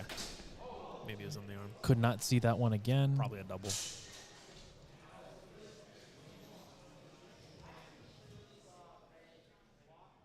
I thought they had 4 line judges. Earlier, there were only 2, so I don't know what their staffing situation is, but they are putting in some very good work. Folks out there who have organized tournaments, you do know how hard it is. Oh, it looks like red Nice. thrust ahead with afterblow. I do not believe blue was able to free the sword. Dude, he's finding it. He's sneaking it in. Nice one, David. That is bout red. Oh, yeah, those of you who have organized tournaments before, you know how hard it is to get volunteers to judge, so.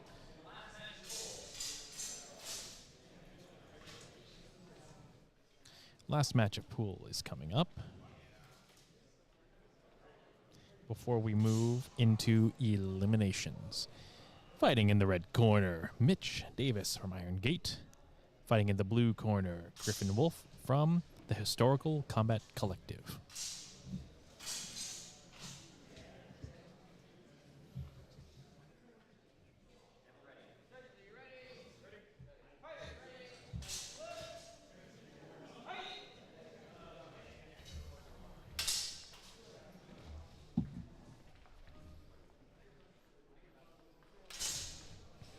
Two fencers who've been extremely mobile so far this pool. This is going to be...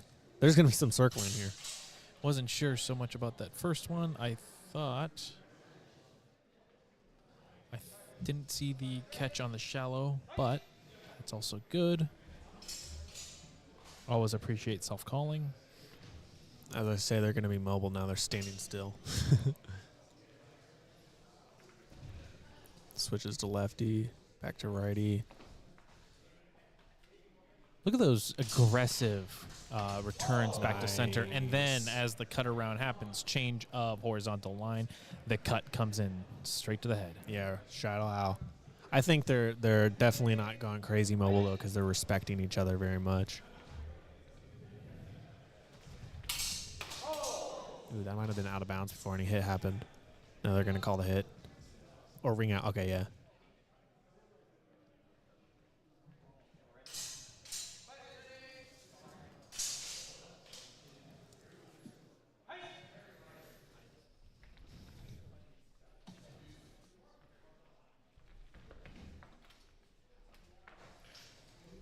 Very cagey, very reactive, seeking.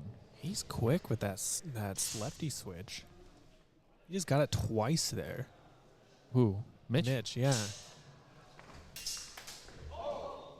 Oh, strike to the back. That is going... The strike to the back after the halt. That one is going to be tough. They called that for Mitch. Called shallow first. Yeah. I thought Blue got a hit on the hands, though, before that one. And then after initial attack from Blue, coming around to follow up the attack, Red comes in, sneaks in, thrust above the arms. I'm getting real hungry, and now I wish this mic was a burrito, as a matter of fact. Wow. You didn't eat lunch. No, I don't need any lunch No, today. I did eat lunch. No exchange on the last.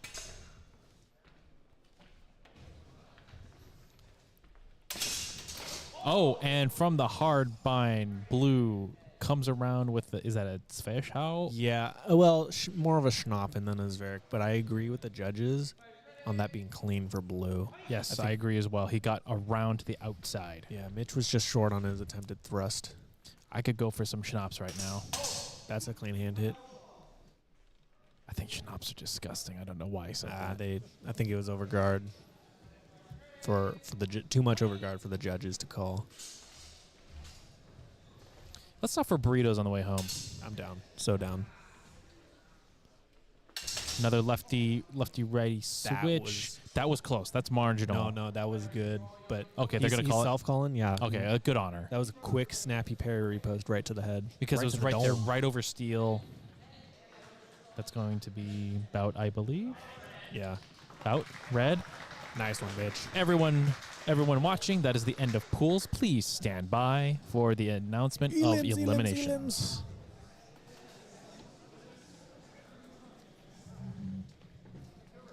Looking at the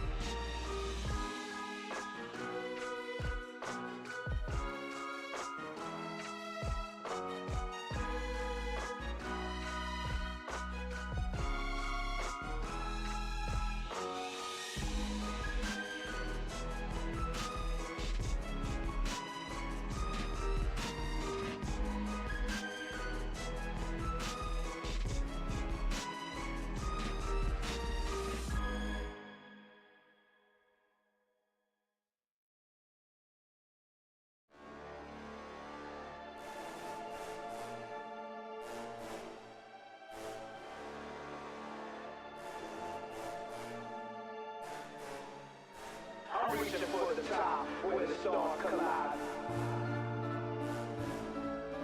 Fought for what I'm worth, now it's my turn to shine. Started from the bottom, now I'm rising from the grind. Hustling through the darkness, vision clear in my mind. Dreams ain't just for dreaming, and I've been scheming on the low. Turning every setback into fuel, let it grow. They doubted my ambition, said I'd never touch the sky. But my wheels are rocking, and I'm ready to defy. Look at all these mountains, conquered each and every one. Came from nothing, now I'm here, witness how it's done.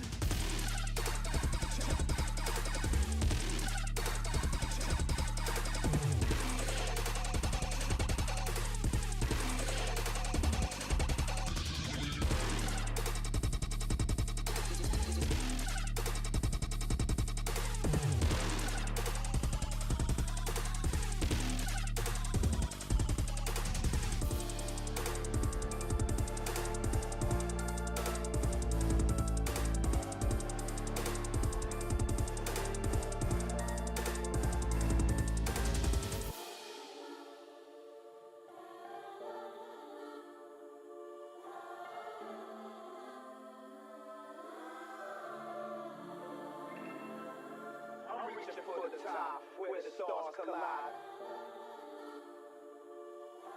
Fought for what I'm worth, now it's my turn to shine.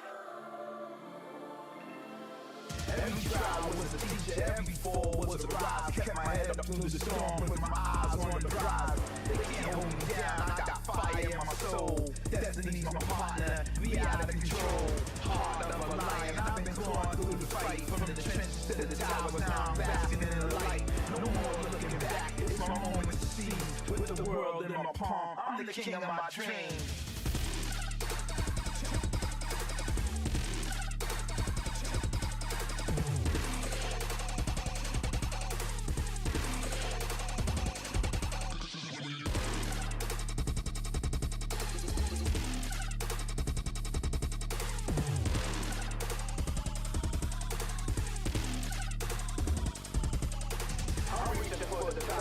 where the stars collide. Earn my place in the spotlight, won't be denied. Fall for what I'm worth, now it's my turn to shine. Getting what I deserve, it's my time to climb. Reaching for the top, where the stars collide. Earn my place in the spotlight, won't be denied. Fall for what I'm worth, now it's my turn to shine. Getting what I deserve, it's my time to climb.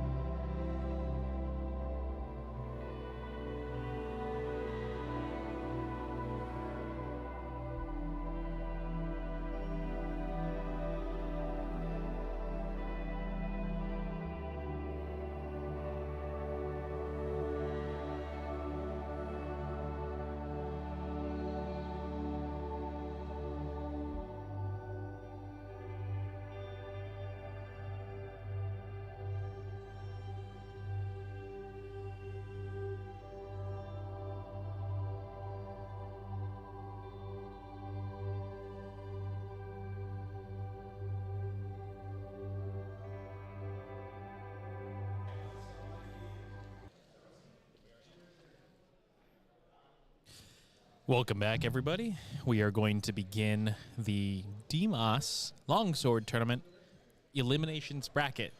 Top 20 fencers are advancing, and we will be filtering through both halves of the bracket. Let me just get the bracket on my phone through HEMA scorecard.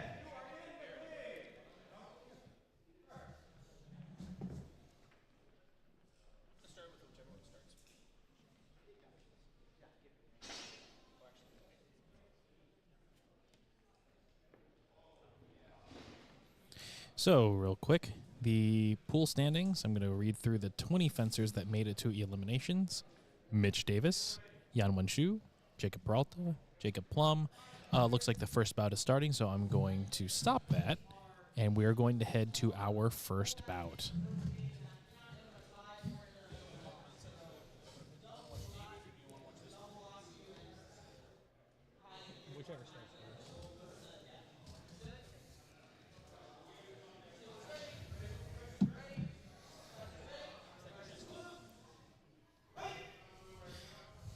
We'll be watching Jesus.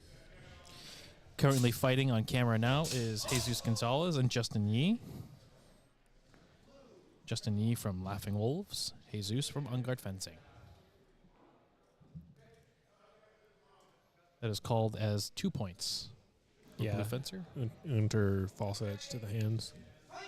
Seems to be the EGF special next to leg snipes. Perfect and schlag.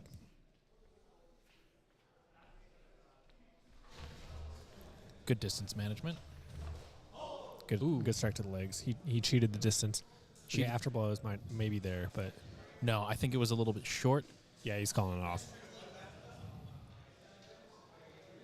Good elevation change, good aggression. Coming down, smacking the legs. Yep. Took a hard advance and just stole that distance.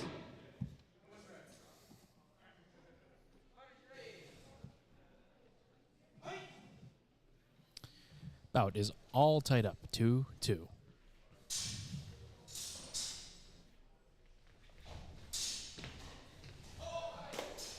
Thrust from Jesus, ascending, false edge cut from Justin. I think that's a double. First double.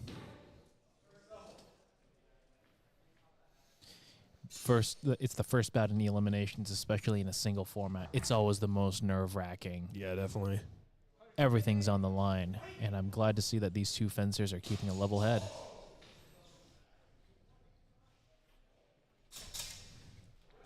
Parry outside, coming in. But Jesus was not able to free his sword in time. The circular cut from red arrives to the head. I thought that thrust might have been in there. Maybe not, though.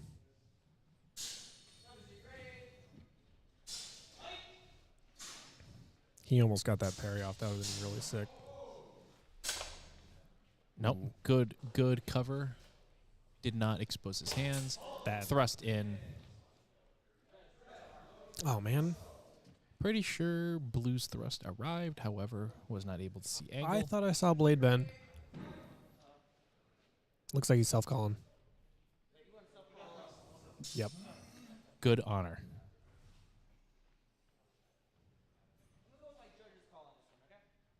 Well. The director decides not to take the self-call. As it has always been stated in classical fencing, the director is God. Good distance management from Jesus, coming around, managing to parry. Oh, self-call. Yeah, on that cut around. I thought he was able to get enough steel in there. He's self-calling. What a great amount of honor shown from Jesus. Self-calling, especially a match loss like that in elims, is tough. Yeah. But it shows good moral upstanding.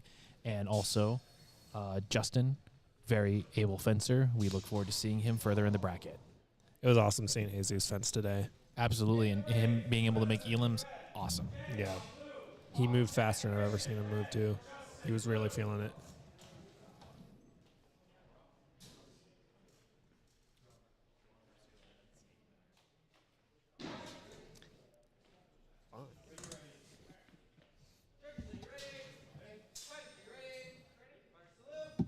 Currently, right now, in the other ring, Kevin Edmonds is fencing David Leba. Current score is 6-2. Kevin.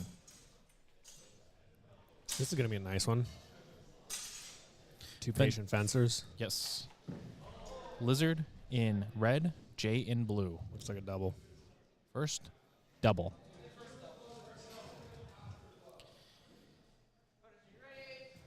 I don't think there's any doubling out in DLMs.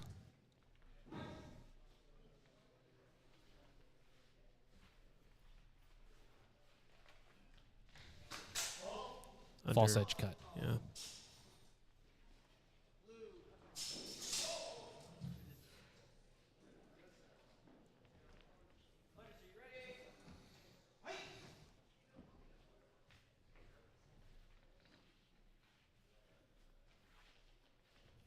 Elizabeth coming out with point forward.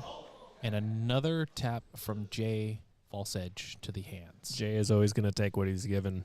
He's not going to take anything for granted, that's for sure, too. Yes, it's the same way when you face Jay in rapier. So if I was able to tell Lizard anything, it would be get past the point, cross that plane into your measure without with good covering, and we shall see what comes of these next exchanges.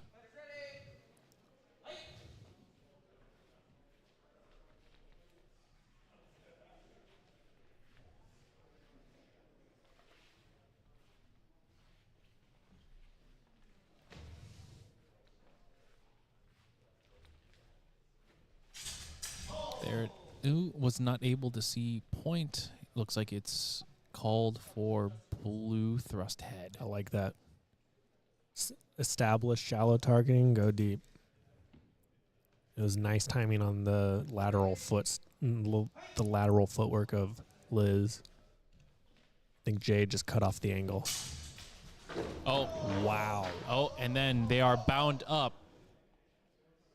in infighting, trying to go for the daggers. And then That looks like a voluntary disarm from Liz, which in the rules is okay. So I wouldn't give that points for Jay. I think it might be ruled as no exchange. Yes. Yeah.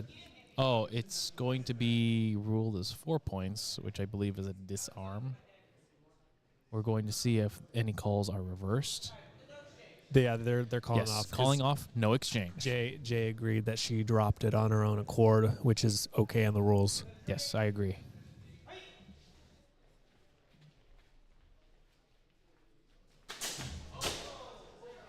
Coming in with a initial windup, possible counterattack in time from blue, and then the cut around from red arrives to the arms.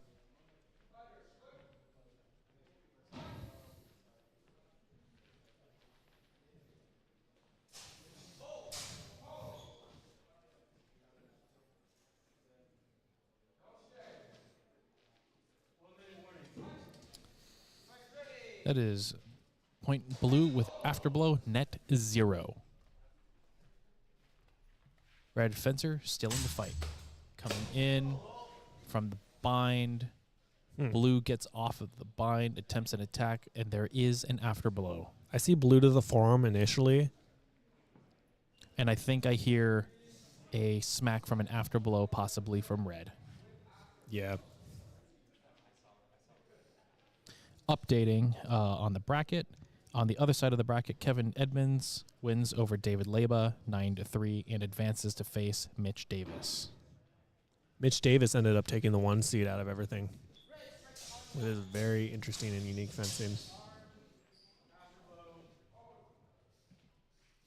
The call in this field, again, with Jay versus Lizard, is blow after blow, net 0.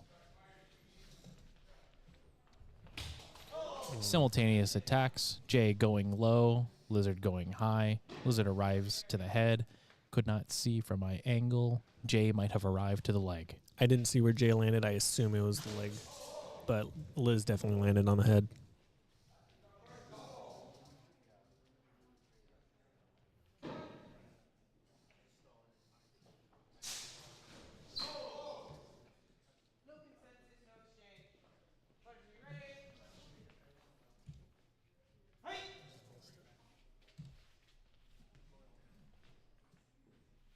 Setting up measure, coming in, good patience, and there is a thrust from red. Arrives to deep on blue, possibly, and then an afterblow from blue, cut to torso. The tempo was close. They might. It looks like they're rolling Jay's enter to the hands first, which I might agree with. It's definitely close, though. It all depends if the first step from Elizabeth, the extension, that thrust arrives, or if it was on the second step. Absolutely. Coming in hard. And there's a hand hit. Stuff the afterblow. That should be match J. Good match. Blue, cut to arm, arrives, match, blue. Great bout.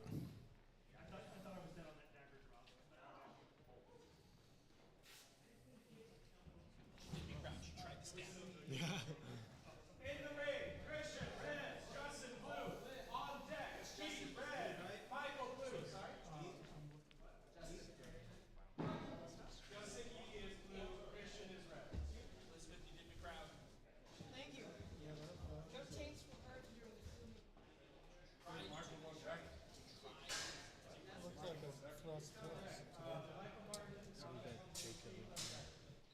Looks like coming up next in this ring is Jacob Peralta versus Justin Yee. This is going to be our first look at Jacob's longsword on the stream so far. He finished it at the 3 seed, and he is the highest rated here in longsword, I believe. Looking at the other side of the bracket, Louis Zhong versus Aaron Yang. Louis up 5-0.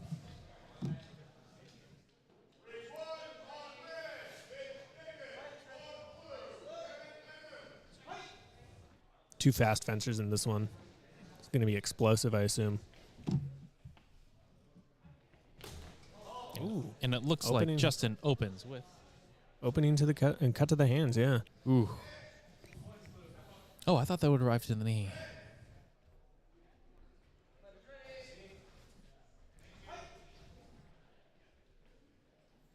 Here we go. Opening tempo dictates a lot. And Justin comes in, voided by Jacob, and possible cut to the arm from Another blue. one, nice.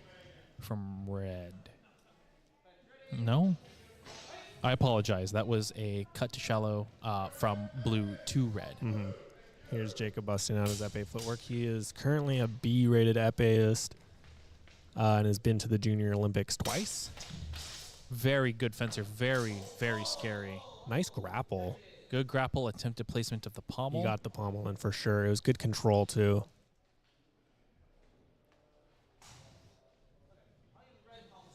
Yeah. Red, pommel.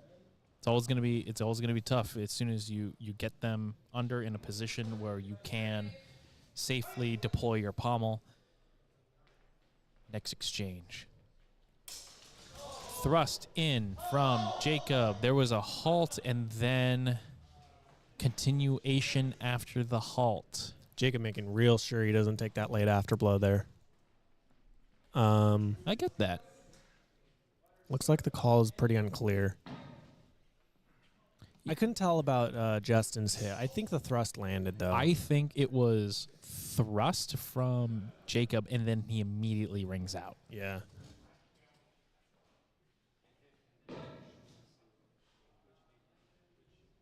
We're going to see a high-speed replay as the judges deliberate. Oh. It is ruled as a double. First double, score 2-4, blue.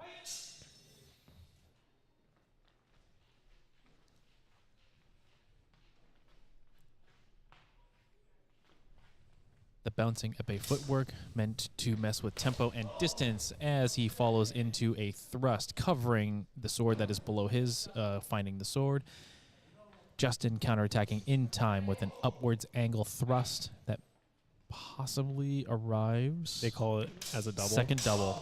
Unfortunately, Jacob couldn't close that line, but he does get a nice beaten shield howl right there for a 3-point move to the head. Great job, Jacob. Good adjustment. Recognizes that he needs to get some blade coverage, and he's just going to beat and go.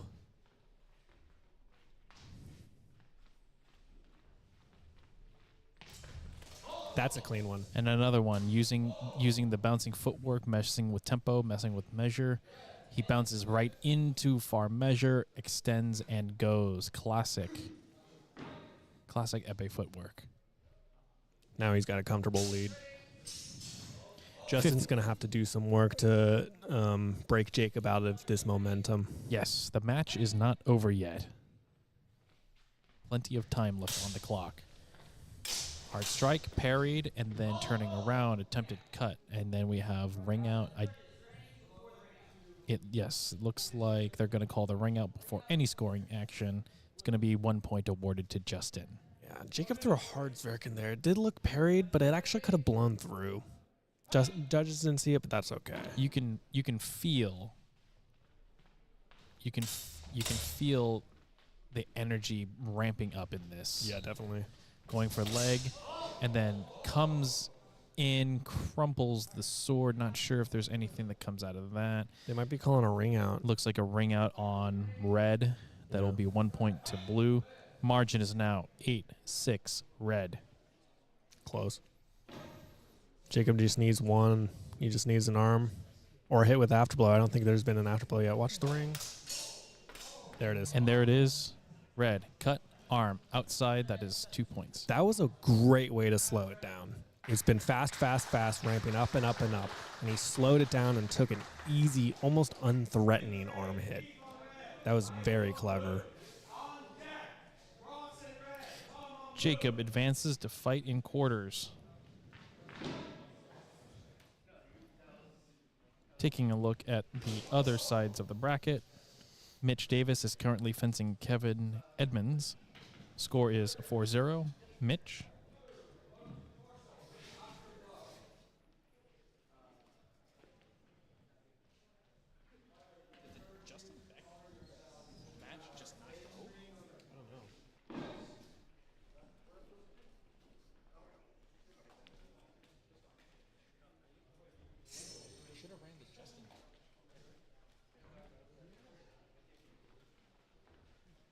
Wait, no, I don't know.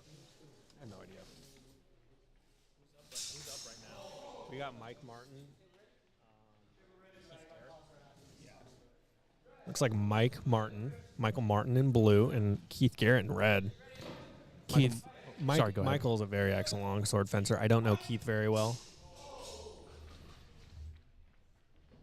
Keith's from Sacramento. Very aggressive redoublements on the thrust of the upper line. Michael trying to parry, beat it out of his face. Cut to the head. Let's see what the result is. They give 3 to Mike.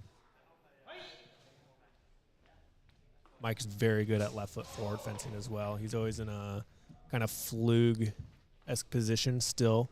And now he brings his tip up to a low vom tog. Gets a shield howl. That's possibly a double. Yeah. Man, just off with the timing.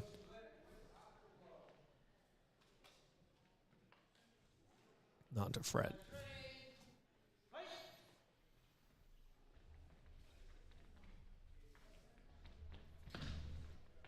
Strike from out of measure. Forward. Comes in, might be red. Strike arm, maybe a double. I think Mike did get over with that Zwerkow.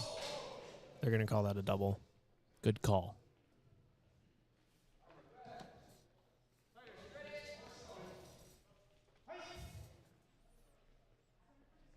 Mike does like to get some blade presence. Let's see if he gets it. Yeah, he got that. So looks like red fencer comes in, blue parry repost, but red is not able to retreat, and weight falls over head past hips, and it leads to an accidental trip. I do think Mike got that right Zwerkin. It's something he looks for a lot. He wants this blade presence to either thrust through it, or if he cannot, if he's a little bit displaced, he will shed with a Zwerk or a little right Zwerk like that. It looks like there's a gear investigation. The officials have been called over. We shall see what the deliberation is.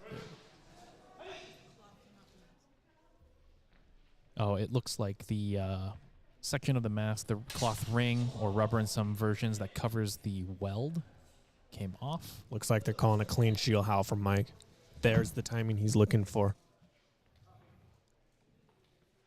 He couldn't quite find it in the beginning of the match and went for a couple different exchanges like that Failer right Zverik. But it looks like he definitely found it there. He's still seeking the bind, though. That's for sure. He wants it. He has it. And It's that then Zverik to the torso. blue comes in. Yes, I agree. They don't. And that will be deep for blue. Match blue. Nice. He was looking for everything, and he found it. He eventually found it. It was nice and good.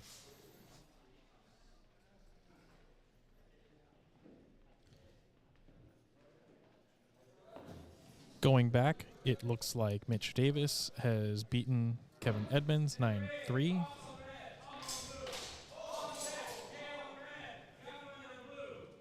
We are taking the next section of the brackets. We have Ross Walton versus Tom Ostrovsky. On deck is Jay Trojan and Yanman Shu.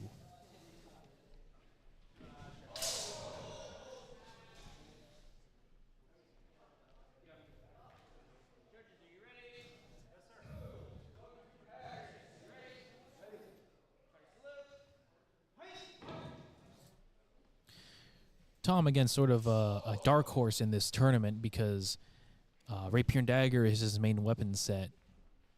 Ross Walton, actually, a Tassetti's fencer, comes from, Tom coming in. Feint, wind around, cut, outside arm. Nice and smooth Failer. Absolutely. Ross, him being from North Carolina originally, from Triangle Sword Guild. Shout out to all my friends at Triangle Sword Guild, North Carolina, Raleigh. Excellent club, great culture, Oktoberfest every October.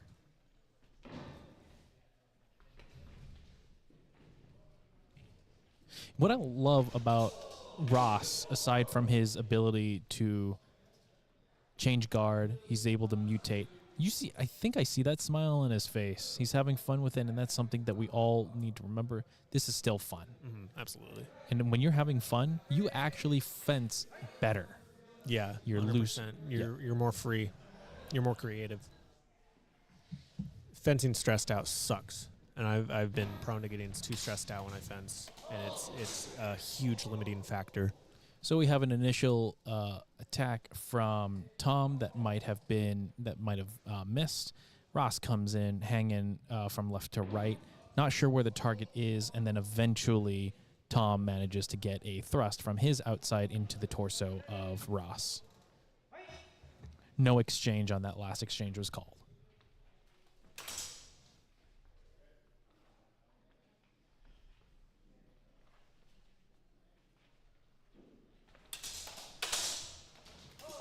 Thrust. Thrust to arm, it looks like. Nothing quite conclusive until that thrust. I agree. A lot of attacks over guard, and then Tom had the presence to just plant that once he realized his tip was online. And the score was awarded deep to Tom. There's another counter cut. Ross presents the point, and Tom takes it. Yep.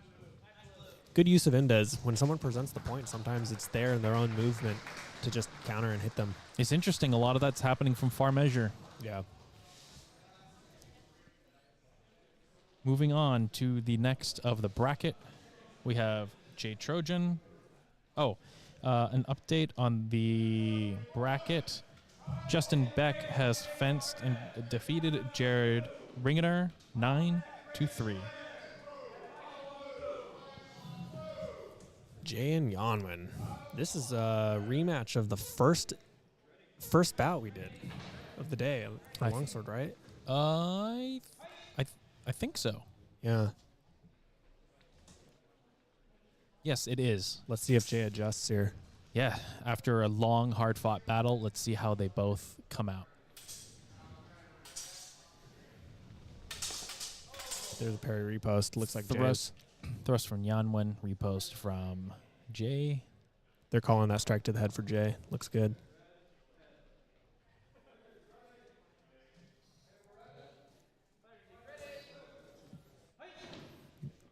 That's what you got to do against Yanwen. His thrust is so powerful, but you can get him to overextend. And there it is. Don't let him Thrust- overextend into you. Thrust from Yanwen, attempted counterattack in time from Jade. Couldn't see Jay's point come in. They're calling that a double. Yeah, I didn't see that. I thought it was clean for Yanwen. Reminder that I believe Yanwen was the... Oh, thrust from Yanwen arrives. I I think Jay was on the hands there. Was he? Yeah. I was going to say, I think Yanwen... Did he win... He won Golden Longsword at Sword Crush last year. No, it was silver. He lost to Joe Calistro. Ah, gotcha. My bad. That was a crazy fight. Yeah, Yanwen right? was up like 5-0 at one point, and then Joe had a really nice comeback. He just started reading him and countering him. It was actually Joe brought out Yanwen's thrusts, parried and riposted just like that. Initial attack from blue, parry repost from red, continuation from blue. Not sure that... Okay, they're going to call that for blue. I didn't see that. It was more towards our side, might have arrived to torso, and then he comes in, parries inside high.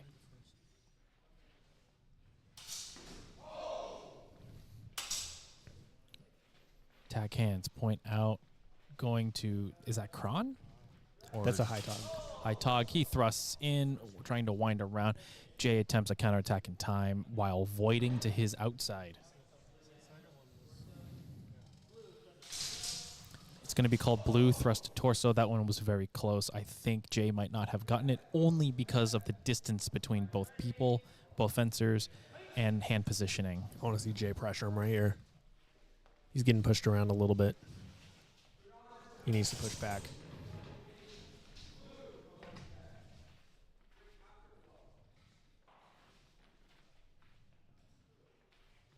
He's trying to find his angle. Both KG, very nice.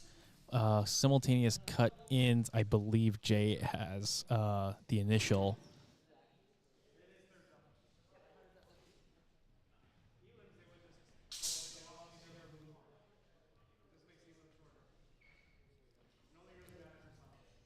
So they're ruling this as a double, and they're calling no exchange to avoid a double loss.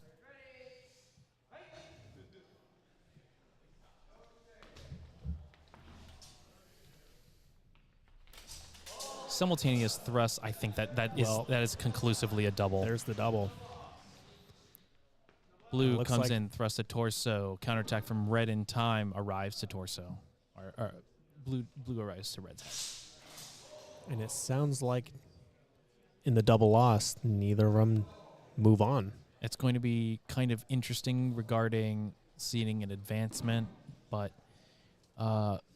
relatively rare to see in the tournament scene having an elims double loss not advance both fencers. You'll see, like in SoCal, doubles will give point penalties in the next bout.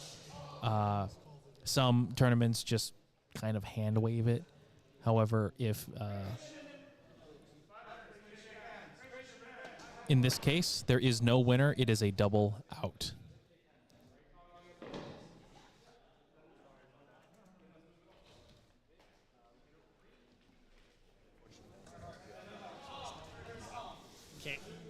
No way around that one. That was a double. And so are the others. That just kind of shows like how good Jay is at defending himself, and then how just kind of powerful and straightforward Yanwen is. It's just unfortunate that it had to end in a double loss. Yeah. We are moving on to the next section of the bracket. We are moving to quarterfinals with Jacob Peralta versus Michael Martin. This will be a match. In the other ring, it should be Mitch Davis versus Louis Zhong.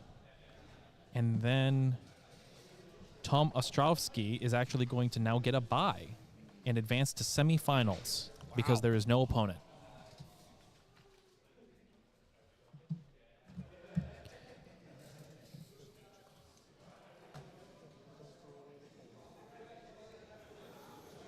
All right. Mike in blue, Jacob in red. It's going to be super interesting. I've seen both of these fencers for so long. Have they encountered each other before? No, this is their first time. Probing cut outside arm, flesh in. Did it arrive? Looks like it was parried, but that Zverk did land. And that's what they're going to call. Jacob's got a wicked left Zverk when it... Okay, he's going to self-call something. Looks like he's self-calling an afterblow. Yeah, Mike might have got his patented right Zverk in there. I thought I saw that as they were going past each other. We have Jacob thrusting, hanging low. Michael cutting with a Mazzano. Yeah, he likes that cut to the left side from Vomtog. It's a good feint. Does he combo out of that often? Hmm? Does he combo out of that often? Yeah, a little bit.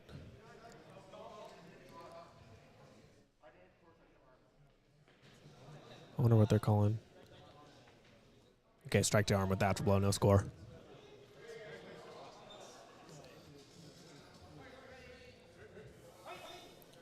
Looks like we've got a blow after blow for red, net 0.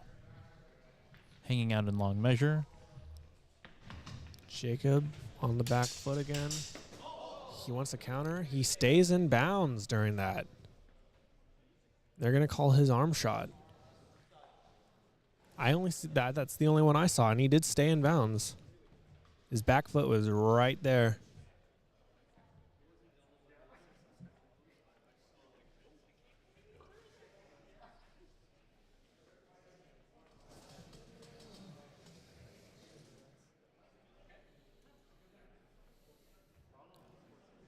Yeah, it looks like there was an elevation change. Jacob drops down. Michael attempts to do a false edge descending cut.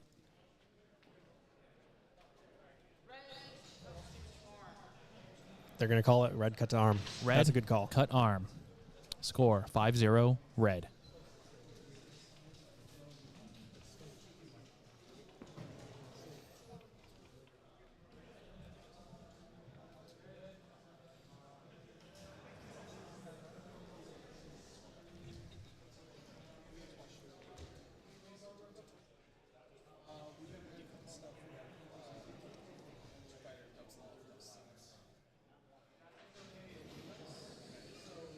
Going back to the bracket, see if there's any updates. Kyle Lazarevic has defeated Ryan Renfro 6-4 and advances to Close match, too. Advances to quarters. Wow. Good job, Kyle. Ryan is so tough.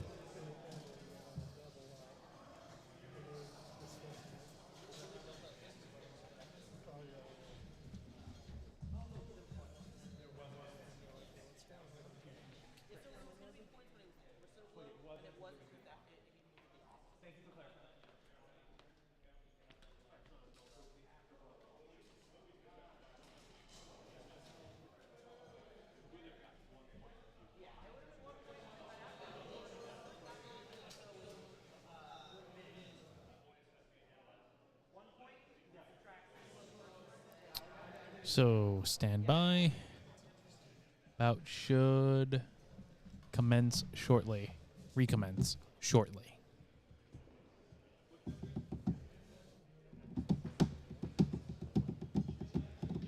Can you play YYZ by Neil Peart? Probably not, but I can play the intro to Painkiller. Is that the Judas Priest song? Yeah. He is the painkiller. It's actually a pretty simple little drum intro. It's not as complicated as I think people make it out to be.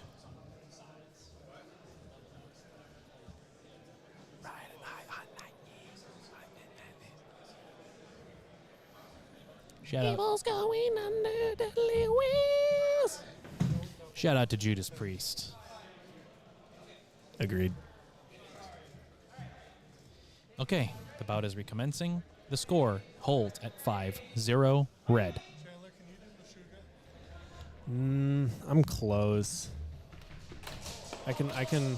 Ooh. Blue comes in, point to head, and then a ring out against red. We shall see if there's a strike before the ring out. I'm sure I can do some Meshuggah. It's not really something I practice a whole lot, though. At the moment, I probably couldn't do bleed. I'm not great on my feet. I'm more adept on my hands, so I'm kind of a blast beat guy. Looking at the high-speed relay, Michael comes in. Oh, excuse me. That's a previous exchange. Bleed isn't incredibly complicated. It's just you got to stay consistent. You got to stay tight with it. Once you get the sort of polyrhythm down, then you can roll with it. I used to be able to do a 7 on my right and a 5 on my left. I need to relearn that though. That was one of my favorite polyrhythms to play.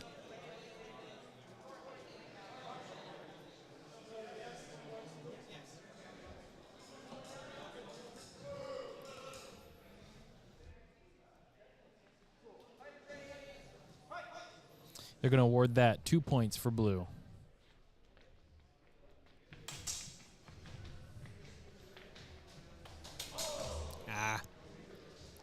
Red comes in with a flesh. Not sure if it arrives. It looks like they're saying that it arrives, and then blue has a false edge cut. They're calling a double. I think they were both relatively the same quality, which was not amazing, but technically there. First double.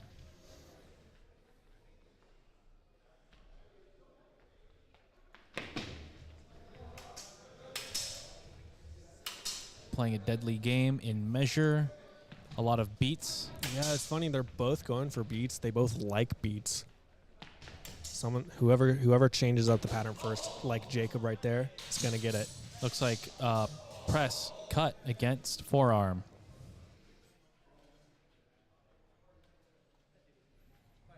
Score 7-2 red.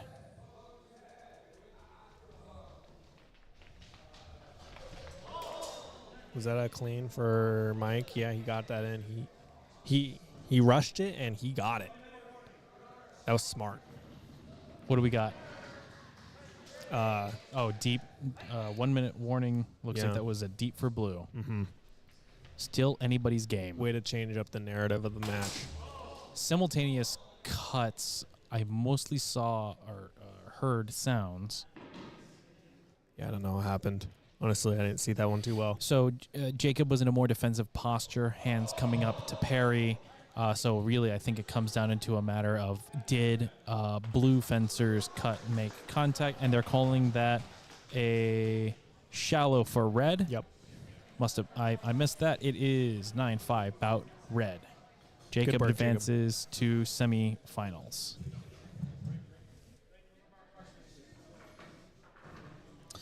In other news, on the other side of the bracket, Justin Beck in red is facing Jacob Plum in blue.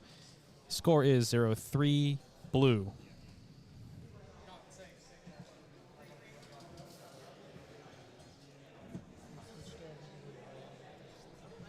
All streamers out there, we are looking at Ring 1 currently.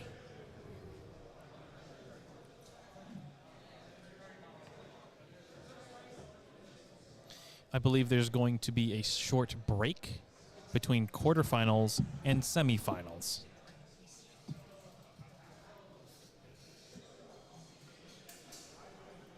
Whoever wins this bout gets to fence Kyle Lazarovich in quarterfinals.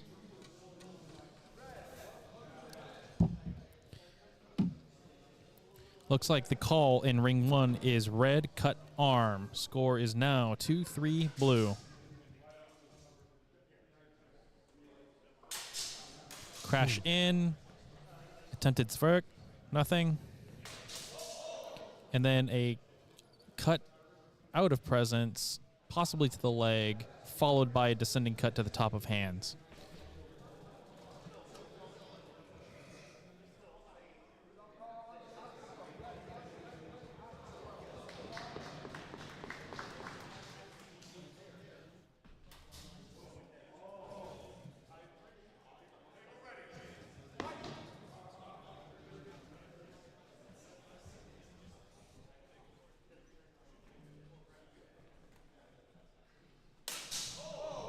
Cut to the hands from Justin right there. Nice one.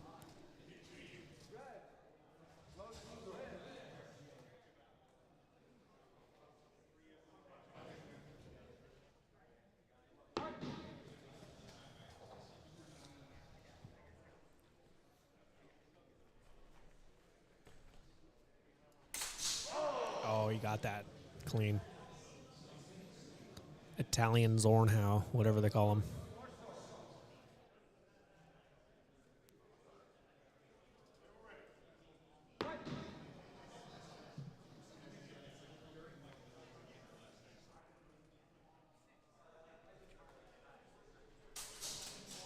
That looked like Justin clean.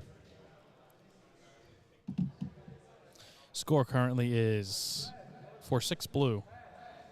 They're going to call it for clean for Justin. That's going to take him 7-6. Ooh. Yeah. Attempted cut leg. I think that arrives. That's going to get it. Red, cut leg. Good change of direction to save him for the elim match. And in a reversal, Justin Beck wins and moves on to face Kyle Lazarovich in quarterfinals. Nice.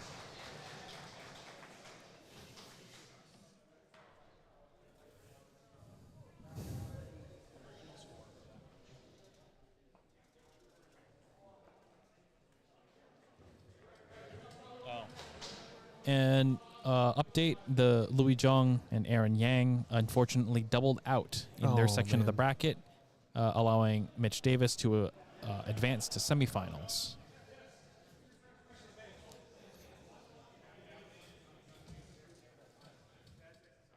Now we move on to the next bout, Kyle Lazarovich in red versus Justin Beck in blue.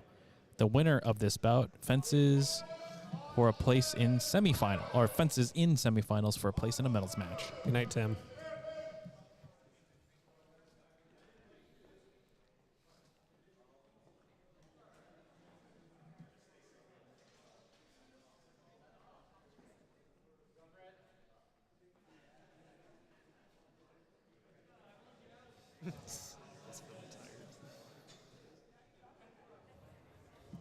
Well, I guess as the kids say, probably today I'm going to crush a fat sleep when I get home.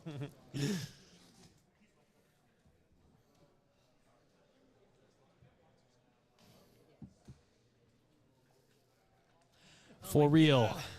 No cap. Do they still say that? I feel like they don't say no cap anymore. It's fading away, I hope.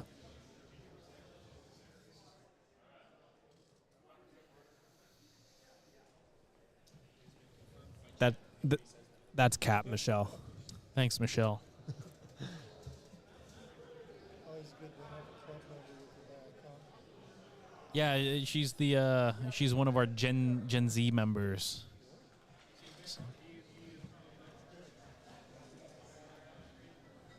Oh, my commentary is perfect, Michelle.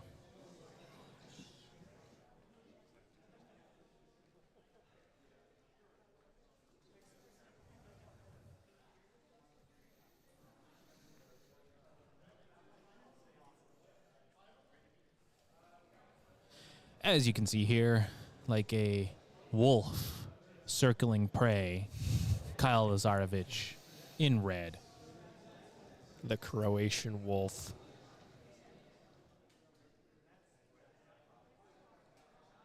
Give us the DL on Justin Beck, Chandler.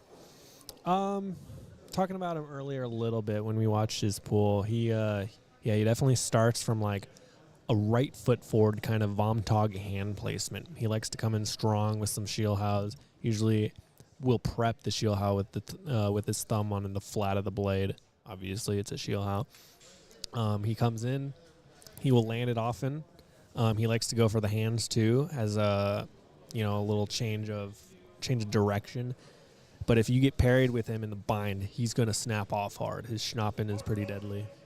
I think of all the fencers that he could have been matched up against in elims, Kyle is the best matchup probably that he could have asked for. Yeah.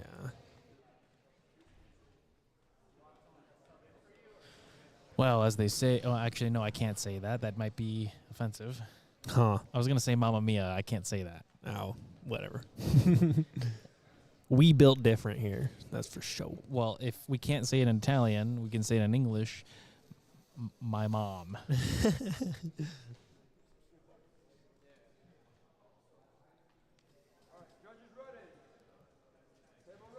Kyle in red, Justin in blue. Here we go. First exchange.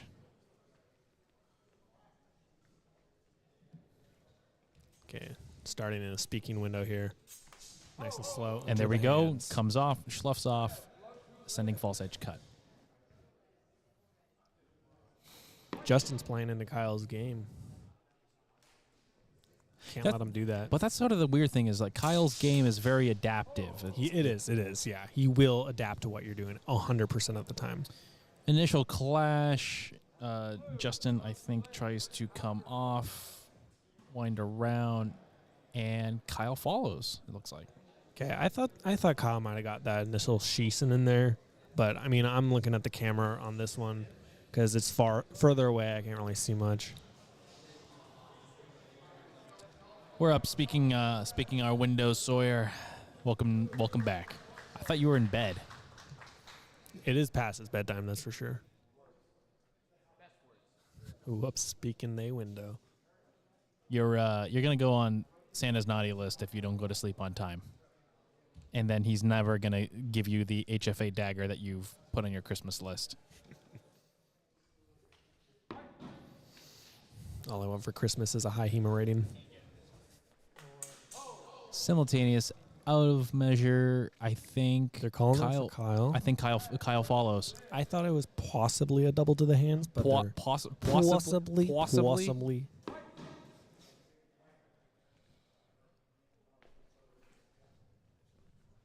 All right, just hopefully we wrap up this tournament in the next 14 minutes so Sawyer can go to bed on time. Simultaneous thrusts coming in, not sure targets, and then the continuation is parried by Kyle. Differing opinions from the judges. All I have to say is that afterblow parry, like almost in half sword from Kyle, one hand on it, that was so cool. No consensus, that's fair. I thought maybe Kyle got that point in. Score is currently 4-1 red. Provoke, take. Attempted counter. Changing angles. Always a different angle And with Kyle. then from parry repost, I believe red arrives to shallow. Yeah, I believe so too. Justin followed that well and caught him. Okay, afterblow gets in, no score.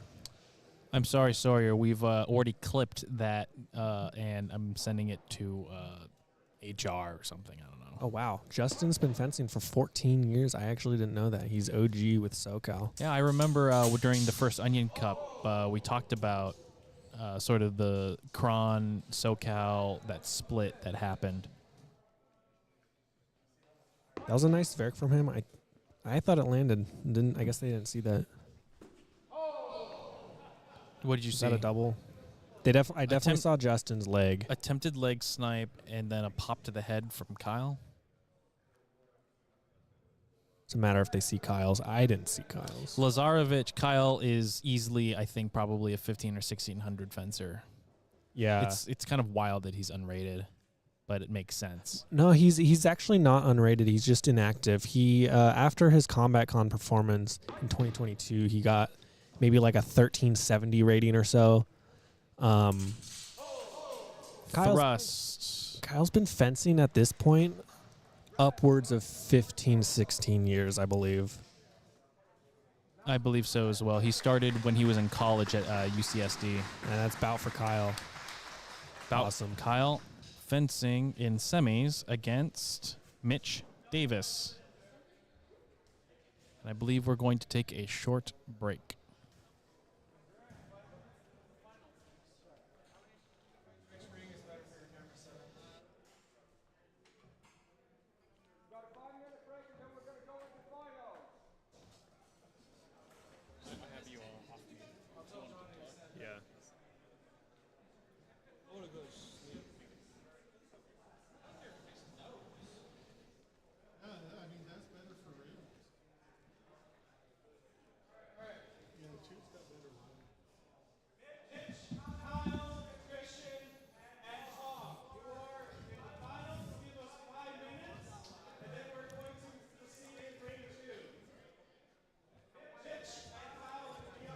Not the top four I predicted, but unfortunately 2 of the top 4 that I did predict got doubled out. Louis Zong and Yanwen Zhu. Jacob is there, and Kyle would have been my next pick. I was putting him at like, an alternate for like fourth or something or third, but it's cool to see him in the semis. He absolutely belongs there, no question. And Mitch taking the 1 seed as well. He definitely belongs there too. He's fencing far more different than I've ever seen, but definitely better than I've ever seen. He's been working on some stuff. I can tell that.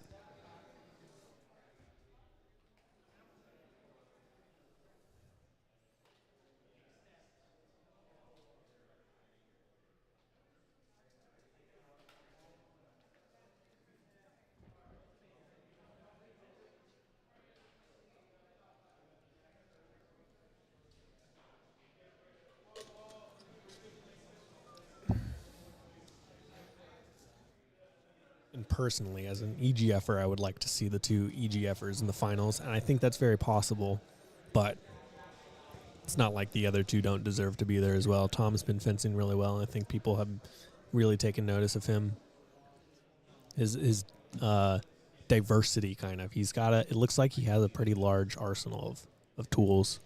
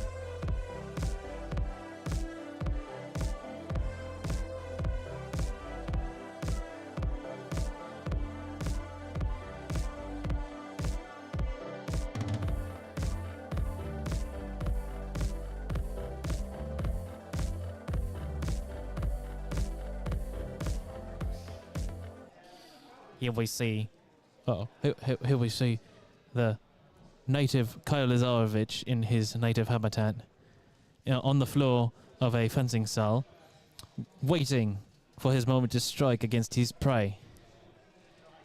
As you can see, the Kyle Lazarovich has decided to not opt for a padded jacket. That's because his body, his form is so strong from harness fechten that he is unable and unwilling to wear anything with padding, as it dulls the feeling. His restful position enables good circulation in all of his limbs. The accent is slipping. As he waits for his prey to strike. No, that's French. I don't know. I could do Arnold Schwarzenegger. That's maybe offensive. I'll do Steve Irwin. Look at what we have here. What? Coyle sitting in the corner. He looks like he's conversing. It's a very social environment in a HEMA tournament sometimes. Even though they don't socialize all too well, the inhabitants of a HEMA tournament, it's still forced upon them in close proximity.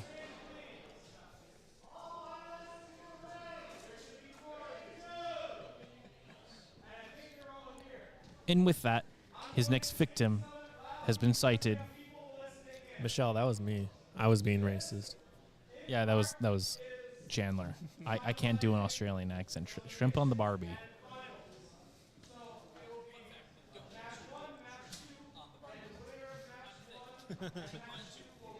It's actually a steak on the babby.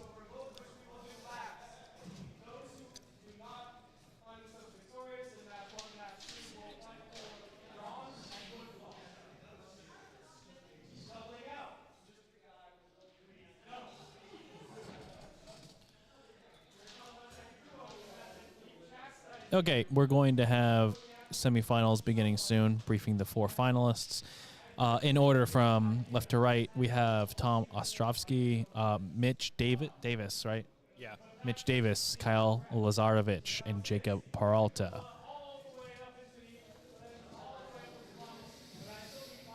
Should we yell Austria if Kyle's in the finals? If he wins. If he gets a dagger stab. Oh, that would be it. Or should we just he's not even Austrian. Should we just go to Croatian because he's Croatian? Okay, cool. Who's first in the ring? On red, we have Mitch Davis. On blue, we have Kyle. On deck? Who's on deck? On deck. The only match. The only other match is on deck. We have Christian on red, and on blue, we have Michael. Who's on deck? There are 2 pairs left.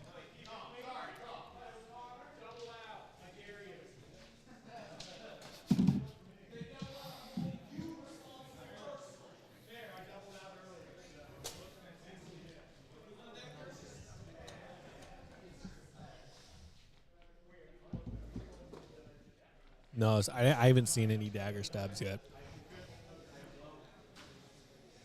It's really hard to pull off. Butcher more French at him. I don't think you can. I don't think you could pay me to speak French. No offense. And here we go. On guard, ready, fence. Allez. All right. Starting slow, but we know it's going to explode. There we go. Initial probing stab from Kyle. Self-call to the hands. Oh, and self-call. Good honor. Nice. That will be a double. Just watch it. Just watch it.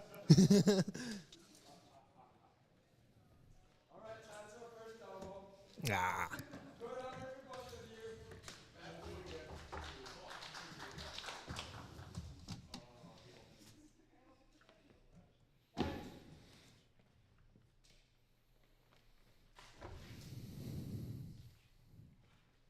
Mitch switching hands once again.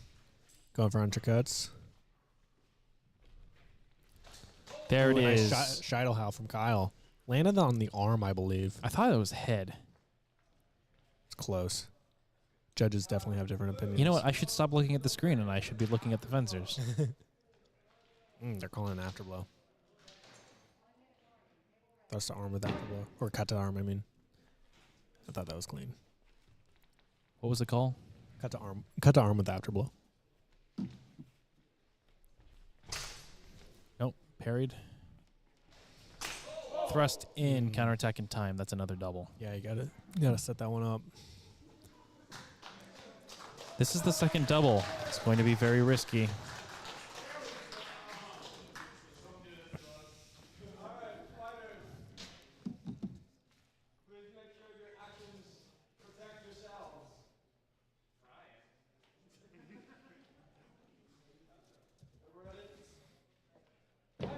Second double.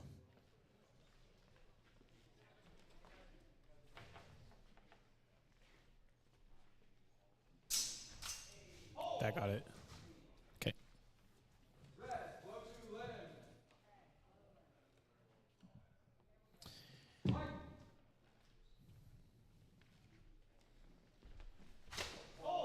Thrust in, arm, possible afterblow from red. And they didn't see Kyle's.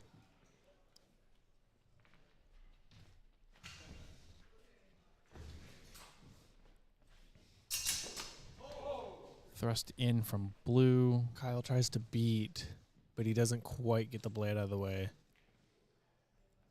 And then red cuts in shallow. Calling Kyle thrust to torso with afterblow. Okay, that'll Should be be 1 point. 1 point.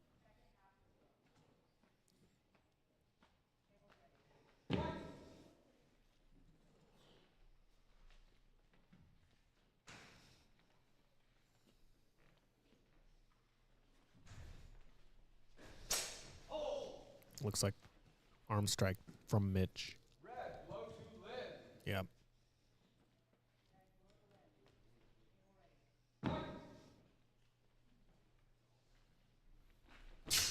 Oh, that's a nice thrust. from Thrust Kyle. blue. Could not see the point of red. Blue's thrust arrives deep target. Good honor. Yeah. Good honor to red. Red self calls that his was flat, even though I didn't really see it arrive. So that would be blue, blow to torso. Head. Blue, blow to head. Good honor. Thank you. Score Currently 6-3. 6-3. Yep. Lots of time left. No, it's 6 seconds are left. It's a Oh, count. It's a is it? count up. Oh, got it. Okay.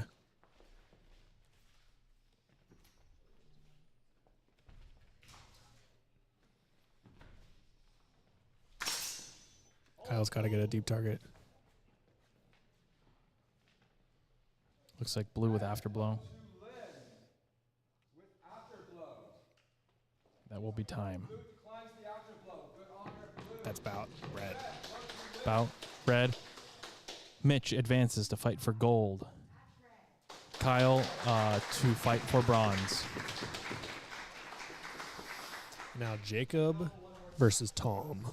This will be a good one. Both of them primarily single-handed sword users. Tom, rapier, dagger. Blue, we have Tom Ostrowski. Jacob, mostly single rapier. And both of them now having dabbled in longsword. And look where they are now.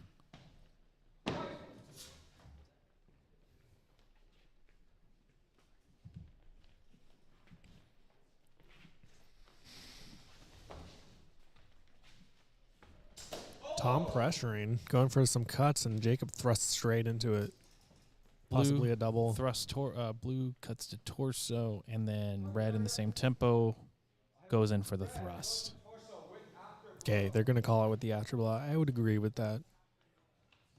1 point, Jacob.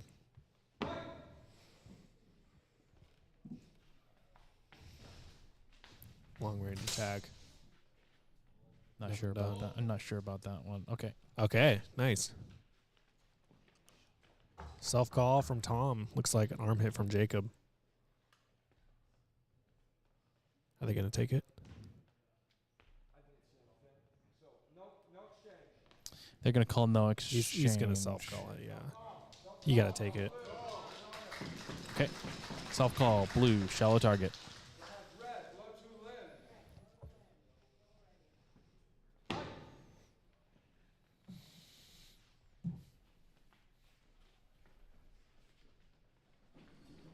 Feeling out measure. Tom is definitely the one initiating more often than Yeah. defending. Nice. And hit and parry after blow. Looked. I have red, blow to Lynn. Yeah. They're calling it clean.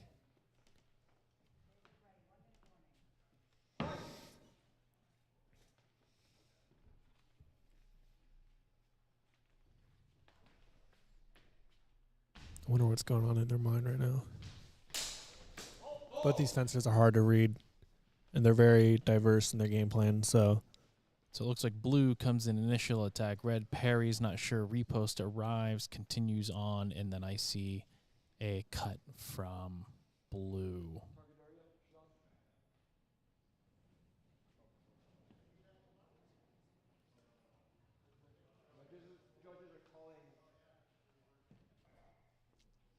It might be a no agreement, no exchange. yeah, it's hard to tell. 51 seconds have elapsed.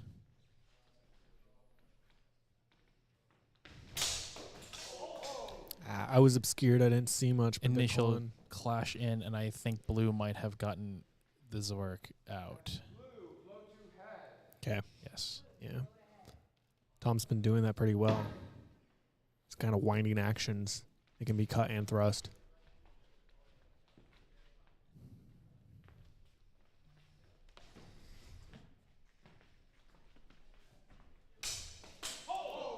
Cut. Clean hit. Attack blue. Cut arm after blow. I do not believe arrives. Yeah, it's parried.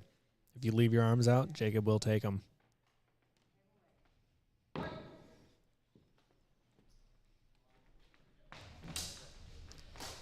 There it is again. And I think that's about. Nice and simple. One of the rangiest fencers I know. Jacob advances to fight for gold against Mitch Davis. Tom to fight for bronze against Kyle Lazarovich.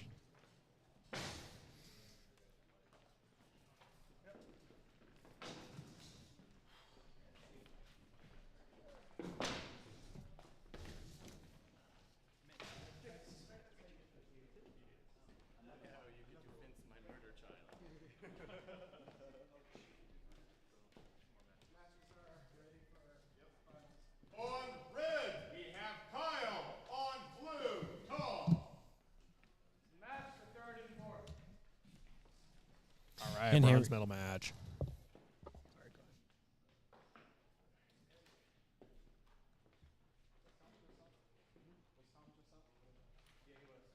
Tom, what do you like to break?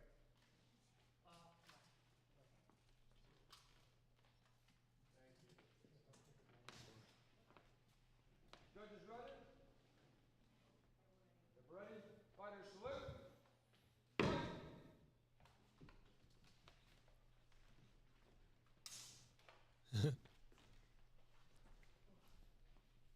Little awkward sword tap. And then out of that attempted cut, voided by Kyle, a thrust. And then red is also self-calling. Scores blow to Lynn. Good honor.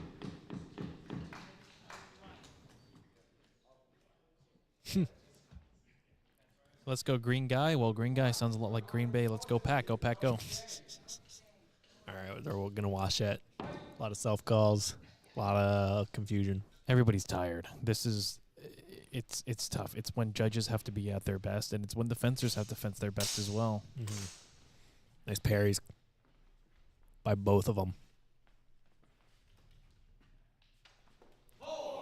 Nice. Blue Good comes probe. in, might have whiffed. Red comes in, thrust ahead. Yeah. Provoke and go.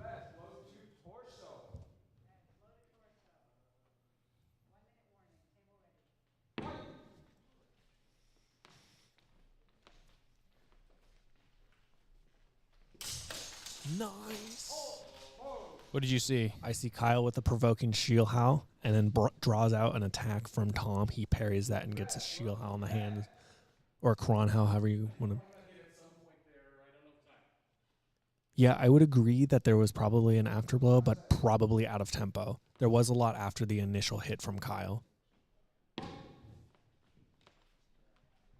They called that to the head, which is fair. The hands were in the way of the head, and in these rules, the judges are able to call that if they believe that the hands were blocking the attack going to the head. And as we discussed before, that is in the rules. Looks like blue, clean hit to limb.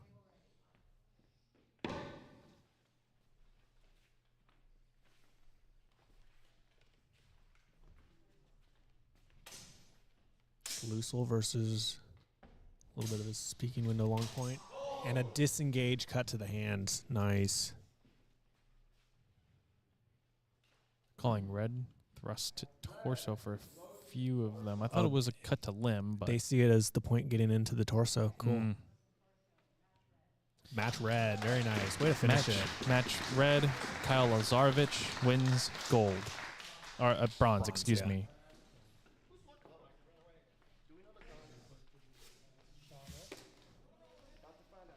Oh, that did get in there deep. That was a very nice circular disengage.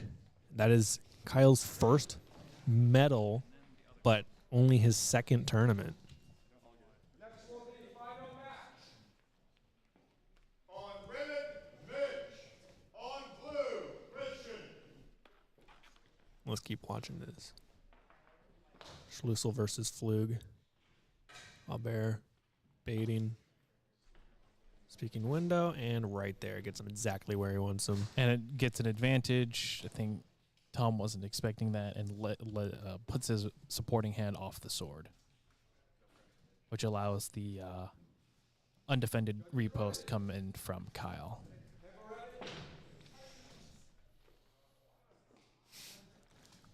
Hugs for the hug god.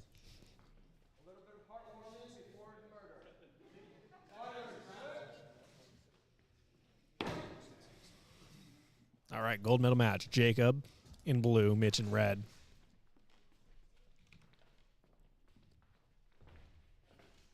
It's going to be energetic. I don't know. I can't see it. Simultaneous attacks. Blue slice against neck. First double. What happens if we get a double out in the gold medal match? I think in the rules it's okay. I mean, like, you can keep doubling. I don't think the double out applies to the finals matches now. Little hand change there. Feeling the distance. Both of them have been using distance extremely well this whole day. That looks like a cut from Jacob. They're going to call that a double, it looks Possibly like. afterblow. Because I see Mitch initiate the action. Jacob counterattacks in time with an ascending cut. Mm-hmm. Edgar, do I have a target area? We'll call that. I think the counter cut from Jacob was good. I didn't really see much on Midge's end.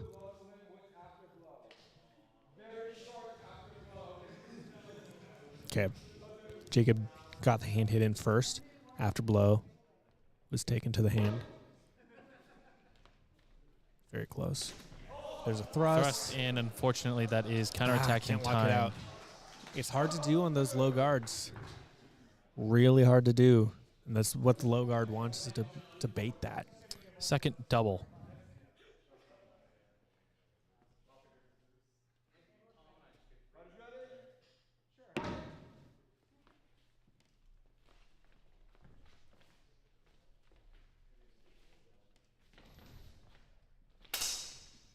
Possible hand to hands. And then Jacob comes off, attempts to hit to hands. Mitch attempting to come off and attack the head. They're going to call that thrust to the torso from Jacob with the afterblow. I thought it was cut to the arms. Either That- way, I think the afterblow did land. That will unfortunately be another net zero. Man. Nice timing. Jacob comes in, thrust. Mitch, ascending cut to the underside of the arms. I didn't see the double.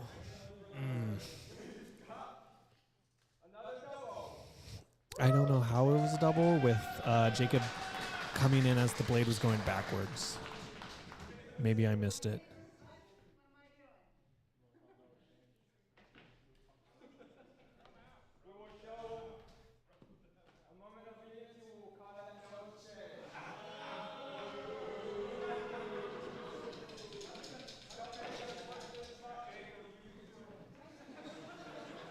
James, I don't believe so. I think for medals matches, they're just going to keep going. Yeah, from what I heard, I thought I heard that there's not going to be double outs in the finals. 1 minute warning. Simultaneous attacks. Looking like 1 is calling for red, 2 is calling for blue, 1 double, and then 1 blue after blow. 4 different calls. And unless there's a conference and a productive one, it might have to be a wash. Blow to limb with after blow.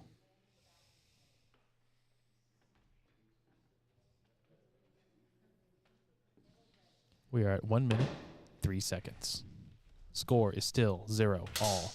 There's the lock. Are you not entertained?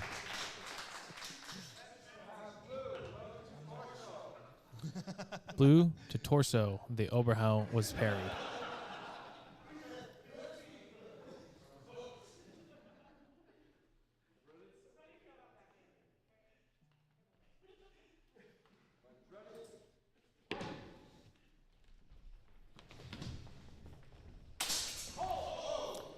Red comes in, cuts.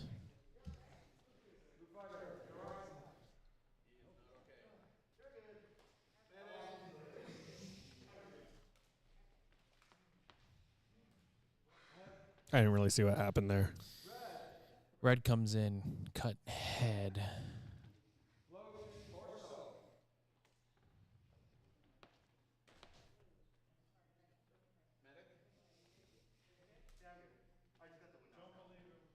Okay, it looks like, cut to Okay. the torso, knock the wind out of him a little Got bit. Score is tied up 3-all.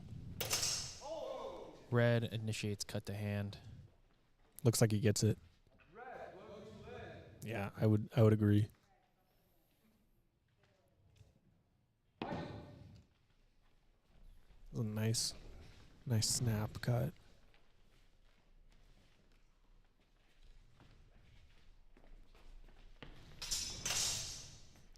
Switching, coming around. That's a clean cut to tie it up. Call is blue, cut to limb.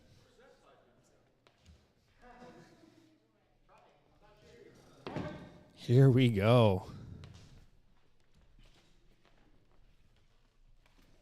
This is intense. Whoever's going to find the timing is going to get it. We are at time. This is final exchange. Who's going to stay present? I couldn't see what happened. I couldn't see blue's attack. Red thrusts, turns the edge, turns into a slice against the back. Either way, it looks like judges see both as hitting, and it's probably going to be nothing done. We have 2 for double, 1 each, blow after blow. Director will have to... Oh, we have a replay. What happened? The director has ruled no exchange. I don't think either of them were good, honestly. Looking at that, looks like attempted mutirans that didn't quite stick. It is currently a tie. We are now in sudden death.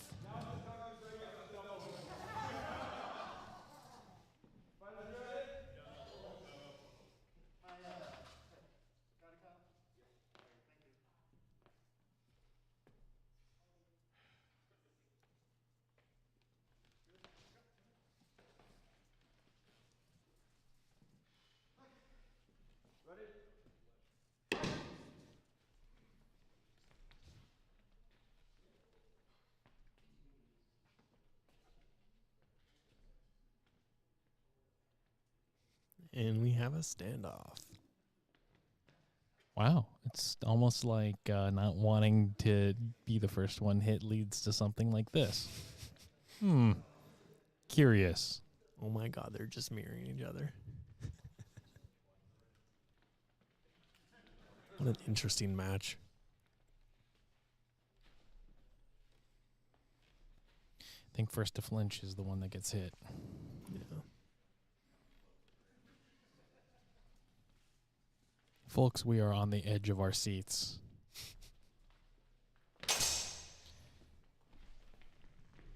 No call there.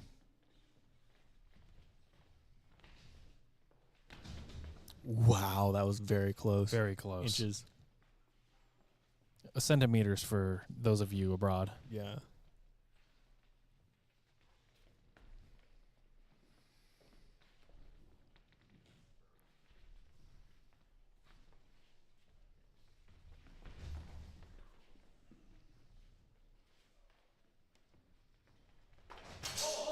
And it looks like red initiates cut to body. I didn't really see much. It was a middle house across the belly. We shall see what the ruling is. I think the ruling is They're calling that Red. match Mitch, yeah. red to torso. Nice. Mitch. That was a crazy match. Let's see what happens in the replay. Oh, okay. so the initial cut, no. Back Repost from edge. blue, no.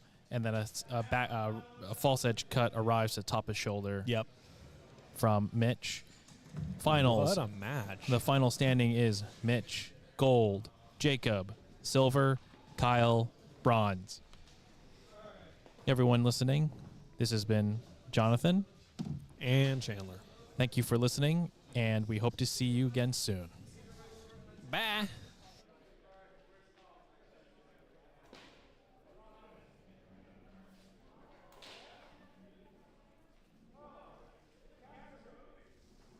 Yeah. All right, we're just going to watch the presentation of the medals while we have everything being taken down on our end.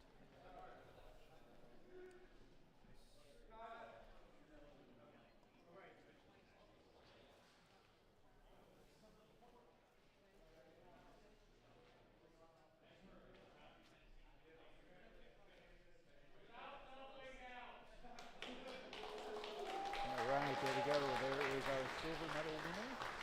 Kyle has taken home bronze for On Guard. And then they are also taking home silver too. Come back up one of these days. Yeah. When you And then our gold medal winner, hailing from Iron Gate in Fresno.